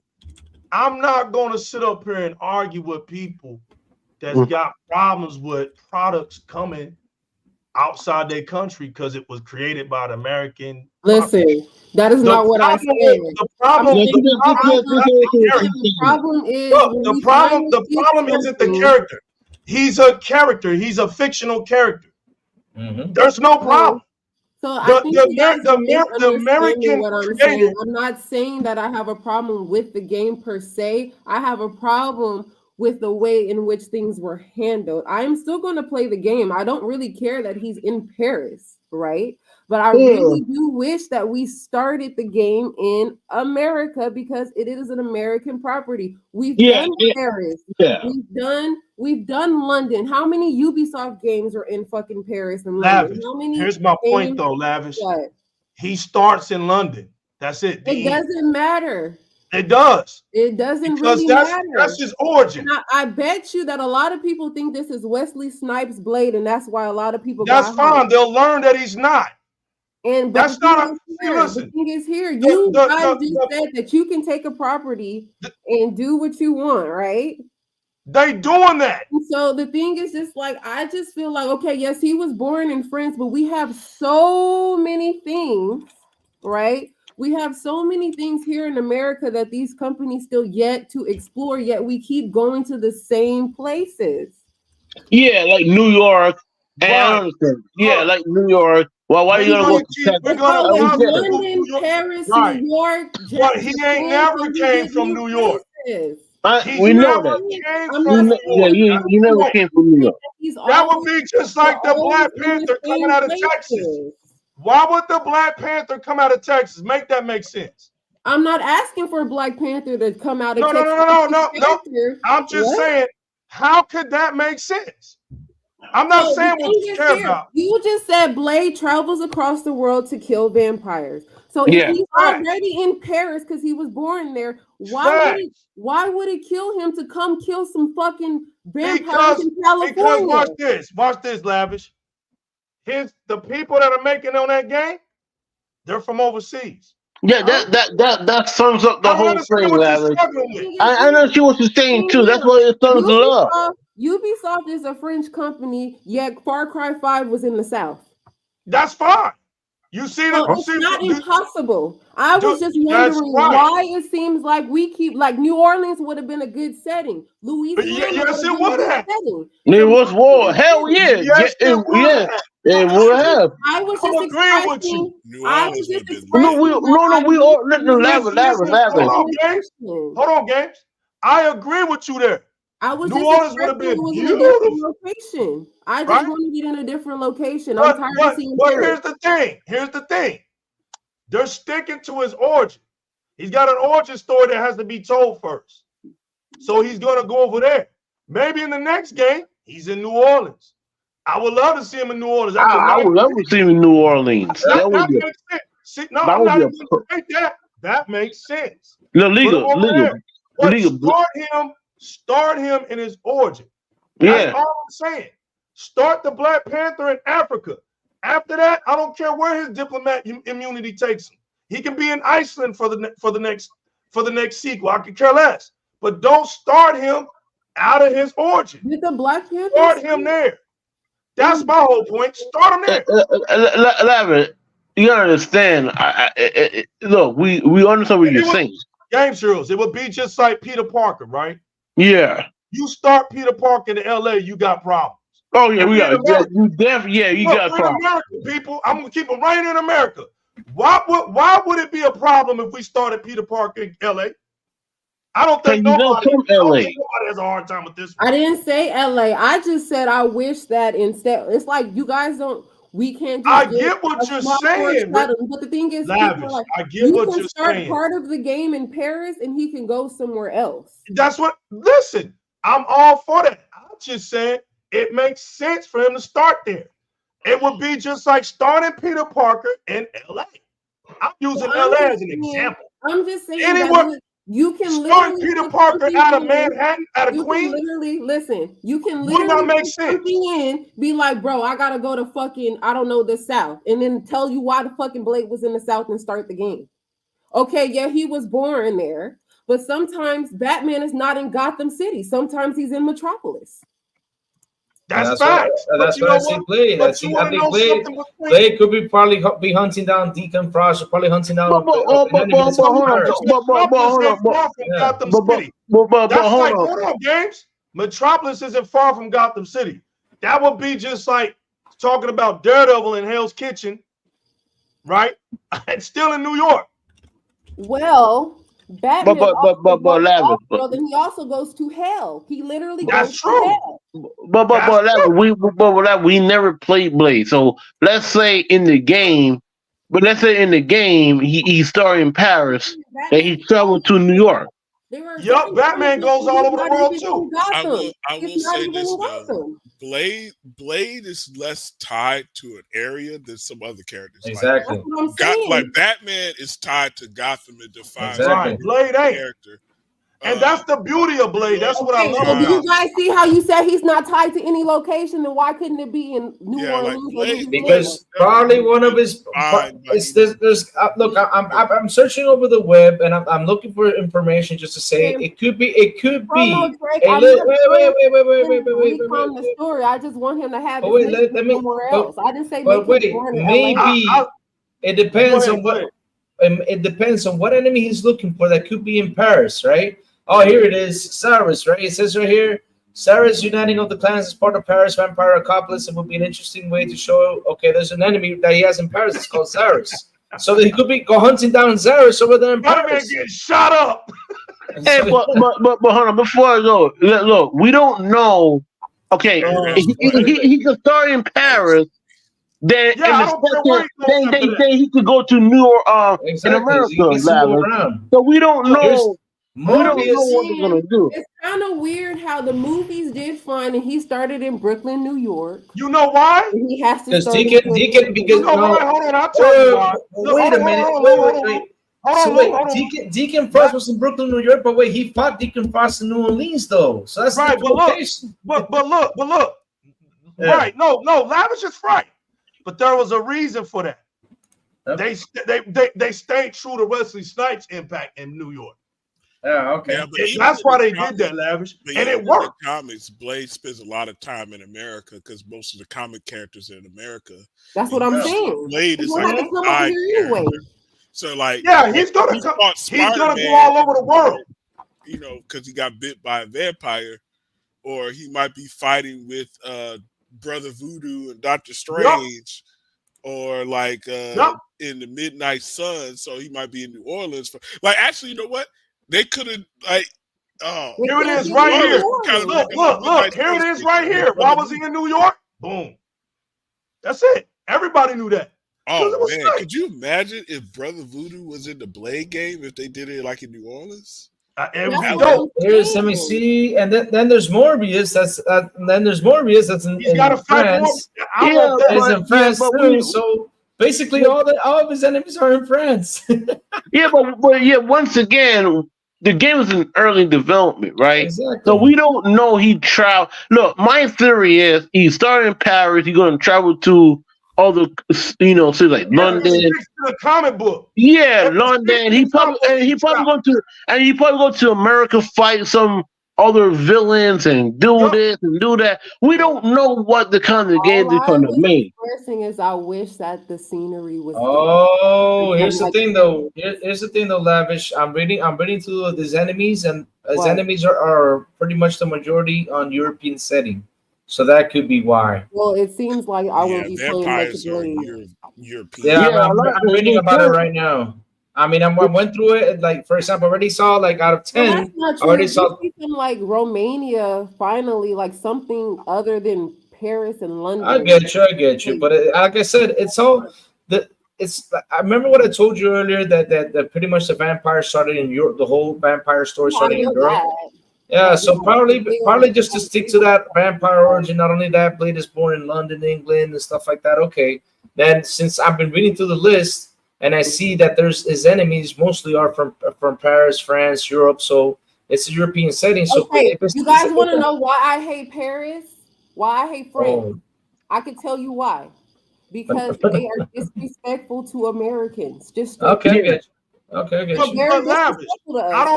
But here's the thing, Lavish. Listen. It has nothing to do with that. This is just about a vamp. This is a comic book fictional character that was born. You guys are experiencing that you took my comic too literally when I just. Wait. Let me say this real quick. Wait. But then you know what you can do? You can go ahead and chop Paris vampire heads off in that game, so you'll be happy. At the end of the day, you got a London English vampire going to Paris, killing Paris vampires. So you're good. Hey, Mexico City Blade game will actually be kind of lit. Yeah, kind of lit. It's like I said, Blade goes around the world. Look, I'm not gonna lie to y'all with this Blade game, right? Here's how I would have it. Because she brought up New Orleans, that makes sense to me. That makes sense to me. I would have him out in the origin story so everybody will get to know Blade properly. I want everybody to know Blade properly. I want everybody to know where he comes from properly. I want him to go in New Orleans because that looks good over there. I can see something great in New Orleans. Then I can see him going to like Russia because the vampires in Russia from the movie aspect. I can see him going over there. I can see him going to Mexico and some tombs in there. I can see him going to Egypt. That's the beautiful thing about Blade. We're franchise. And I don't want this game to be one game. I wish they would treat it in a global traveling aspect. So I think they're going to do that. That's what I'm looking for. No, but legal. I think they're going to do that. I'm hoping they do that. I think they're gonna. That's what I'm trying to tell Lavis. I think they're gonna do that. I think you're gonna go to London. I think you're gonna go to like America. New Orleans makes a lot of sense, bro. Yeah, New Orleans to make a lot of If you sense. go to America, New Orleans is Yeah, perfect. yeah. I think he's gonna do The that. voodoo stuff, I can dig that. See, that's the only. See, that's what I meant. I was basically saying like we have interesting historical landmarks in our cities, especially in the South, that a lot of these developers keep fucking off in favor of New York, London, Paris, LA. I just want Exactly, things that are more interesting. And New Orleans is French too. Yeah. What I'm saying It's is a bastardized version of French. You can't sit here and say right. No, that's French. true. Yeah, that's it is. But no, it makes sense that's Rio. That's what I want. I'm tired of. Here's my problem with comic book games. I'm tired of them not making sense. I'm tired of everybody in their feelings about these characters and how, bro, make the damn thing, stick to the comic book, make it make sense, and take it from there. Because one thing no developer is gonna make everybody happy. But if you stick to the script, nobody can say they didn't stick to the script. If you're mad at the script, then you're mad at the comic book. Then you just mad at the comic book. But if you start going all over the place, then everybody's got a reason to not like the game because you went out of the element. Stick to the element. This is why I want a Spawn game. Y'all can have all these other games and treat them like that. I want a risky game. I'm looking for a risky superhero game. Yeah. Like when she spoke about Superman. Superman is boring because what are we gonna be doing, Lavish?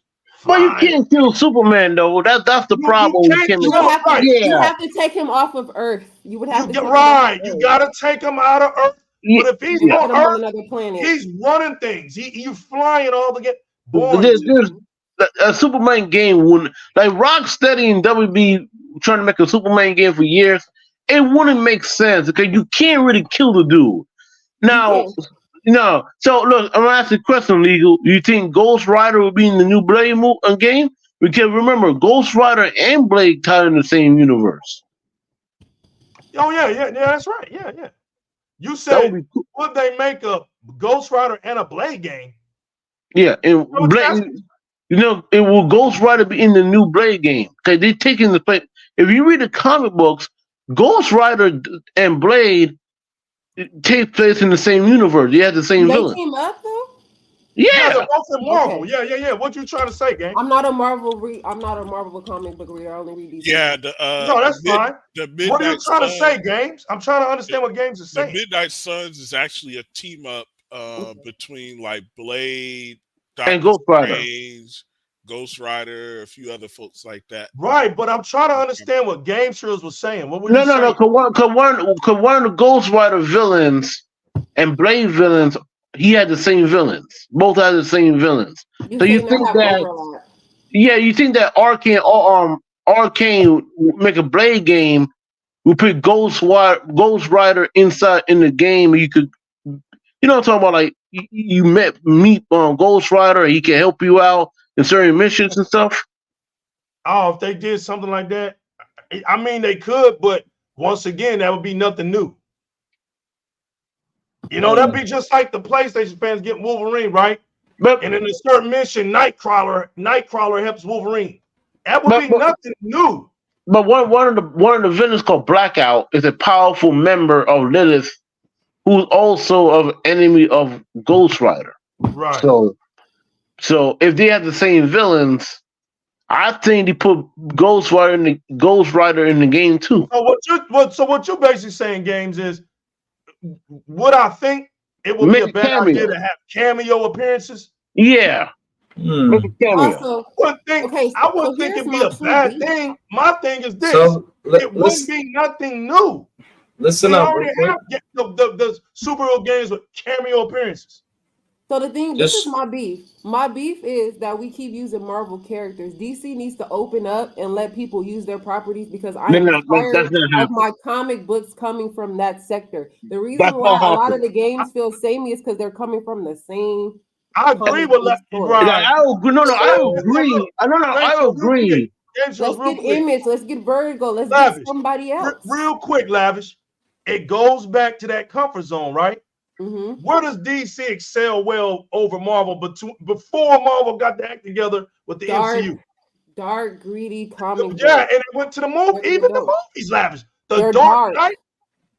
That trilogy is unfadable. The Arkham Knight trilogy on video games, unfadable. So the undisputed king in DC is Batman, right? They're scared to try something new. So what do? Make a younger Batman movie, and it sold his ass off. Right? They did try something new. They tried to copy the Marvel. They tried to copy the Marvel format with their movies, and it failed. Their comic books are still doing very well because they kept it dark.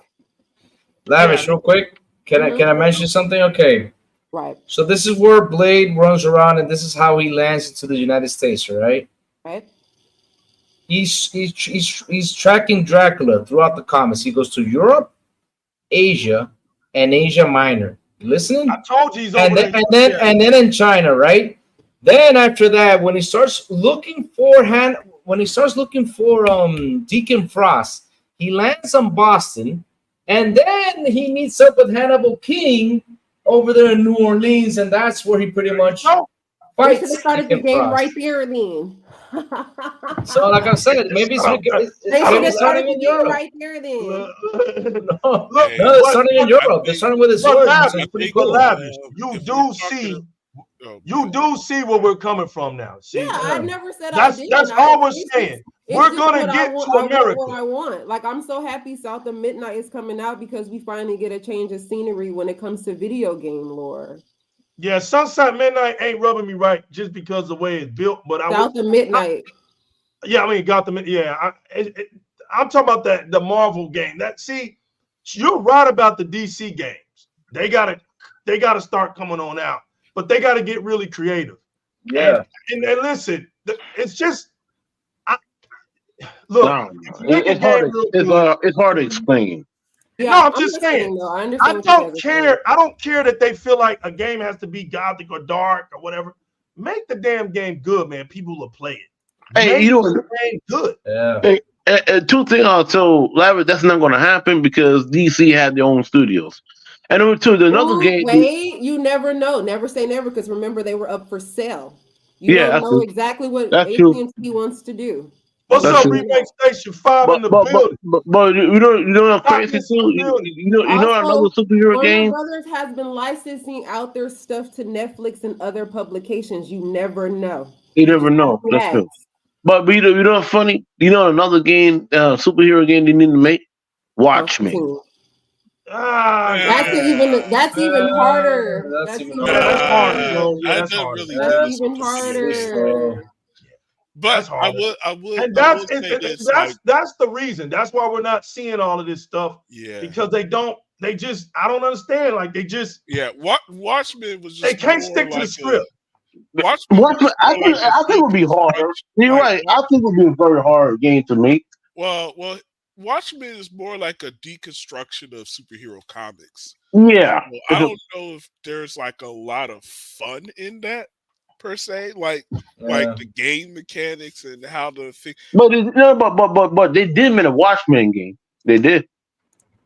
Yeah, but it's just like they probably made one because it was the height of the popularity of the franchise, and DC is wasting its dark comics. Like, so I'm talking about the magic users. You're wasting Constantine is one. Zatanna, Lucifer is another one. Yeah. The Sandman is another one. They are wasting. Sandman. They got some interesting characters that they can utilize.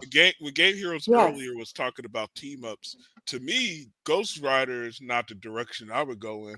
I would go with Brother Voodoo, because one, he like Blade working with Doctor Strange in the comics, but Brother Voodoo's in New Orleans, so it kind of makes sense. You know, Brother Voodoo is Sorcerer Supreme. He's heavily underutilized as a character, just like Blade is heavily underutilized. So you could go dark, you could go magic, plus his magic is different than Doctor Strange, and so you could bring a little bit of that more horror element to it. So Now, what's wrong with that character, Steve? The thing is, nobody knows him. Look, it's the problem with Craven the movie, right, Game Girls? Yeah, nobody asked that shit. Nobody asked for that shit. But see, that's why I say you team him up with Blade, because people are excited. Want to get to know who he is, use right? him to introduce right Voodoo to use him later. So it's like you use that as an introduction.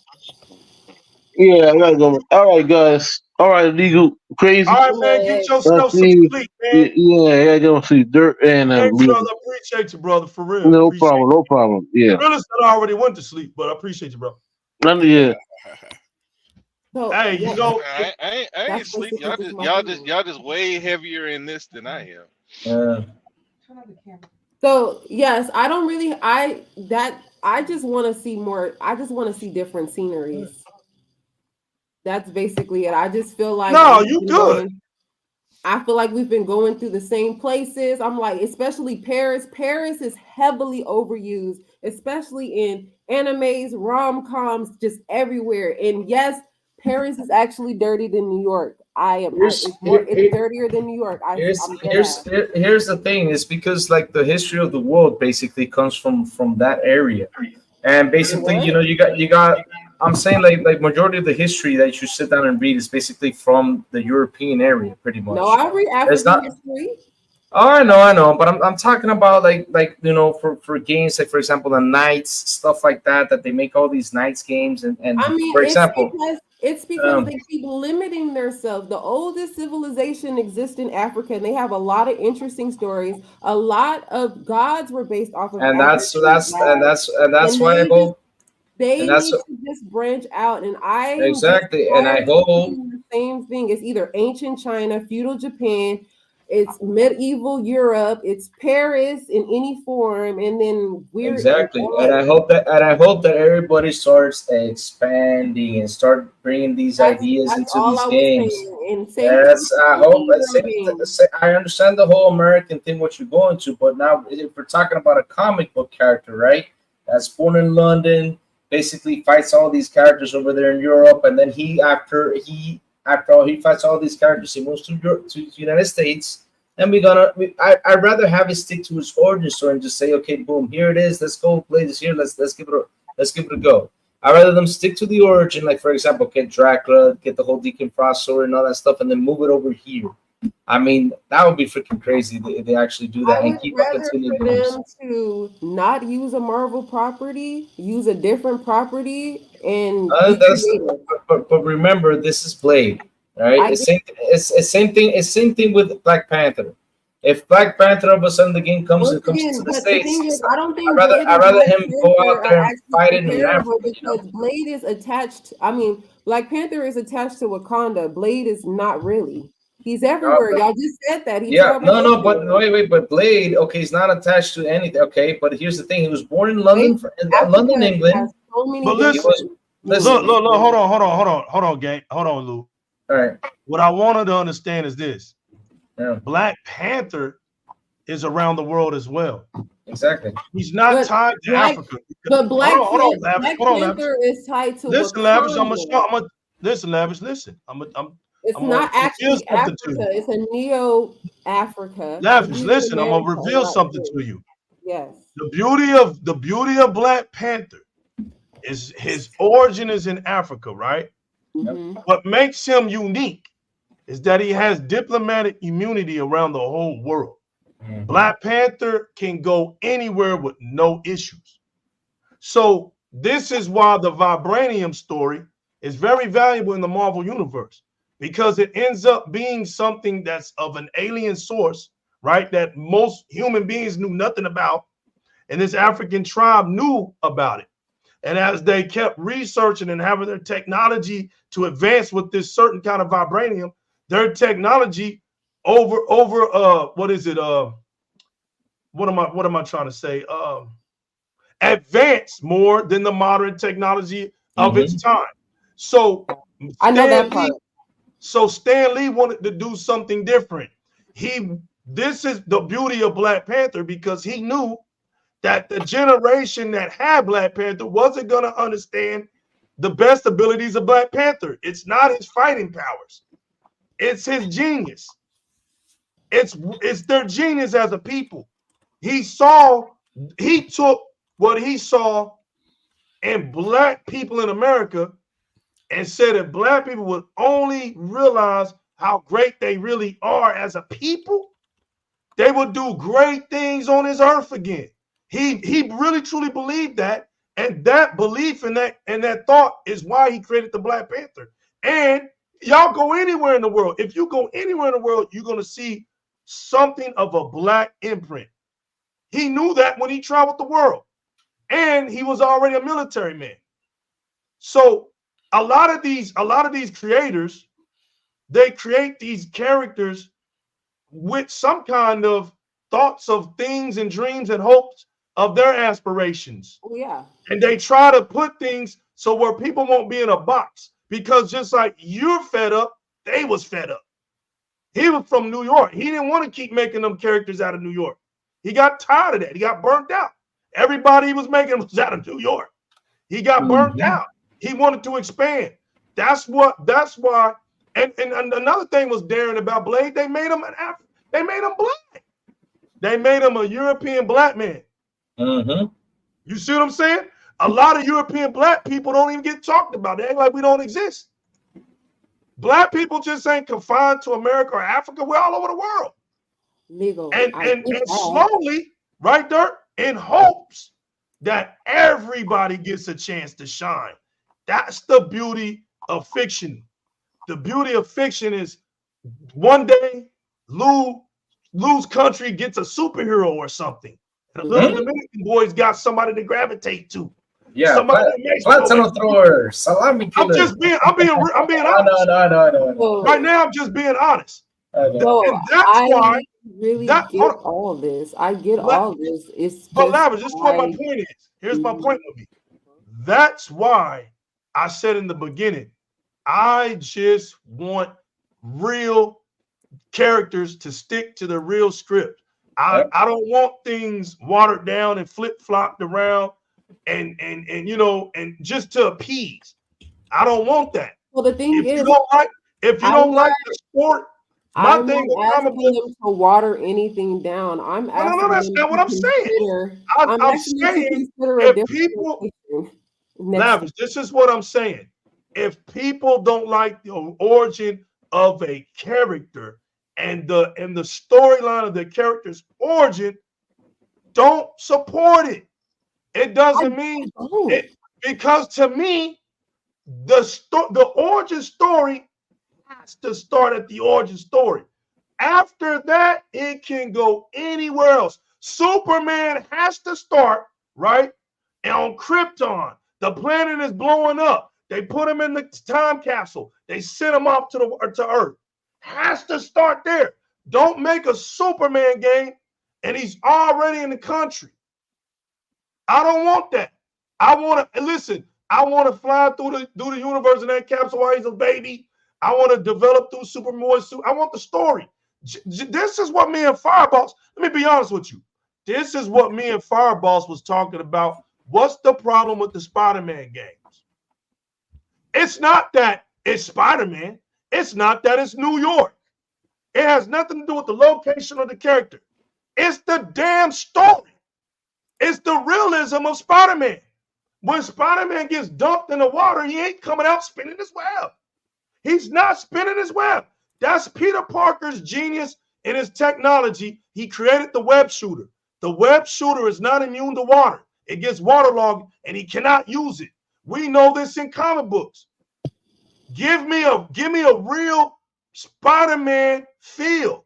Let me go in submissions where I can't use my webs. I got to use my crawling ability, and I got to fight some villains without shooting my webs. And then later on, or I got to go back to my apartment, grab some new ones, put it on, and swing out the window again. But give me that real Spider-Man feel. You don't just have me out here swinging webs because it's Spider-Man. That's the problem. We're just making games and just Superman, okay, I'm flying around and I'm invincible and I'm flying through buildings. But we already know that. Show me a side of Superman in the comic books that Superman is weak when it comes to magic. You know, put something in there, stir it up a bit. So that's why I'm rooting for Spawn, because I'm like, yo, we in too much comfort zone. Spawn, I ain't got to use my special powers. Give me some guns, bro. Let me shoot up some walls. Let me blow some up. Let me use the cape every now and then. Chain. Let me use my chain. Yeah. Let me get my spikes. Let me use everything I can do with everything I got. Disappear. Let me go to my bullshit. Kick violence. If we make an Incredible Hulk game, we already know what's gonna come with that. I already know I'm fighting the military.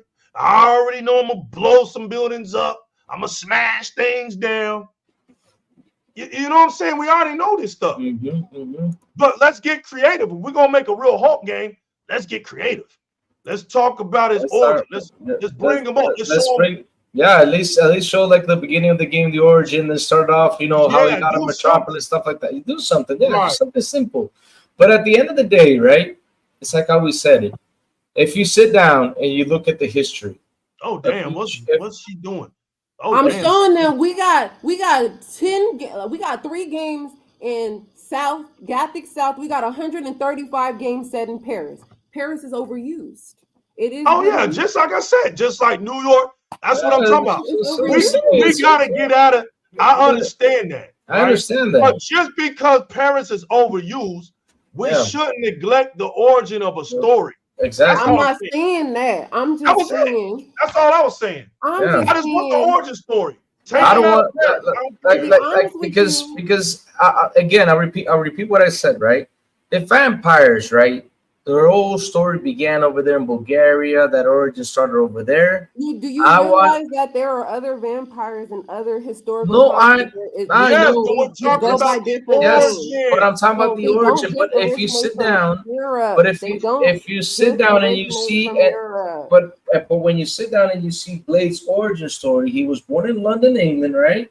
And basically, okay, and basically he travels Europe to fight, to look for Dracula, to face Dracula, and then he picks up on Deacon Frost, which Deacon Frost came from China, Asia, wherever Deacon Frost came from, moved to the United States, and that's where he gets to New Orleans and lands right there.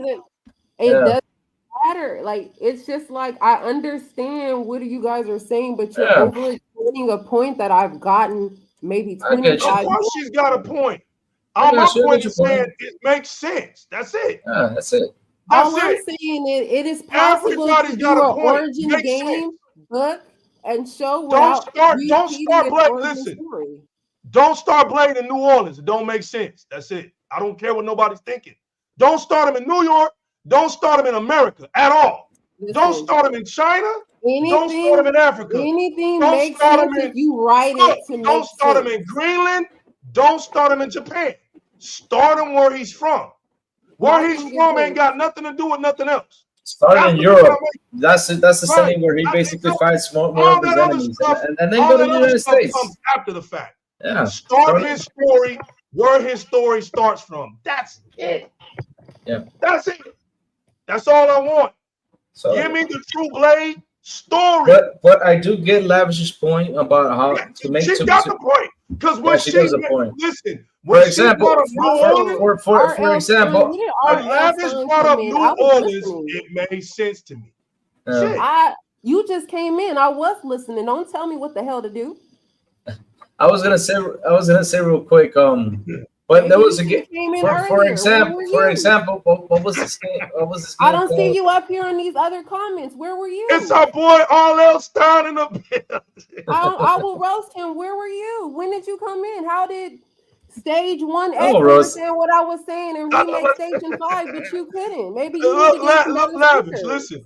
Huh? You listen.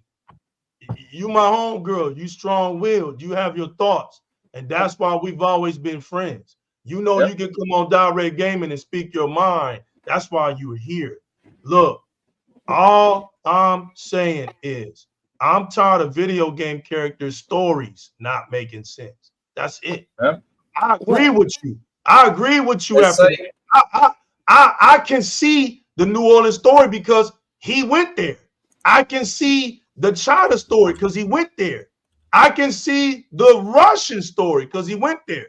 I want everything to happen, but I want his origin story where he's from originally.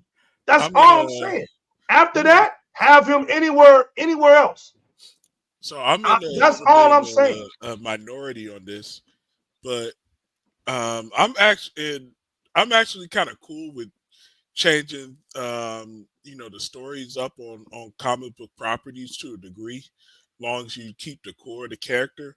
Because even if you look at like comics history, different writers always change things up. You had like the original Recipe X-Men with the Beast and the Jean Grey and the Cyclops. So he just said the whole game is based in Paris. Yeah, the whole game I think is going to be X-Men team. I think it will, but I don't know for sure. It up in the 70s because they wanted to bring in more diversity, so they started bringing in all these other characters and blew up the team. And the X-Men blew up from that point. Nobody wants to go back to that original Recipe team. And you had other characters that switched and swapped out. Yeah, of course, like in later history, you have Miles Morales that was created to be. But Steve, but what you're talking about is creativity. What I'm talking about is origin stories. You can still have creativity with the origin story. Look, the origin story. Okay, I'll use the Black Panther again. Okay, wait. Nobody's going. Wait. I'll go real quick. How did you feel about Gotham Knights and then killing Batman? How did you feel about that? They killed Batman before. Okay, but wait. How did you feel about it in that game when you first saw that? I didn't have a problem with them killing Batman. He's died before. They brought him back with the lizard. This is where I'm at. I want y'all to understand my example. Here's my example. This is why making Black Panther a white character. That's not being creative. That's not being creative because somebody just wants to make him a white character. That's what I'm talking about. There's certain things that ain't going to be changed. There's just certain things that ain't gonna be changed. Crazy. They did that in the comics to the Punisher. Yep. They made him, and it was one of the worst. And look what happened. Exactly. My goodness. They did though. He's not lying. So I'm gonna say that Batman has actually been black for the past couple of years. They have a black version of Batman from Lucas Fox's son, and he took over the comic run for a little while. He did fine. Yeah. It was for a little while, wasn't it? He's still there. He operates with them. He's a part of the Bat family. He's canon. Okay. Oh, he's part of the. Well, that's along with Batwing and the other black guy. Yeah, right. That makes sense. He's part of the family, but they're not making Bruce Wayne black. That's my point. They've made Lois Lane and Clark Kent, I think, black. That's true, but they're not making Bruce Wayne black. Which when I saw it, I was like, what? They have Steel. Steel kicks ass. So why are they trying to get Steel off? Steel's a cool superhero. I mean, from the Superman era. Steel kicks ass. They're not going to change Bruce Wayne because Bruce Wayne is stuck the way he is. Yeah. But I'm talking about Superman, right? I mean, what? Okay, you mentioned like Superman is not interesting. They keep pimping that man out, trying to find a But again, I'll repeat it, right? Making him black, right? You got Steel. Steel is a pretty cool character from Superman. I love Steel. I think with the metal suit, the big ass hammer, he kicked ass. Character, and he has a daughter that now has her own comic book. But still, she's right. Still ain't Clark not Kent. Superman. Oh, exactly. Kent being yeah.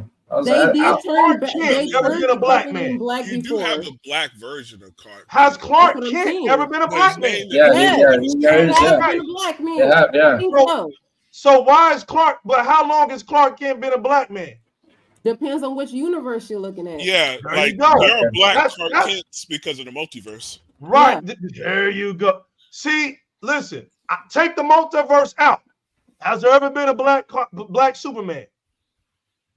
I'm talking about no universe, no multiverse, none of this, because that's what they did that for. Yes. I'm talking about The And there's been a original gay Superman. origin of Superman is not a black guy. Yep. He's not. He's not. He's a white alien. Yeah. That's it. So when look, if we're gonna do the black version of Superman, here's my point. Give me the original story of the black Superman. Just make it make sense to me. That's all I'm saying. Yep. So You get what I'm saying? Yeah. That's So, it. okay, so to you the see how you script. said that? You see how you said that? They can, just like Alien said, as long as they take the creativity, right? As long as they take the I creativity remember that. Oh, and Lord. you like do right by the character, it really shouldn't matter, because when comic book writers pick up the book, they change the origin story all the time. Like on one comic book run, Look what Tulane said. Y'all losing me now. I haven't read a comic book in years. See, that's the whole point. It's crazy. It's crazy. It's crazy. But we're talking about the original. We're talking about Blade. Yeah, it's crazy. Right? We're talking about Blade. But here's the thing, Lavish. I get your point about the location thing, but again, I'm with for Stein me, right if his enemies and everything originate from Paris or originate from Europe, let him go over there and kick their ass, and then he has to come around and he has to jump right into the United States. But just to be clear, Blade. But here's the thing: to R.L. Stein's point, a lot of these characters already exist in the comics, so they're not really even swapping it. They're just using what's already there. Just people don't know about it. Exactly. That's true too, Steve. Some of them are already there. They just ain't never said nothing about it. I think it is race bending and sex bending or whatever. But here's the thing, though. Look, R.L. Steins is late to the conversation, bringing up points that we already discussed maybe 35 minutes ago. Yeah, he's just late. He's all right. All right. Busy spending he's all right. 90s. Don't be bothered with the chat. You over here worried about what I'm saying. He should be worried about if he got the conversation. He's all right. But at the end of the day, guys, here's my thoughts on this. I don't care if Blade is in Japan. I don't care if Blade is in China. I don't care if Blade is in Huramuku. I don't care where he at.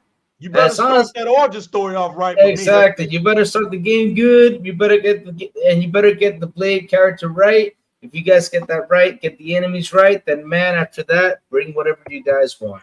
That's all I gotta say. Just make this game good. That's all I want. We're gonna tell once we hear. You think I sound pissed? But I get you what you're pissed. I understand. If y'all hear Blade Black, oh, good day, mate. Oh, right. Crazy off of that. Right. They want to hear Wesley Snipes. Exactly, Steve. Like, there comes a point with me, right? Where the creativity don't make sense. I don't want to see it. I don't want to hear an Australian accent. Yep. And that's what I'm talking. Exactly. Like, it's not because, he couldn't be an Australian. It's just because that's not him. But here's the thing: what if he has a British? Like, if you hear him in the game with a British accent, where wait, hold on, I need to address somebody in the chat. Listen here, you came in here and came at me trying to say that I need to be quiet because nobody can get a word in. If you are going to come at me and the way that I am conducting myself in the conversation, please be present when it first started before you add the shit after the fact. You were not present. I let everybody speak. We were having a fucking discussion. Thank you very much. Now I am pissed at you because you sound stupid. This is what I'm gonna say. Everything is all good. We're all family here. Yeah. Don't take nothing that we're saying like we're in grievous or something. Yeah. We're all that's what I'm saying. He in there talking about she's pissed, this and that. No, I just okay, Lev. It's just okay. We're the ones talking. Let me go real quick and just explain to him. Here's the thing. What Lavish is trying to say. You probably took out of context or anything, but it probably got a little bit out of context. What she's mad. Wait. What she's mad about is that she wants, like instead of them focusing over there in Paris, she's tired. Man, let him rewind it. Why does he command so much attention? Exactly. Okay. Yeah. But yeah. At the end of the day, she just wants games, to be in different areas of the world or in the States, just not in the same spot. That's what she's trying to say. But yeah, I that's think cool. he's sexist because he keeps saying I'm cutting you guys off and you guys are No, all you're not. cutting each No, other you're off. not. Yes, No, you you're are, Dirt. You are cutting me off. I'm Hey, cutting hey, you hey, off. Gotta get my word hey, out. she cutting off. That's how we roll. That's That's it. what we've Hey, been yo, doing. Yo, Like Sam, why do we need to give this dude this explanation? He it's can all rewind the good show. because he's family too. Hey, He's fam, Yeah. he jumped in late, he If just he didn't family, get it. he He can just, rewind the show. Hey, it's That's it. RL, He'll let me get hear it. some of that 90 The thing is, listen, we all have a discourse. I'm having fun because me and Lou, we wanted to cook tonight. It's Yep. Friday. Listen, I found that I ain't got to go to work. Friday. It's We Sunday. got an I ice gotta ball go. coming. I gotta go. I got crazy Lou. I got the gotta real work. one that I gotta sitting go to out work there. in 5 hours. I don't know about you, but I gotta go to work. Oh I man. got Steve Oh, and I got Lavish. I had game shows in there. Listen, Yeah. I had Spartan 117. Listen, man, y'all made my night, man. That's It's awesome. been a minute, right? It's been a minute. And there was a lot of stuff building up out here. So we just talking now. It's all good. yeah, look. I don't care. I'm having fun. If Blade asks for a spot of team, we all gonna blame New Legal. We all gonna jump him.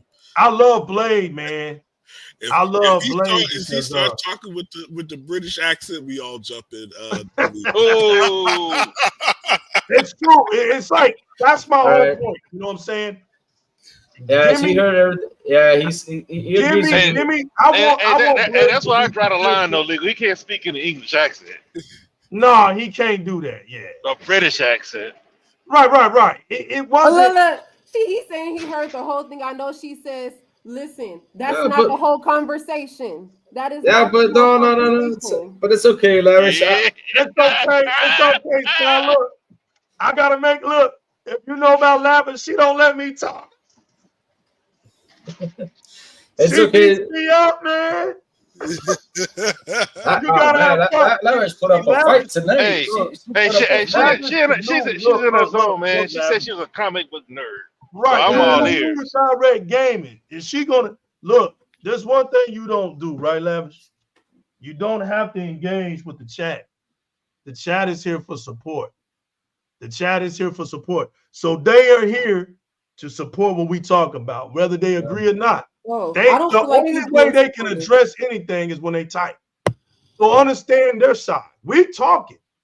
Mhm. We over here. So Just chilling. it's all discourse. Right. It's not. We're not enemies here. They're supporting us, and we're allowing them to be heard. That's what this is all about. I'm having fun tonight. Y'all ain't finna mess my mood So up. the thing is, oh well, I'm not mad. Like I'm really not mad. I know you're not mad. Matching your I know you're not the mad. guy I is know- coming here. He is coming in here disrespectful. He missed a whole portion of the conversation. Well, I Lavish, let you watch guys this. tell me about the origin Lavish. story. Watch The this, issue Lavish. is, Watch it just this. keeps popping up and it's irritating. He's me. gonna do. Look, he's gonna do what Right. Realist said. He's gonna rewind it, and he's gonna look at everything. And he said he was already here, so Yeah. he gave his opinion. It's okay. It's You're okay. not bothering us. You're not bothering nobody. Okay, that's it. Yeah, but it's All cool. right. But like I said, God is though, cool. You're cool. we I love got. both of y'all. It's all okay.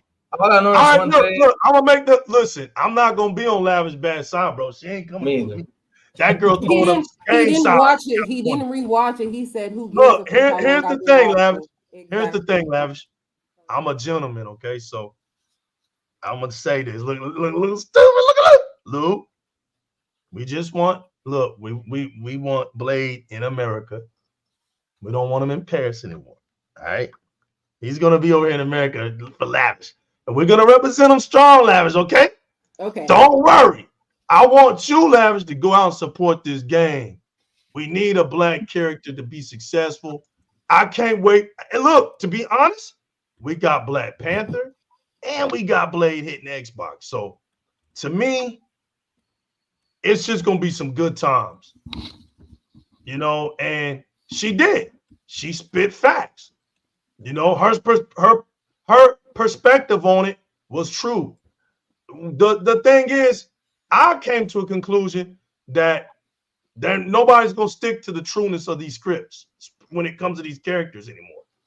Those days are long gone. Everybody is trying to reinvent the wheel, and everybody's trying to do something different. When my whole theory on it is create a new damn character, bro.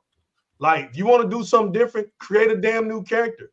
Stop riding on what's already been created, and what that character is created for. But that's my opinion. That's how I feel. Hey, that's but facts. I that's just me. honestly want people. I just want to employ people to think beyond what has already been written. Yes, he was originally from Paris, but they're borrowing the IP. They don't technically have to go along with what he said. Of course, they don't And have to do anything. That's Right. why I was just wondering why we couldn't get a different setting, because there's so many games in Paris are using that backdrop, or like right now, I think even Castlevania is in that sphere. It's just like I wanted to see different culture interact with Hey, it. I agree. You want to see Look, it's just Castlevania like every game got that same one black hairstyle with the dreadlocks and the fade on the side. Yeah, that's what I'm saying. I just want a little bit more. And I just feel like Blade is it like would the be more first black hairstyle dynamic. to avoid that, at least. I'm tired of Blade having it. Right. I'm tired of having Blade with the V hairline, fam. Come on. I just want him to be more dynamic, because, like, okay, he's European black. Imagine if he went and interacted with the black vampires in the Gotham South, and then they team up, and then you start seeing things like that. You'll start to see more things. They could take it to a different time period if you want. We're kind of like, but see, Lavish, you one of those. You want to look. I know what. See, Lavish is one of those comic book fans that loves the alternative. I don't like the alternative. I can care less about multiverse, even in Marvel. I'm a Marvel fan. I don't care about no damn multiverse. And all these characters that came out of the multiverse, that the multiverse ends up being destroyed and it's no longer there no more. And all these characters, bro, listen, I get it, but look at it like this also. Look at the European aspect, right, of the blacks over there, and the creators over there that said, you know what? We want diversity. We want to see a black character in our culture be an anti-hero, right? Well, then they should have made. And we want. No, just listen to me. Just listen to me. That's on the way they're thinking, right? And they did that for their culture. I gotta go to bed, guys. It's 2:30. All right, yeah. All right, hold it down, baby. Appreciate you, bro. Have a good night, guys. It was good chilling with y'all. Great conversation. Yeah, it was awesome. It was awesome. Have a good night, guys. Put beads on his toast, we all gonna blame New Legal. What's up? I said, if Blade puts beads on his toast, we're all gonna blame New Legal. I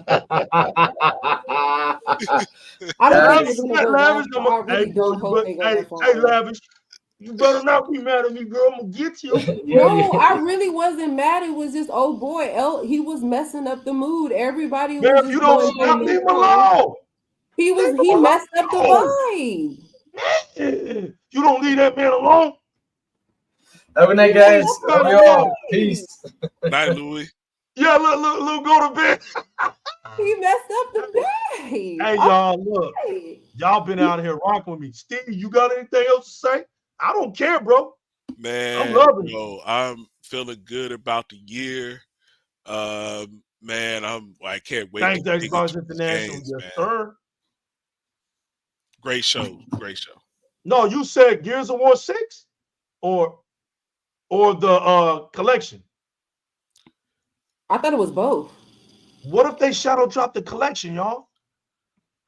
That would be crazy. That would be crazy. You know what? What if they shadow drop the attic of the Marcus Phoenix collection? Oh my! That'd be cool. Yo, because I'm replaying those, so that would be perfect. You think it's gonna be? Oh my God! Hold on! Look at the two people that I'm talking to that are up, like they've been drinking coffee. Hey, I got Lavish and I got Bill. I got Big Steve Biko. Yo, y'all up for that Diablo? Yeah, it's Biko. Hey, you know, Biko, look, y'all up for that Diablo? Hey, for my hip hop fans, there's a song that has my name. Thanks, Stage. If you're an old school hip hop head, you might be able to guess it. I'll say it's a hip hop group that has a song with my name in it. Oh, really? Mm-hmm. Not the ATL and Blur part. The Steve. That's what I'm finna say. It's Outcast. What are you No. The Steve Biko part is it a Oh, I don't know. What is it, man? A Tribe Called Quest stirred up Steve Biko. Really? Wow. Wow. I've always rocked off the Outcast because that's all I didn't know that you was rocking with the Tribe. Yeah. Gears of War 6, let's go. Facts. Yo, if they shadow drop Marcus Finney's, man, I'm going bananas, bro. For real. I'm 4K 120. I'm Hey, going bananas. I asked y'all what y'all thought earlier, right? Y'all didn't want to participate. Now you talking about, what if they shadow drop this? I didn't ask y'all what y'all knew. I said what y'all think. But I don't think they would shadow drop the Marcus Phoenix collection though. I don't know either. I think they would drop. I think they would shadow drop South of Midnight. You think so? I'm still thinking Stalker 2. You think? Oh, really? It wouldn't surprise me, but I think I'm gonna lean towards what Steve said, like this, or Game Serials. What somebody said the what is it? Ready Fine? Oh yeah, that was Game Hero. Double Fine. Double Fine. I mean, I'm sorry. That game, I could see that game getting dropped, but I don't know, man. But you know what, man? Like it's just like something they pulled out their butt because somebody found somebody thought to go look at the old footage of it. Like they don't know. It's just like we didn't find out about Hi-Fi Rush till like the day before. Like the day before is when it leaked that they were working on a game. They were saying it was like Jet Set Radio Future, but we know now that it really isn't. It's just kind of like stylized the same way. Yeah, that's true. I mean, but it's crazy. It's crazy. Like I hear like some of these Xbox channels. We shouldn't expect them to shadow drop every year. Why not? Dude, they got what, 36 studios and like 45 teams. Somebody had to have like a little pet. Right there. Somebody. Can I stop you right there? Go ahead. You just said something, bro. You know where I'm about to go with this. That's my problem. This is why I don't understand how the Xbox community can't see through this shit. What? There ain't an Xbox true fan on earth that would say something that damn stupid. Well, nobody's complaining about a damn shadow drop. But see, those are the people who are they really don't understand that Xbox is not losing anymore. They really don't understand that Xbox is Microsoft is fully vested in Xbox. Whereas before, it was like, hey, it was a project. You don't spend 75, 77, however much billion to just show up. Right. So like they're still operating in that 20. So real as you saying they don't know how to 2016 common sense. Well, I'm going to say that they are pessimistic, and they, like, listen, man. This is what I said earlier, bro. They allow the ponies to infiltrate their mind and tell them that they didn't make the right decision by supporting Xbox, and it shows in their talking points and what they say. Yeah. Like when you think that Microsoft bought all these studios for decoration, then I don't know what to say. Then maybe you're right that they can't grasp common sense, that they can't grasp the fact that all of these studios are at work on something. So yeah, why not? We should expect something, because especially when we got smaller studios like coming in from Activision, like a Toys for Bob. I mean, why not? Like Double Fine. Double Fine has multiple projects going right now. So we should be expecting shadow drops. We should be expecting them to do things or talk about things that we haven't heard before. It's just too much out there.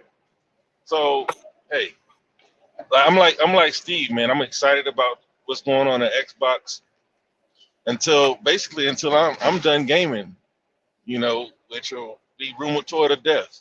So I just don't see where Xbox has a bad year anymore. I don't see where they could possibly have a light year where was it 2 years ago where they dropped a couple of small indie type games. I don't see that ever happening again. They got too many big studios, too much money. They're the most valuable company in the world. It's free marketing. Exactly. What happened? Shadow Yeah, drop. you just said Well, shadow no. drop. It's facts. It definitely is. Well, see, Right. the thing I've always said when it comes to Game Pass is a marketing arm in itself. You could just throw games in there, and all of a sudden, people start talking about it because they just pick it up and play it. When you shadow drop a game, it takes away. See, I think that was you, Diggle, when you said the reviewers were upset, right? Game Pass already takes the power away from them because their poor reviews can't hurt sales because people are just going to go play it in the service. But Right. when you shadow drop it, you don't even give them an opportunity to give an opinion on the game.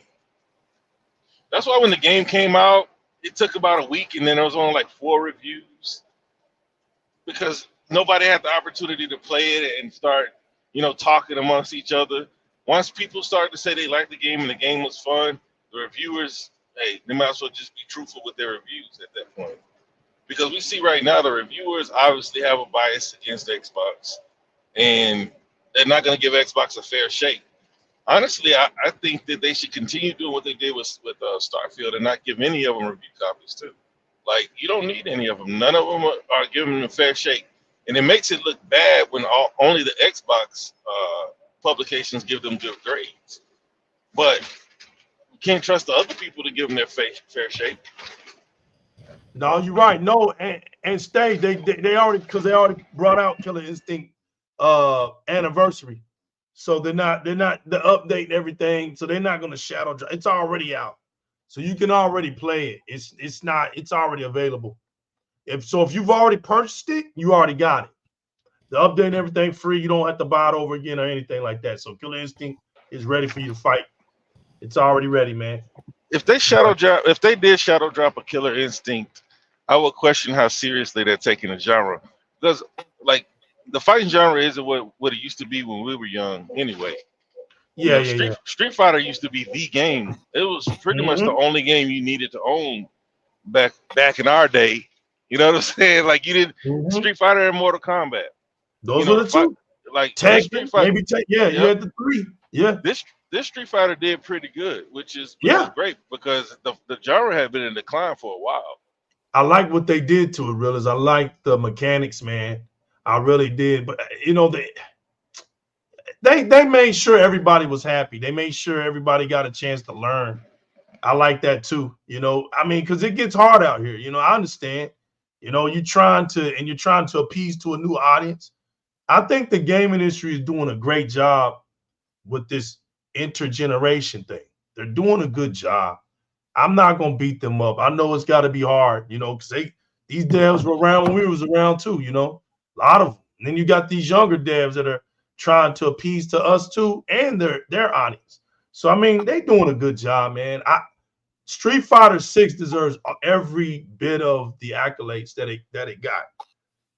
Mortal Kombat didn't do as great as far as new things to me that Street Fighter 6 does. But what I will give Mortal Kombat credit for is their consistency. Because you're right, brother. Street Fighter's been out for a while, man. It was missing for a while.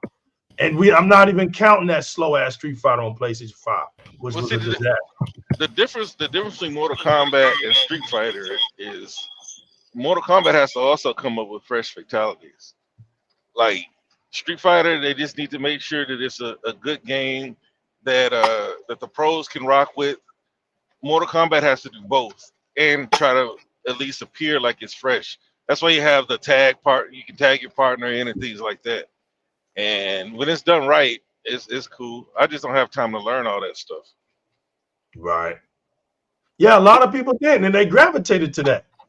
You are part of that audience, man, and they know that audience right there that you just spoke about for yourself exists.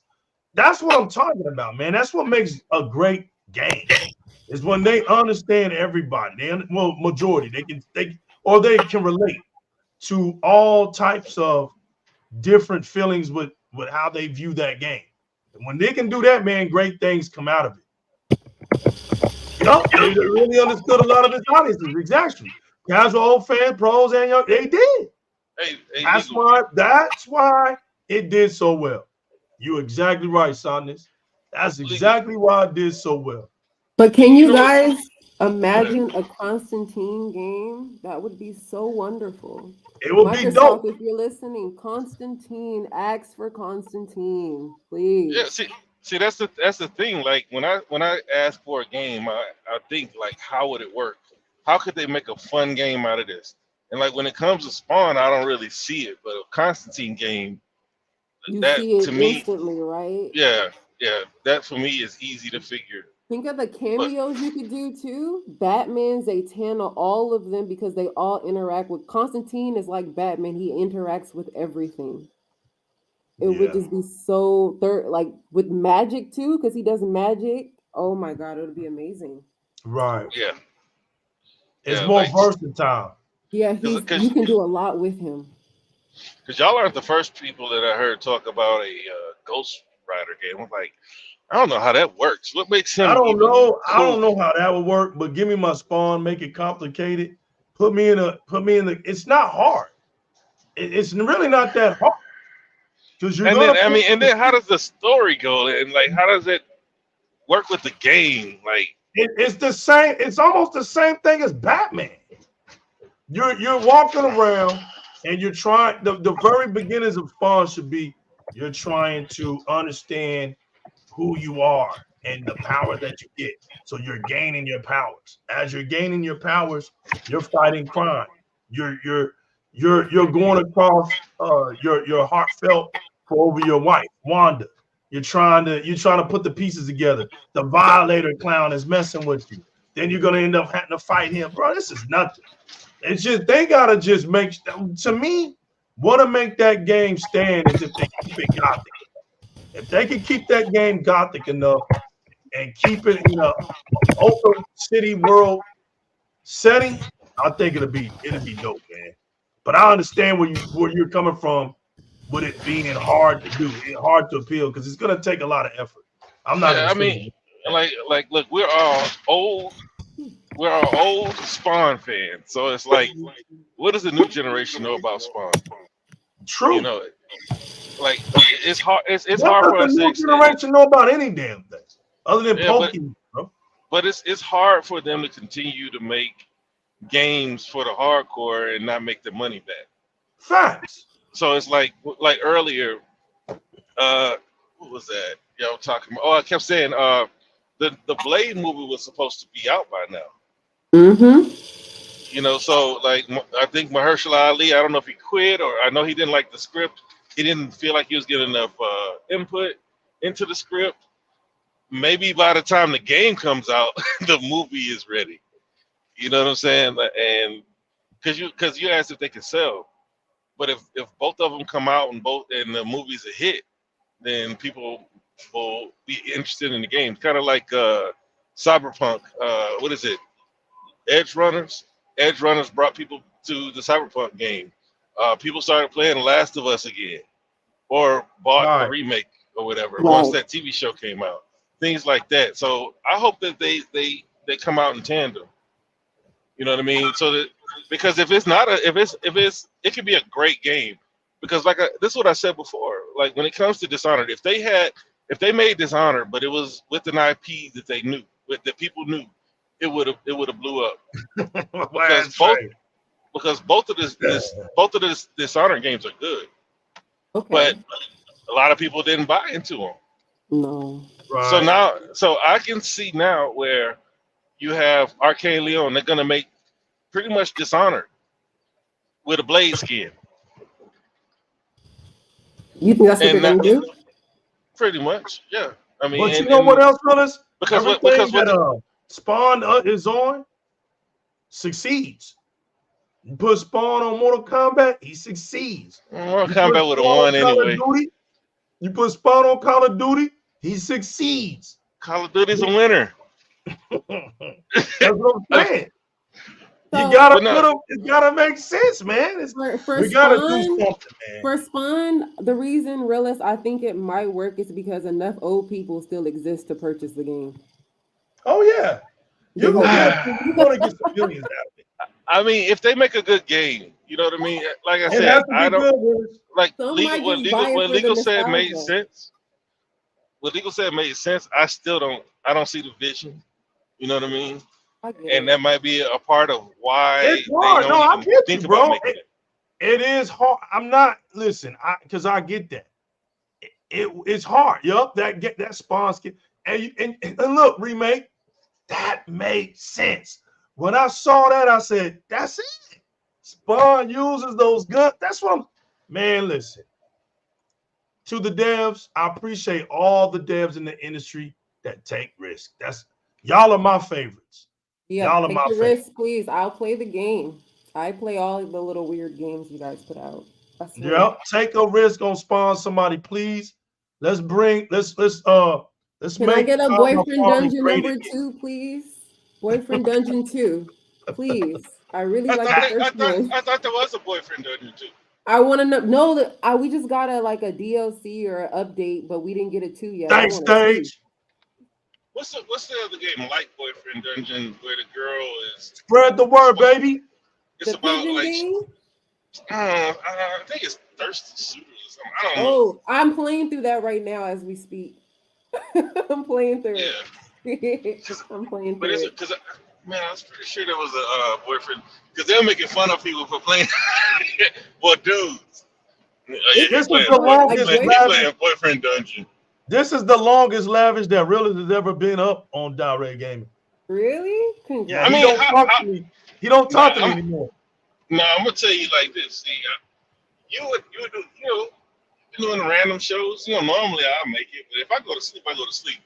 But nobody Really don't give does. me no love no more, lavish. Hey, nobody does shows longer than Sega Forever. and I've been on his show. No, that's my point.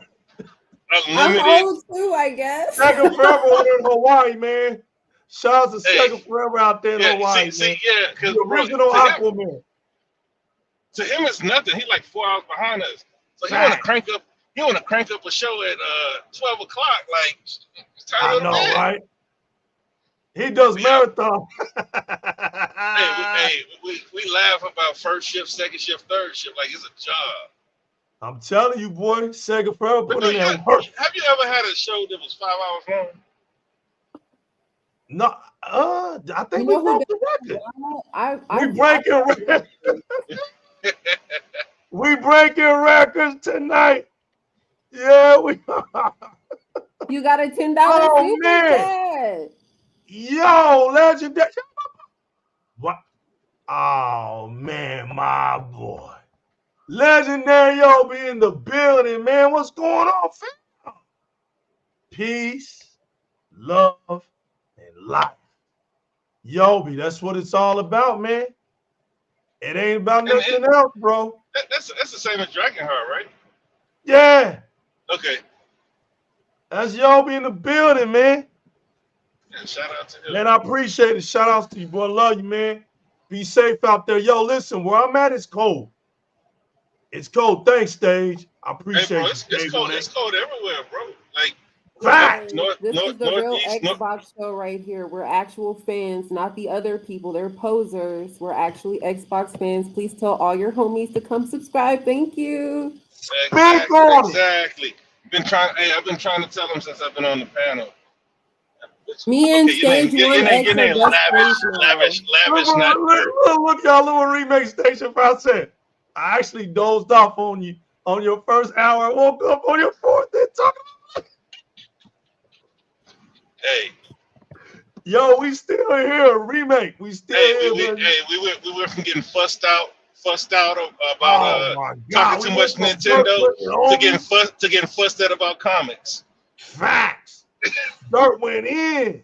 God dang. She wasn't saying nothing, and all of a sudden she said, y'all turn this to a Nintendo show. Oh my God. Woo! I said, Lord, what I'm gonna do with her. But that's why you gotta love Louis, man, as an Xbox fan, man, because that's what we do. He like, man, hey, I think Power World could take Pokemon. You gotta have that, bro. It's like you live in by Dallas, and I'm from Houston, And we listen to Cowboys fans every year tell us they're going to the Yes, Super Bowl. sir. Hey, I might not like hearing it, but I respect their true fandom. You know what I mean? And that's my problem when I talk about these guys in the Xbox community, or so-called Xbox community. Man, all these people now, they're mad. They're mad at the Xbox community. I've been saying the Xbox community get on my god doggone nerves. They're frog-hearted. Like, just too many of them out here that can't stand on Xbox. My man, Y'all let them tell us, man, that the Gears Force and Halo was good. Then people started complaining about it. On this side, this community started complaining about it. And but every Realist, time I hear something, man, Realist, you ain't lying. You know what, Realist? No, I ain't lying. Hold on, Realist. I don't give it no time anymore. Because I've been telling everybody, right, Yobi? Look, man, look. Yobi, Realist, Sir, the chat. I've been telling y'all. The problem with the Xbox community is that it's been infiltrated. Yes. For some damn reason, you have people who had to get over in Xbox to try to bring this dark cloud. There's no dark cloud, bro. You're just not an Xbox fan. Xbox fans don't talk that way. I'm telling you, I don't care what a PlayStation has on its console. I don't care what a Nintendo console has for its console. Those games belong over there. And and those games being over there do not bother me. Because there's one word that I've always keep saying, Dirt and Realist. I'm invested on Xbox. I cannot be invested over there because they don't invest in me. Nothing goes along with me. So that my investment is cut every generation. Yobi says, keep the hard work going, man. We see you out here. Much love to you and keep grinding. Much love, man. Same back, bro. Echo, man. Same back. And I appreciate your support, bro. For real. You already know, man. You already know. We speak this language here, man. We speak the language here. Oh, and I'm so happy. I ain't got nothing to do. We like, what, negative? Let me see, man. Listen. Arctic blast in Texas. They telling me don't come in to work. I'm just sitting here. Oh, so you're not off for degrees your birthday. You off because of the ice. I'm right. Negative. You off because of the ice. Trying to say he's questioning your blackness. Hey, I was like, okay, man. So they are still recognizing the holiday. I mean, I know the banks do, but it's like, okay, that's cool, man. They're recognizing the holiday, man, and the man's contribution to this country that Dirt loves so much. I know, man. But look, I noticed something about the pony box. Just right quick. Have you noticed that they purposely portray themselves as Xbox fans to get in good with Xbox? So like Phil Spencer and them get a little bit of limelight and then they transfer over and go to like IGN and then suddenly their PlayStation, like NeoSpark is one person that I could think of. They purposely come this way because we let them in too early. Please don't. Well, it's like Untapped, right? You look at Destiny. He spent all last generation riding with PlayStation, and now he's trying to get ahead of the curve. Right, that's what they're doing. Yeah, but see, he didn't understand, man. The change that he saw, it didn't happen immediately. It's gonna take some time. Microsoft knows this because they have to change habits, right? People are in the habit of buying a PlayStation, whether it's good or bad, right? They're gonna buy the PlayStation until the habits. You're botting a little bit. Yeah, the donkeys are trying to get them. He's speaking nothing but facts. It was just like an honest question because that's what I've noticed. That's something I noticed, that they use us as an entryway to become the entryway. Yes, the entryway. There you go. It's always the entryway. Yeah, that's it. We need to stop letting people in so easily. We're not, Lavish. We're not. We're not. I'm not. We've been saying this for 10 years. Look, we need a champion over here. We need a voice. That's why they started to try to get Paris, right? Oh, Paris, the Xbox guy. No, he's not. No, he's not. He fake Not like X- he's a he's PC not an player. Xbox guy. No, Paris is a gamer. PC. Yeah, That's okay. what he is. He's just a gamer. Yeah. So, Yeah, but okay. so the thing is, when Paris speaks, that's why you'll have some Xbox gamers come at him, and then you'll have some Xbox say, yeah. But what it is they're not understanding that he's a gamer. And so Oh no, we understand he's a gamer. It's just that they needed somebody to represent them so bad that they latched on him because he showed up on an Xbox stage and they latched on to him. Right. So what you're saying is that I should go and change my outfit stuff to green and then call Phil Spencer and tell him I want to rep Xbox. And then I can, you know what? I'll infiltrate. That's what I'll do. That's what I'll do. Yeah, look at Destin. All the Xbox fans completely forgot about his memes and articles about Xbox from last year. The minute he started saying, "Oh yeah, I like Xbox. Yeah, Xbox." That's all they know. Right. Exactly. My memory is long. I know where you're going with that, realist. I told you, but you're admitting that you got a lot of people who invest in feelings. That's it, man. And you're not gonna stop that. You're not gonna stop it. It is what it is. They even know that, so that's why they do what they do, and that's what it is. I mean, that's what this is exactly why Xbox is the platform where it can't have its exclusive. But look, just the other day, the problem was Xbox don't have no exclusives. So when Xbox starts finally trying to do something, now they get controversy for doing it. Like, it's just, at the end of the day, I already know what it's about. I don't try to pretend like I don't know what it's about. That's the difference between me. I know what it's about. What it's about is that, listen, as long as Xbox sits over here and does what it does and doesn't bother anybody else, and as long as we can make sure that it's not becoming popular and a lot of people isn't liking it, then we don't have no problems with old Xbox. But if old Xbox think that it's going to start trying to make people like it, and it thinks it's going to be able to move around this territory, we got a problem. And that's the problem now. Microsoft understood we got to take care of ourselves first before we start to expand on our vision. We got to get Xbox right. So they tried that approach of, hey, listen, let's just do it.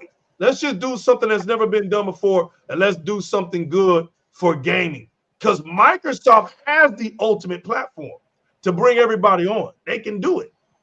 But the others didn't want to do it. So what that told me was the others really want to go to war with the big bank. Now, how foolish can that be? So it was only a matter of a time that the big bank was going to unzip that duffel bag. And when that happened, I knew that there wasn't going to be no real competition. So, look, you saw Nintendo didn't put up no fight. They was like Smokey on Friday. They cut that chain. They listened what Microsoft had to do. They signed those agreements, and they kept it trucking. But Sony, on the other hand, kept that chest out. They did that because that's their smoke and mirror tactic. They put on a show for that fan base, for all those believers. And what did they do?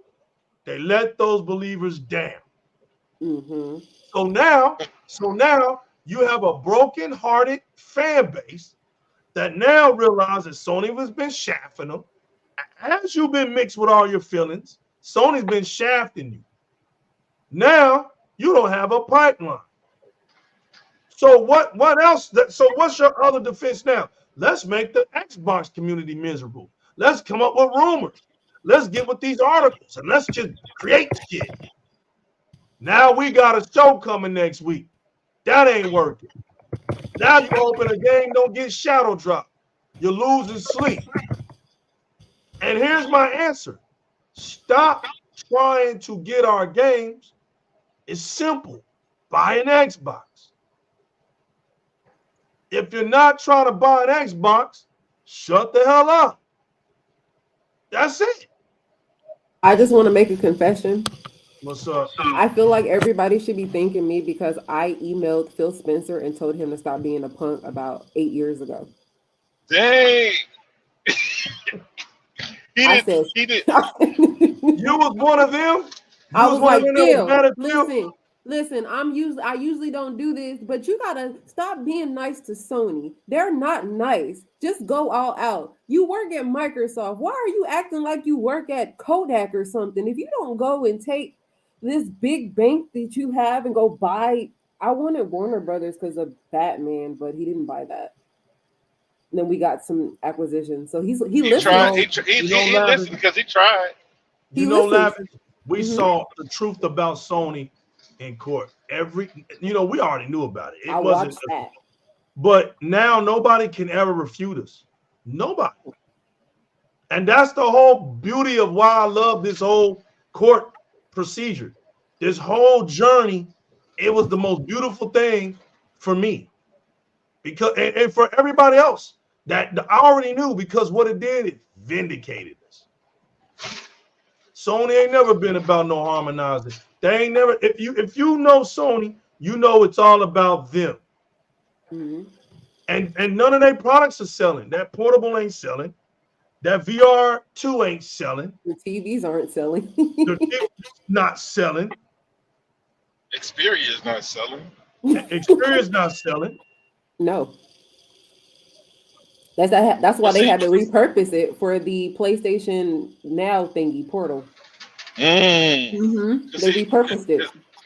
Because see, Legal, you said Nintendo didn't say anything. They were like smoky, right? Yep. Because Nintendo is secure in that position. Facts. Nintendo knows that no matter what PlayStation or Xbox does, they rule the Eastern world. They can't be touched. Nope. They're insulated because they have fans that support their games no matter what. No matter what. Yes. So they don't need to go fight for Call of Duty because they've been the number 2 in profit without it. Without paying all this money for marketing, all this money for third-party exclusivity. See that's what this is why Microsoft is spending billions of dollars right now and then reap benefits later. Because they'll never have to pay for timed exclusivity unless it's a game they really want. See, then they would have to compensate them for lost PlayStation sales. They'll never have to. That's never going to be a consideration again from Bethesda or Activision. That's why you spend that. That's why you spend that money for these publishers. PlayStation can't buy these publishers. Look at what they got to do with what's the name of that company they just bought that used to be with Microsoft, Bungie. Look at what they got to do with Bungie. Get Bungie to act right. They got to try to do a hostile takeover over there. I know. It's you know what I mean? Yeah, but when you make moves out of desperation, you got to make other moves of desperation, and this is another one. But the problem when you buy studios, publishers, is you got to hope that the talent stays, because they can piss off Parsons that he can just go start another studio, unless it's in the contract that he can't. And even if he couldn't, he can go join another studio. Once the leadership is defunct, then you basically don't have a studio, or you can hope to find somebody that's good enough to replace him. It's just like with the guy at the AI company. Oh, ChatGPT. ChatGPT. OpenAI, that's the name of it. Mm-hmm. When they said, "Oh, he's gone," everybody said, "We go with it." I don't know if you know, Legal. Like when the board got rid of him, there was 700 something employees. Basically, all of them said, "Hey, I'm coming too." Mm-hmm. Microsoft said, "You got a job. What you need from us?" Right. So that's what could happen with these studios. But if you look at, like, a lot of people like to take note of all these departures at Microsoft, the people at Playground. I mean, don't these people understand that these guys were probably the lion's shareholders in the company, and they got enormous payouts, bigger payouts than they ever imagined in a lump sum? It's time to go sip Mai Tai somewhere. A lot of these guys, what's his name? The one who just left Bethesda, Pete Hines. Oh, yeah. Pete Hines been with them for 25 years. What's your theory? So I listened to the lawsuit. I was one of the people I was able to get in all days. Okay. So Pete Hines got up there and totally fumbled the bag on He the stand did. and made them look like dumbass. It made them sound like the boogeyman. I'm so sorry, PlayStation, that we couldn't put Starfield on there, blah, blah, blah. And I wish that. And then when you saw the document, why can't we put our stuff on PlayStation like Activision? Yep. He's a Sony bot. That man left because he could not just make Xbox only games. Todd Howard, however, rolls with Xbox.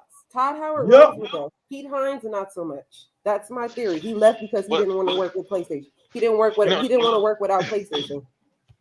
Yo, Poe, he's right. He's right, Poe. Yup. What? He's a secret pony.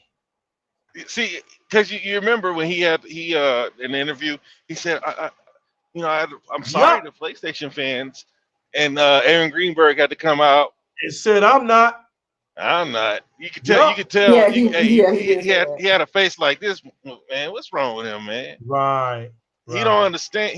But see, Todd Howard is down with Xbox. See, Todd Howard understands. It was Microsoft that supported Bethesda coming to consoles, not PlayStation. That's right. The same way Square is beholden to Sony, Bethesda is beholden to Microsoft. Same thing with Activision. It was Microsoft that convinced Activision to bring that game to console. So, like, a lot of these guys, look, at PlayStation, when I was younger, I mean, we had Dreamcast, right? If Dreamcast was still around, I'd be on Dreamcast, not Xbox. Reason why I'm on Xbox is because Dreamcast died. Yeah, I'm a Dreamcast refugee. Right. But like, so a lot of these guys, they grew up on PlayStation. They love PlayStation. I don't understand why, but PlayStation's been able to write the narratives since they came in. When they came in when gaming was at a low point.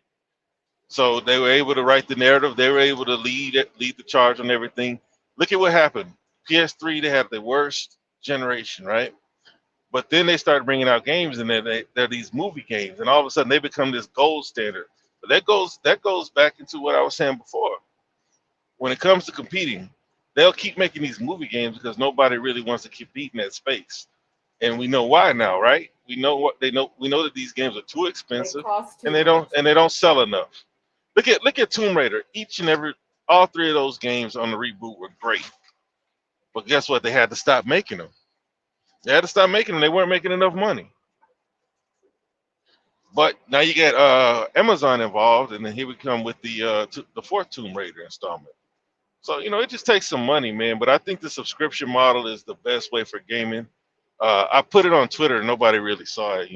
I got low interactions on Twitter, but there's too many games on the market. No one cares what you post, realist.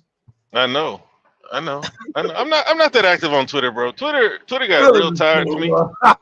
Hey, Twitter got tired of me, man. Cause it's like, man, I look at the dudes like my bros going in arguing with these idiots, man. It's like they're not even speaking truthfully. They'll make up something, and then we go fight against them about it. It's like, dude, it's not true. Why would you even need to talk about it? Yeah, but that's what they do. Is like you're not secure. Like with all what's going on, you still let them say Xbox has no games. Honestly, all the Xbox community should be saying in unison, PlayStation has no games, because it's true. PlayStation has no games, and then when they drop that one game, we say, you know what, y'all still don't have no games because it's on PC. Same stuff they did to us all these years. Got a lot of these Xbox fans feeling insecure. It's our time now. We Goonies. It's our time. You watch the Goonies. Facts. That's what I don't understand. We have all the ammunition right now, and yet we are still holding on to fake influencers to tell us what to think and how to feel about things. You should already know, if you're a real Xbox fan, that rumor that was circulating had no merit or base. Yet, because still people are insecure with their choice in the Xbox ecosystem, it's not entirely their own fault. Like, the messaging is iffy. But instead of having pride or just being comfortable where things at, you are dooming and glooming and going along with them. Yeah, and it's like at the first sign of something that might not go right, they all just go into a panic. It's like, damn, man, did you really play every game that Xbox offered? Did you really go through the entire Xbox Game Pass catalog and not find nothing? From what Like, I encountered in person when I do ask these questions, because I'm the type of person, I will play the things that I talk shit about. So all the games that I talk shit exactly. about, I played at least for 4 hours or so. I try to get in there and then I'll put it down like I don't like this. None of Yeah. them buy anything but PlayStation and don't think to get anything but PlayStation when you ask them what they play. It's just Call of Duty, Fortnite. I'm like, well, now you should probably switch over because Call of Duty may not be coming to PlayStation in 10 years. Well, in 10 years, then they'll make that move because I know Microsoft wanted to. They're going to make an exclusive. They want to, yeah. as Matt Booty said, they want to spin Sony out of business. And so also I employ people to think if this person now is in charge of Xbox Studios or whatever, and he's saying he wants to spin a competitor out of competition, why do you think they're going to be porting over games? Look, that's what I was saying. I don't know what Nick was talking about when I went out earlier. See, it's a new leadership change. Like Booty got a promotion, Sarah Bond got a promotion. But we got Booty in there saying we want to spin Sony out of business. Why are we playing with these hoes? Spin them out of business. But see, that's the thing between like being super competitive and playing chess. Phil, Satya, they play chess. They know that they can't just blatantly spin Sony out of business. They know that they're gonna have to give a little bit on this journey of taking over gaming. You can't just come in guns blazing because look, they've been playing a good guy for about 15 years. They've been playing a good guy. White Knight, no, we're here to help everybody. And they've been getting by. But when it came to Activision, and this regime, the regime that's in the FTC right now is just the wrong regime to try to buy anything in. Because if you notice, there's not very many acquisitions happening, period. So the new regime comes in, that's when I expect that Microsoft will make some more moves, some more big moves, or another big move. There's only so many moves to make. They took the biggest third-party publisher off the board, so there's not much that they can do that will raise an eyebrow from anybody right now. But yeah, man, hey, I guess you got to deal with the family we have. You're speaking nothing but facts. Huh? I said you're speaking nothing but facts. Straight up. Yeah, we got to deal with the family we have, man. And some of these cats is weak. I don't know about you, but I have a punk ass cousin. His name is Ralph. Mm-hmm. I'll never forget. We were on the basketball court, and these dudes tried to take my up. I called next. And they said I called next. I said, man, you just got here. You ain't got next, man. Go sit over there on the bench. My cousin came over there and said, nah, man, we don't need no problems out here, man. I was like, man, get your punk ass away from me. Right. I said, I slapped you after I slapped these two punks. He said, he go get a gun on me. So that was the end of that. Who brings a gun to a fist fight? That's punk. Oh, man, come on. That's punk. Like, who Come does on, that? it's worse. It's worse today. That's happened to me on a basketball court. That was back then, but shoot, now. Yeah, they just shoot you. Yeah, they doing too much talking. Look, they'll blow fentanyl in your face so you can overdose instantly. It's crazy. It's a lot they ain't gonna let you hit them, and then they'll shoot you and be proud about it. Yeah. That's the new manly thing to do. That's the new tough guy thing to do. I'm gonna shoot him. But like I was telling you, man, I'm from Texas, man. These boys out here, man, they buy guns like candy, and they wish it would so they can shoot somebody. But it is what it is, man. So I said that to say this, man. We got some punk ass people in our family, man, and we just gotta be strong for them. And the biggest problem is, we got the big mouths, which are the figureheads, so-called Xbox ambassadors, the people that get the super chats and have hundreds of people in their chats that don't know how to represent Xbox properly. So the crazy thing is, I'm actually an Xbox ambassador on the console itself, so I can help with tech support and stuff. But they have never called me to be a figurehead. I would be a better one than Paris Lily. I know how to conduct in professional settings. Absolutely. Look, most because a lot of us are over the age of 30. A lot of us over the age of 35 in gaming. So like most of us have jobs or functioning adults. If we can handle ourselves, but hey man, I guess we just didn't choose the right profession. Should have been journalists. No, But all you have to do is create a channel and sell yourself out to the highest bidder. Market yourself. So in Paris' case, it was Cyberpunk, and then that will put you on. man, Cyberpunk screwed over a lot of those. But see, Cyberpunk wasn't even as bad as they said it was, especially if you're playing on next gen consoles. Okay, so I played it on my One X. I need to play. I was falling through the floor. I was T-posing with a penis, and I had a vagina in the game. So I don't know. I had to get a refund after 6 months. I couldn't. Mm-mm. Damn, it was that bad? It was bad. I couldn't finish it. I was falling through the floor. The fucking mission, the car drove in the mid, like through the fucking building where you had to help the limo that talks. It was a lot of things going on, and I couldn't progress. And I just got a refund. I got a refund. Yeah, they were letting you get a refund for a while, man. Yeah, like for a year. But you see the difference between Xbox and PlayStation. Oh. PlayStation's scared to give refunds. They said that they had to go to CD Projekt Red to get their refund. They didn't refund them. They didn't even put. I think they just pulled it from the store. Yeah, PlayStation never refunded them. Yeah, you remember they took it out the store because of the marketing situation. Well, I knew that they took it off of the storefront. I didn't know that they didn't offer refunds. I remember them saying that CD Projekt Red can't sell us to give you refunds. They can't speak for us.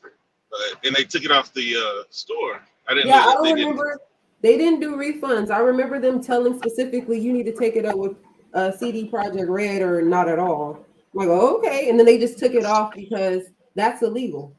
Yeah, it really doesn't work. Hey, because PlayStation, if you download the game, they don't want to give you a refund. Yeah, that's what they're getting in trouble for in Europe. Their refund policy.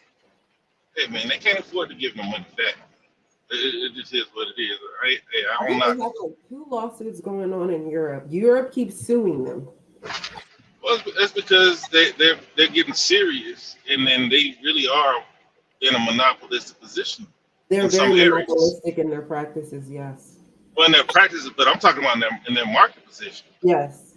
Like so, they've been abusing their market position. Look at what they did to the cost of the consoles. Nobody cared. They still sold.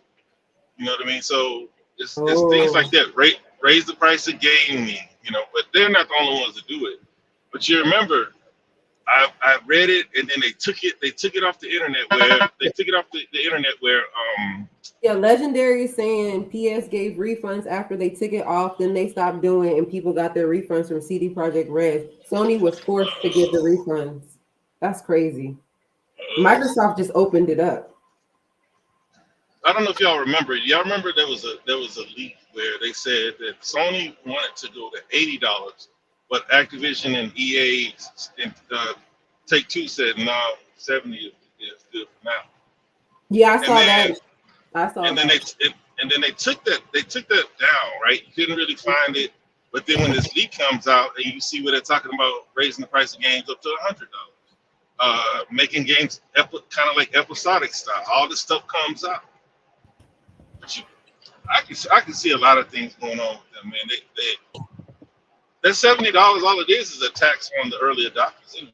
Like early adopters will pay $100. If they raise the price to $100, there'll be the same people who paid $60 and $70 that will pay $100 for those games. Sony knows this, but man, that would have been crazy to have a $40 increase on video games. So they're still trying to do that. Now they're trying to do it where they cut the game up in 3 portions. So part 1, part 2, and then the multiplayer. So it's supposed to be $50 for each, and I think it comes up to $150 after you actually sit down and look at it. It's in the Insomniac leaks for Spider-Man 3. They want to cut them up in 3 parts. See, my problem is I don't care about those games. Like if I liked them, I'll be up in arms. But I really don't. Not because I'm an Xbox. I really don't care about what PlayStation has to offer. I mean, they never had anything I wanted. Like when I saw their games, I was like, okay. I mean, it looks good, but it don't look like anything I want to play or anything that I can't already get in a third-party game. Right. Nothing special. Like there aren't very many movie games, but that's just not for me. Like I just started playing Telltale games, which made me say, you know what? Let me try a PlayStation game. But after this, they'll have to do something super special for me to be interested in. Because they really man, these live service games are bomb, man. They're really putting these live service games out there to compete with the game that they spent years building up for Microsoft. These games are not going to be able to compete with Call of Duty. Homestar's going to die. What's this one that's coming out? The one that's about to come out, Helldivers, that's going to die. Fair Games is going to die. All of them, because they're not doing anything different. That's why they went ahead and put Horizon on cell phones. Right. Put Horizon on cell phones, and maybe the mobile community would gravitate towards it like they did. What's that Chinese game, everybody? Genshin Impact. You know, Golden Knight, I'm right with you, bro. I have no desire to try to feel like I'm an inferior gamer because I prefer to play on one console. Bro, that's been died out. That's goofy to me. That's corny to me. Because I know the true definition of what a gamer is. I really don't like the new terms and myths and theories of what they try to say gaming is today. I understand that they have to build off all of that, but the truth of the matter is you don't even have to own a thing to be a gamer. All you need is money. And as a matter of fact, to be honest with that, that's if I'm talking about going to the arcades. But to really be honest, I just can go over Rilla's house and play on his console, play his video games. I don't have to own anything. Owning anything has nothing to do with you being a gamer. The only definition of a gamer is that you play video games. Now, when we want to get distinct, right? Okay, it's kind of like beliefs. Let's use beliefs for example. You got some beliefs that believe in idols. You got some beliefs that don't believe in anything. You got beliefs that believe in many gods, and you got beliefs that believe in one God. But if I say Jesus Christ, now you can't bring up everything else. If I say Buddha, you can't bring up everything else because I'm making a distinction. So you can no longer, try to utilize what I'm talking about to mean something else because I now made something distinct, right? So once I make it distinct, now we got to go from there. So what they try to do is they're trying to use the word gamer. Gamer is the universal term, right? But Xbox gamer is not universal. A PlayStation gamer isn't a universal term. A Nintendo gamer isn't a universal term. And the fact of the matter is, there's people out here that's trying to make myths out of things that don't exist. These things have always existed. You heard Realist today.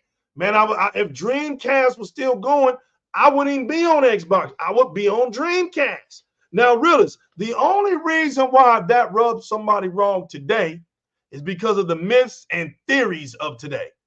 But if you would have brought that up in 1999, ain't nobody tripping off what you said. Because if what you said was when the Dreamcast was actually out, ain't nobody confused on what you're talking about, bro.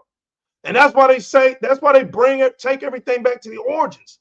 The origins of the people that are professing things, they weren't confused about what they were talking about. Today, you might be confused of but those people weren't. They knew exactly what they was talking about, and they know exactly what things meant. And it's the same today. What people try to do now is they're trying to change the meaning of words to fit their own ideas. This is what makes me sick when I said, I hate the fact that they sabotaged the word console wars and made it something negative when it was never negative. They make it gamers. Gamers, Don't define Xbox gamers with the word gamers. Stop doing that. It never makes sense. We know we're gamers. We're gamers that are on Xbox. You're not going to find the new legal on a Switch or on a PlayStation console. Get over it. It's okay. It's okay. I'm like Dolomite, though. I'm at a point in my life where I prefer Xbox. And I'm not interested in playing all three consoles anymore. If you count Nintendo Switch as a console, that's it. Now, here's the thing, really. Damn. Here's the thing, really, right? They want to get technical with me, right? Right, Lavish? Right, chat? And they say, here's where people go wrong about me. Legals is a fanboy, and all he talk about is Xbox, and all he play is Xbox. Now you getting personal. You talking about things you don't know, right? You done got all in your feelings and got all emotional and vaginal now. You know, now you over here running your bumping your gums on some things you don't know. Just because I'm professing Xbox doesn't mean it's the only thing that I play games on. You don't know what you're talking about. You know, that's how I know it bothers people who are just Xbox fans. If you say I'm just an Xbox fan, it rubs them wrong. You just rubs them wrong. I don't know what that is. Like we got tuberculosis or something. Right, because a PlayStation fan can run up to me and say, "Hey man, I just like playing my games on PlayStation." It does nothing to me. A Nintendo fan can run up, "Hey, I like to play Mario Bros. And I just like my Switch." It does nothing to me. But let Lavish come outside and say, "Oh, you know, I like Xbox and I like what Xbox does." Shit, girl, you the worst case, the worst situation that's ever happened in gaming. You know what? Right, you're toxic and you're a fanboy. They'll start asking you questions. You know well, what? why you only play on Xbox? That happens. Why do you only? I hate when it. Why do I? Well, I play on Xbox because I like the games it got. I mean, why do you? It's the same. You know, they ask you the question, right? To the answer as to why they play on PlayStation, or it's the same answer why they play on Nintendo.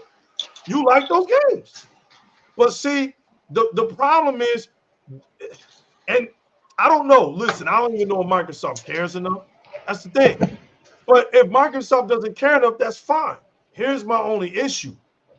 Don't tell me I can't say what I want to say or feel how I want to feel or express how I want to express as an Xbox fan. Don't go there with me because listen, I've been out here. I was out here when the PlayStation first came out, man. I understand all of this stuff, but I was out here around these people. They was always goofy and corny to me. I'm going to keep it real. They was always talking that dumb shit that never made sense. The PlayStation community started speaking a language that didn't exist. They just created one, and it was built out of feelings. I remember. They have not changed. The same stupid shit that you hear today, that was in 1996. They don't know how to talk no other kind of way. Same shit. That's why it's easy to just laugh at. It's easy to just make fun of them. Because it's like looking at a VHS player in 2023. They don't even realize it. They sit up here, all their stuff don't even make sense anymore. So I don't try to get Microsoft. And don't get me wrong, right? I understand when I hear people get frustrated with Microsoft. I understand that. But I'm speaking for myself. I'm at a point where I don't look for Microsoft to worry about the pettiness that goes on social media. They're trying to operate a company, a $1 trillion company, right? They got bukus of issues and other things to be worrying about. But here's the thing. If you're talking about a gaming culture, right? And you got a gaming culture that has a community to it, you have to be worried about what's being said about your stuff. Because we all know that console gaming has always been outside.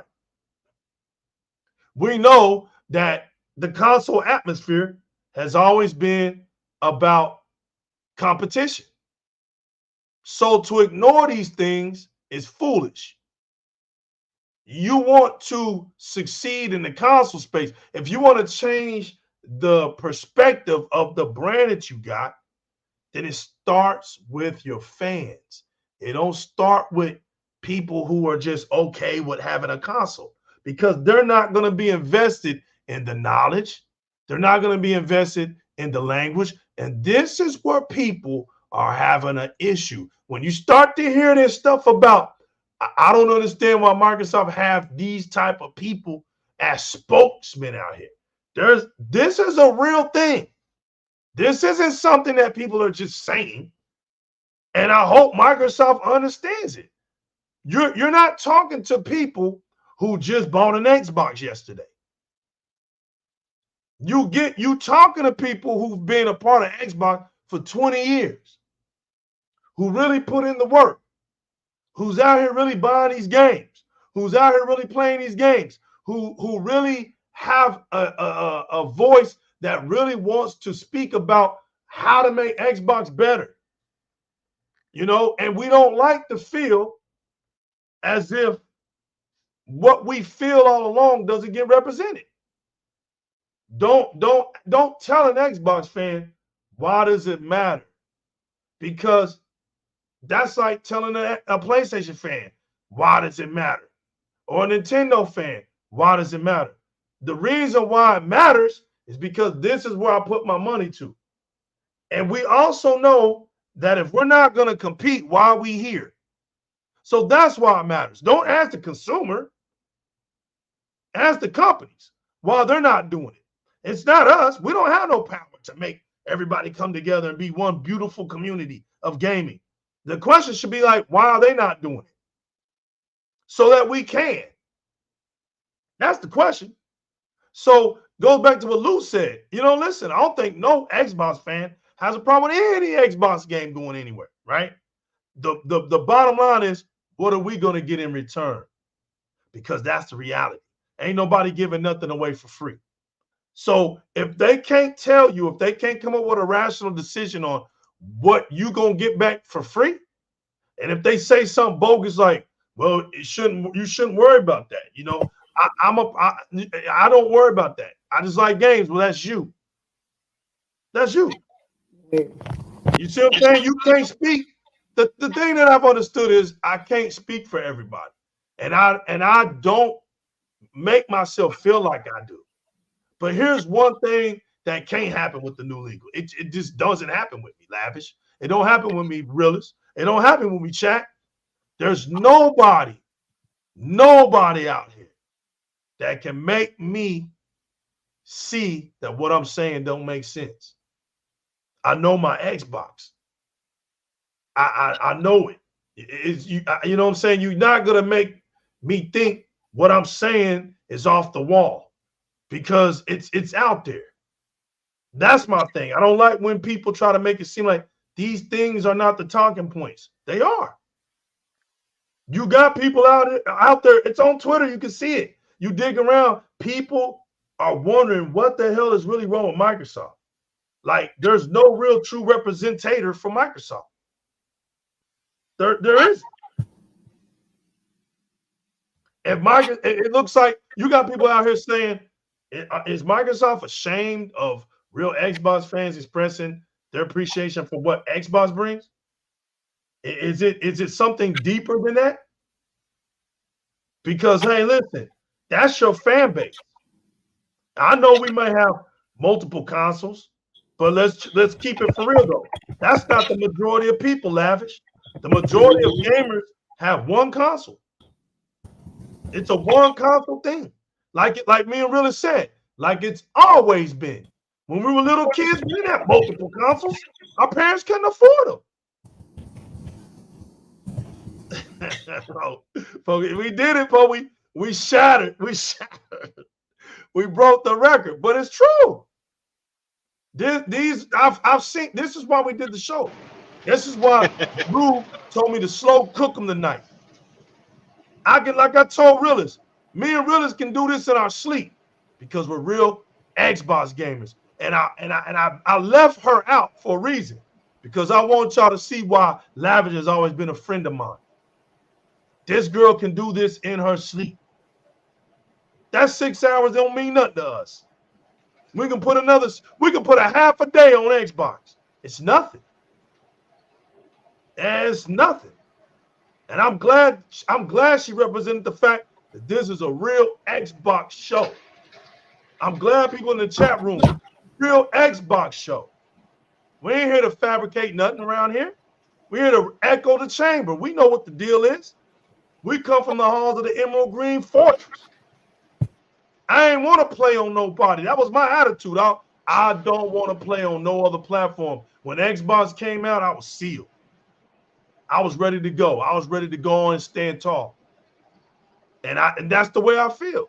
Because I feel like back compatibility has always been a great thing, right? I believe that it carried over with me. My things that I invested in, it came over with me. I'm looking at everybody else and I'm like, damn, they're not fully invested in me. It makes sense for me to stick over on Xbox. And let's just be for real, right, people? Exclusives make a console look special.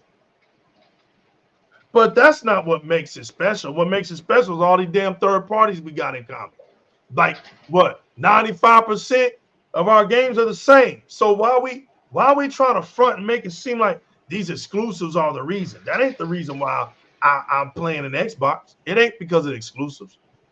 It's the ergonomics in that controller. It's the community. It's the friendship. It's the game. No matter, listen, I would rather play Call of Duty on Xbox because of the controller. You see what I'm saying? You can put third party. I like the controller. So that's why I'm buying Xbox, because the controller makes sense in my hands.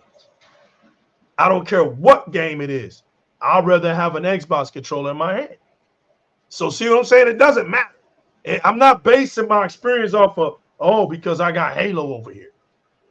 If Halo was on PlayStation and Nintendo and Xbox, I'm letting everybody know that where I'm going to play Halo will be on Xbox. I played with those controllers. You know, this company over here, I'm holding my Elite 2.0. Damn thing lasts 40 hours. This type of stuff is built for a gamer like me. And this guy Realist, I can vouch his stamina. I played with him 10 hours. The boy killed me off. I was like, well, good. 10 hours. I from that day, I've always looked at him like that. But that's the mark of a gamer. You see what I'm saying? We were off that day. We went in on that Dying Light 2 and we were off. We were off. We got dumped. When nothing else to do but game. But wasn't nothing else but game. Families were gone. We gamed. You know what I'm saying? Like I don't have to sit up here and explain why I'm an Xbox gamer. Like, you know, there's some people out here that can talk for me. That's why I like the real. He told y'all. Some of y'all don't even know why you Xbox fans. He told y'all. I have to say nothing.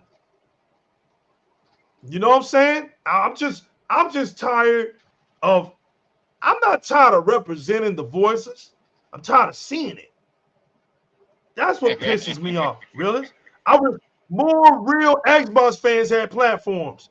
Then we'll make an earthquake. That's what they're really afraid of. They know there's not enough real Xbox people out here. So they continue to do this dumb shit out here. But don't get it confused. The dumb stuff that they're doing out here ain't what represents Xbox. Don't get it confused. Don't get it confused. You can tell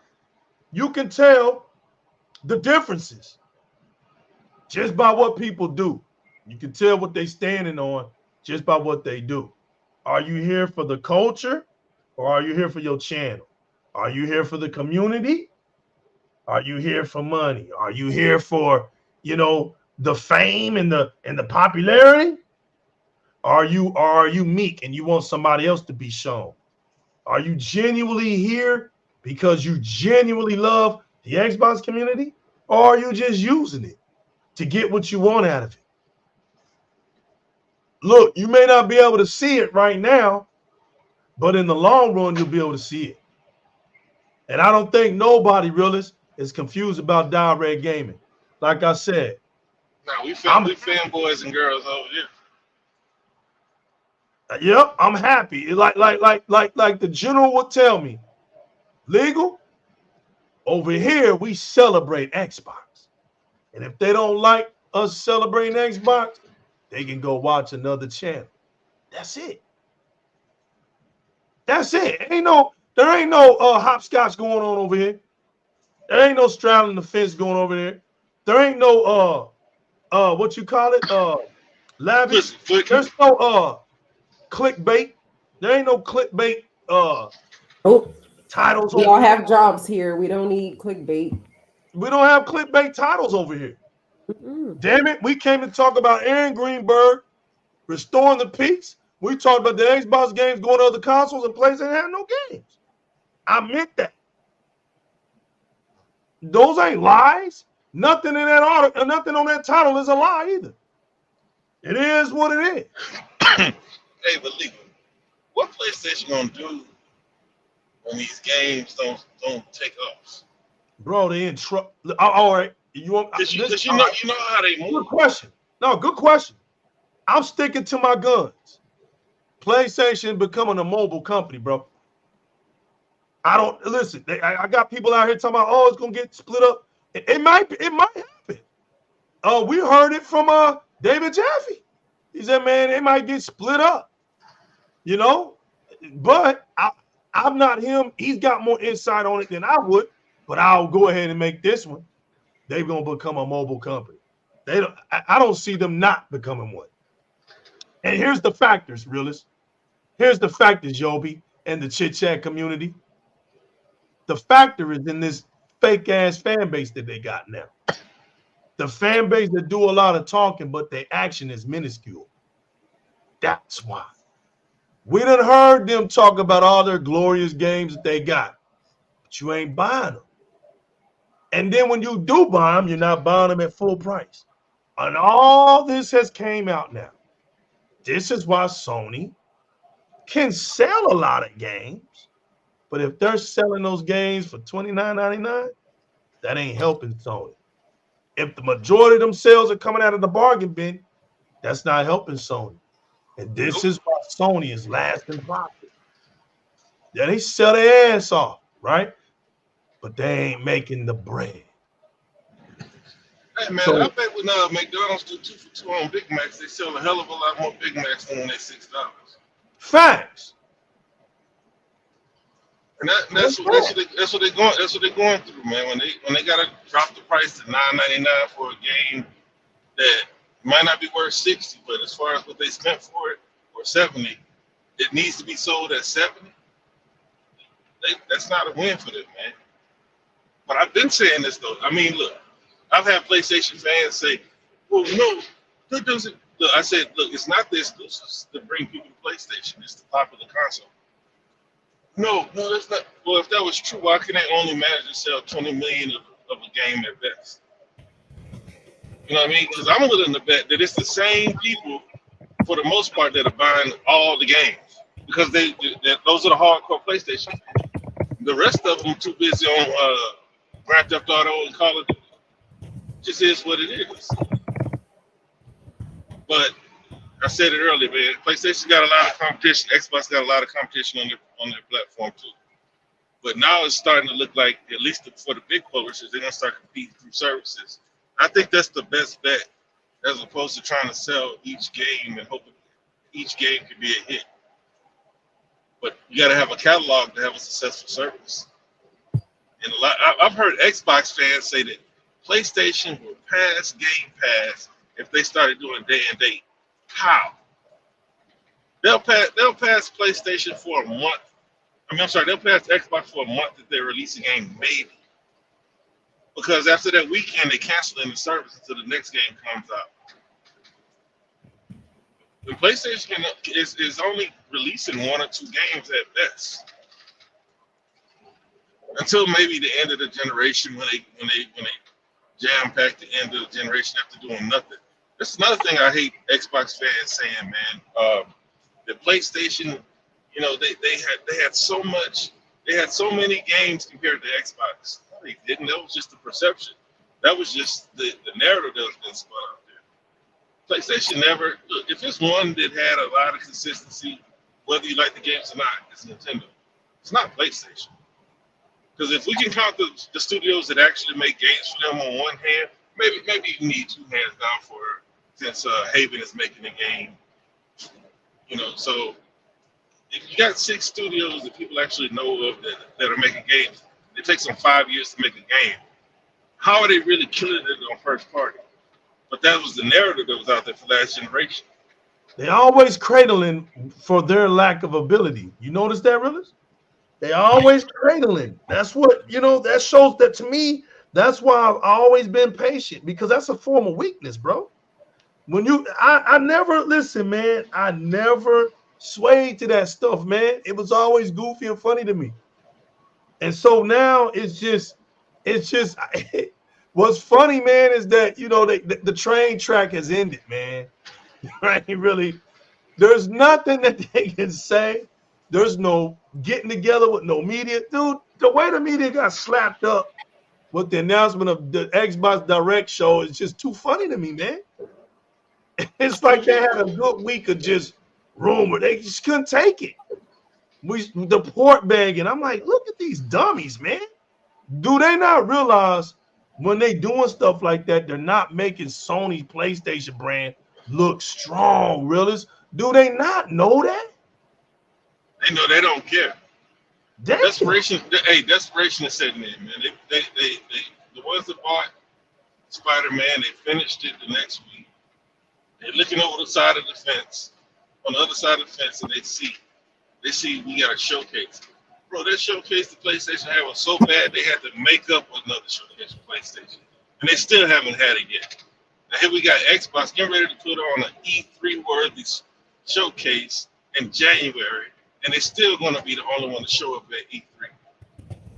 Well, if they have an E3, but at E3 time, they're going to have a major showcase. When was the last time PlayStation had a major showcase? I think when they announced the PlayStation 5. Come on with it. Talk about, bro. Look, it's hilarious saying the realest.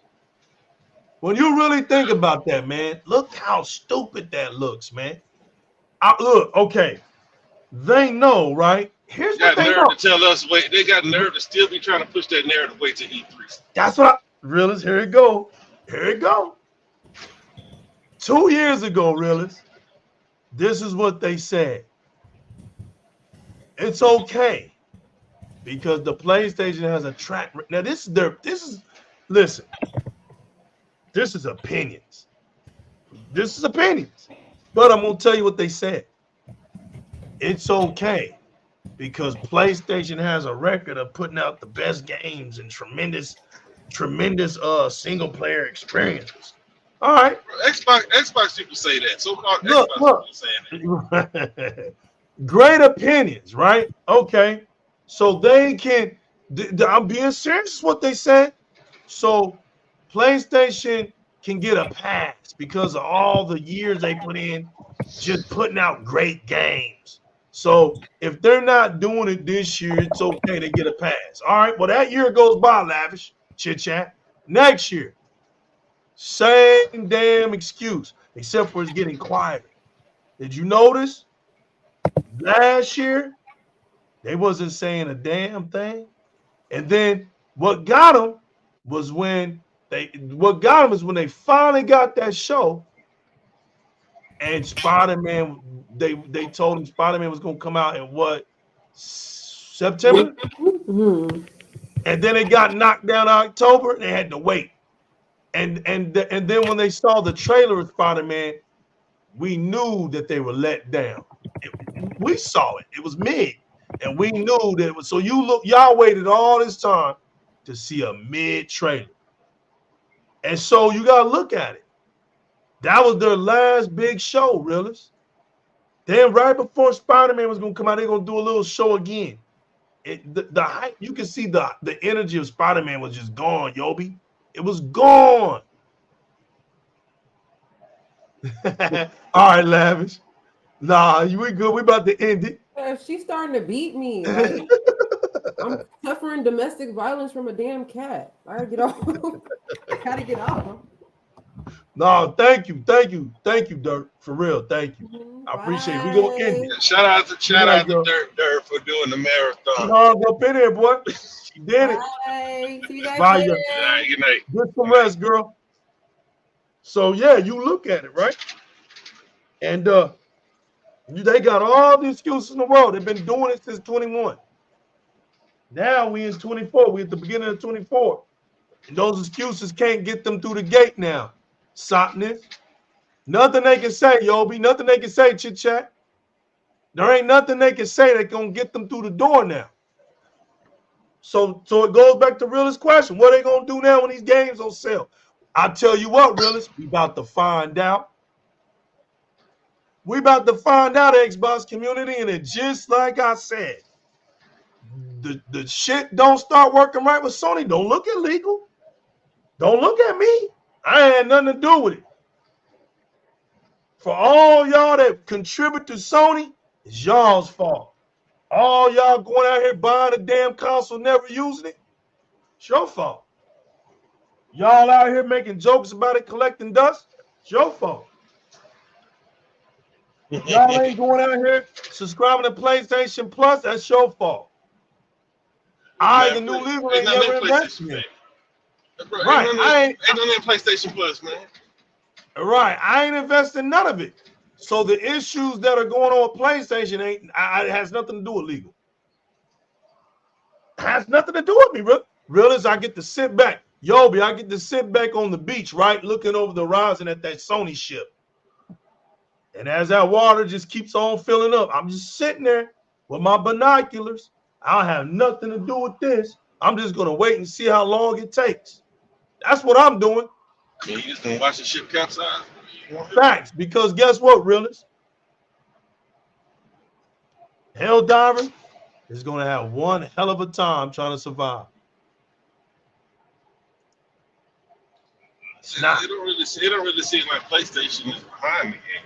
That game, I don't even know why that game is even going on PlayStation. It has absolutely no purpose there. What are we doing? What are we doing, people?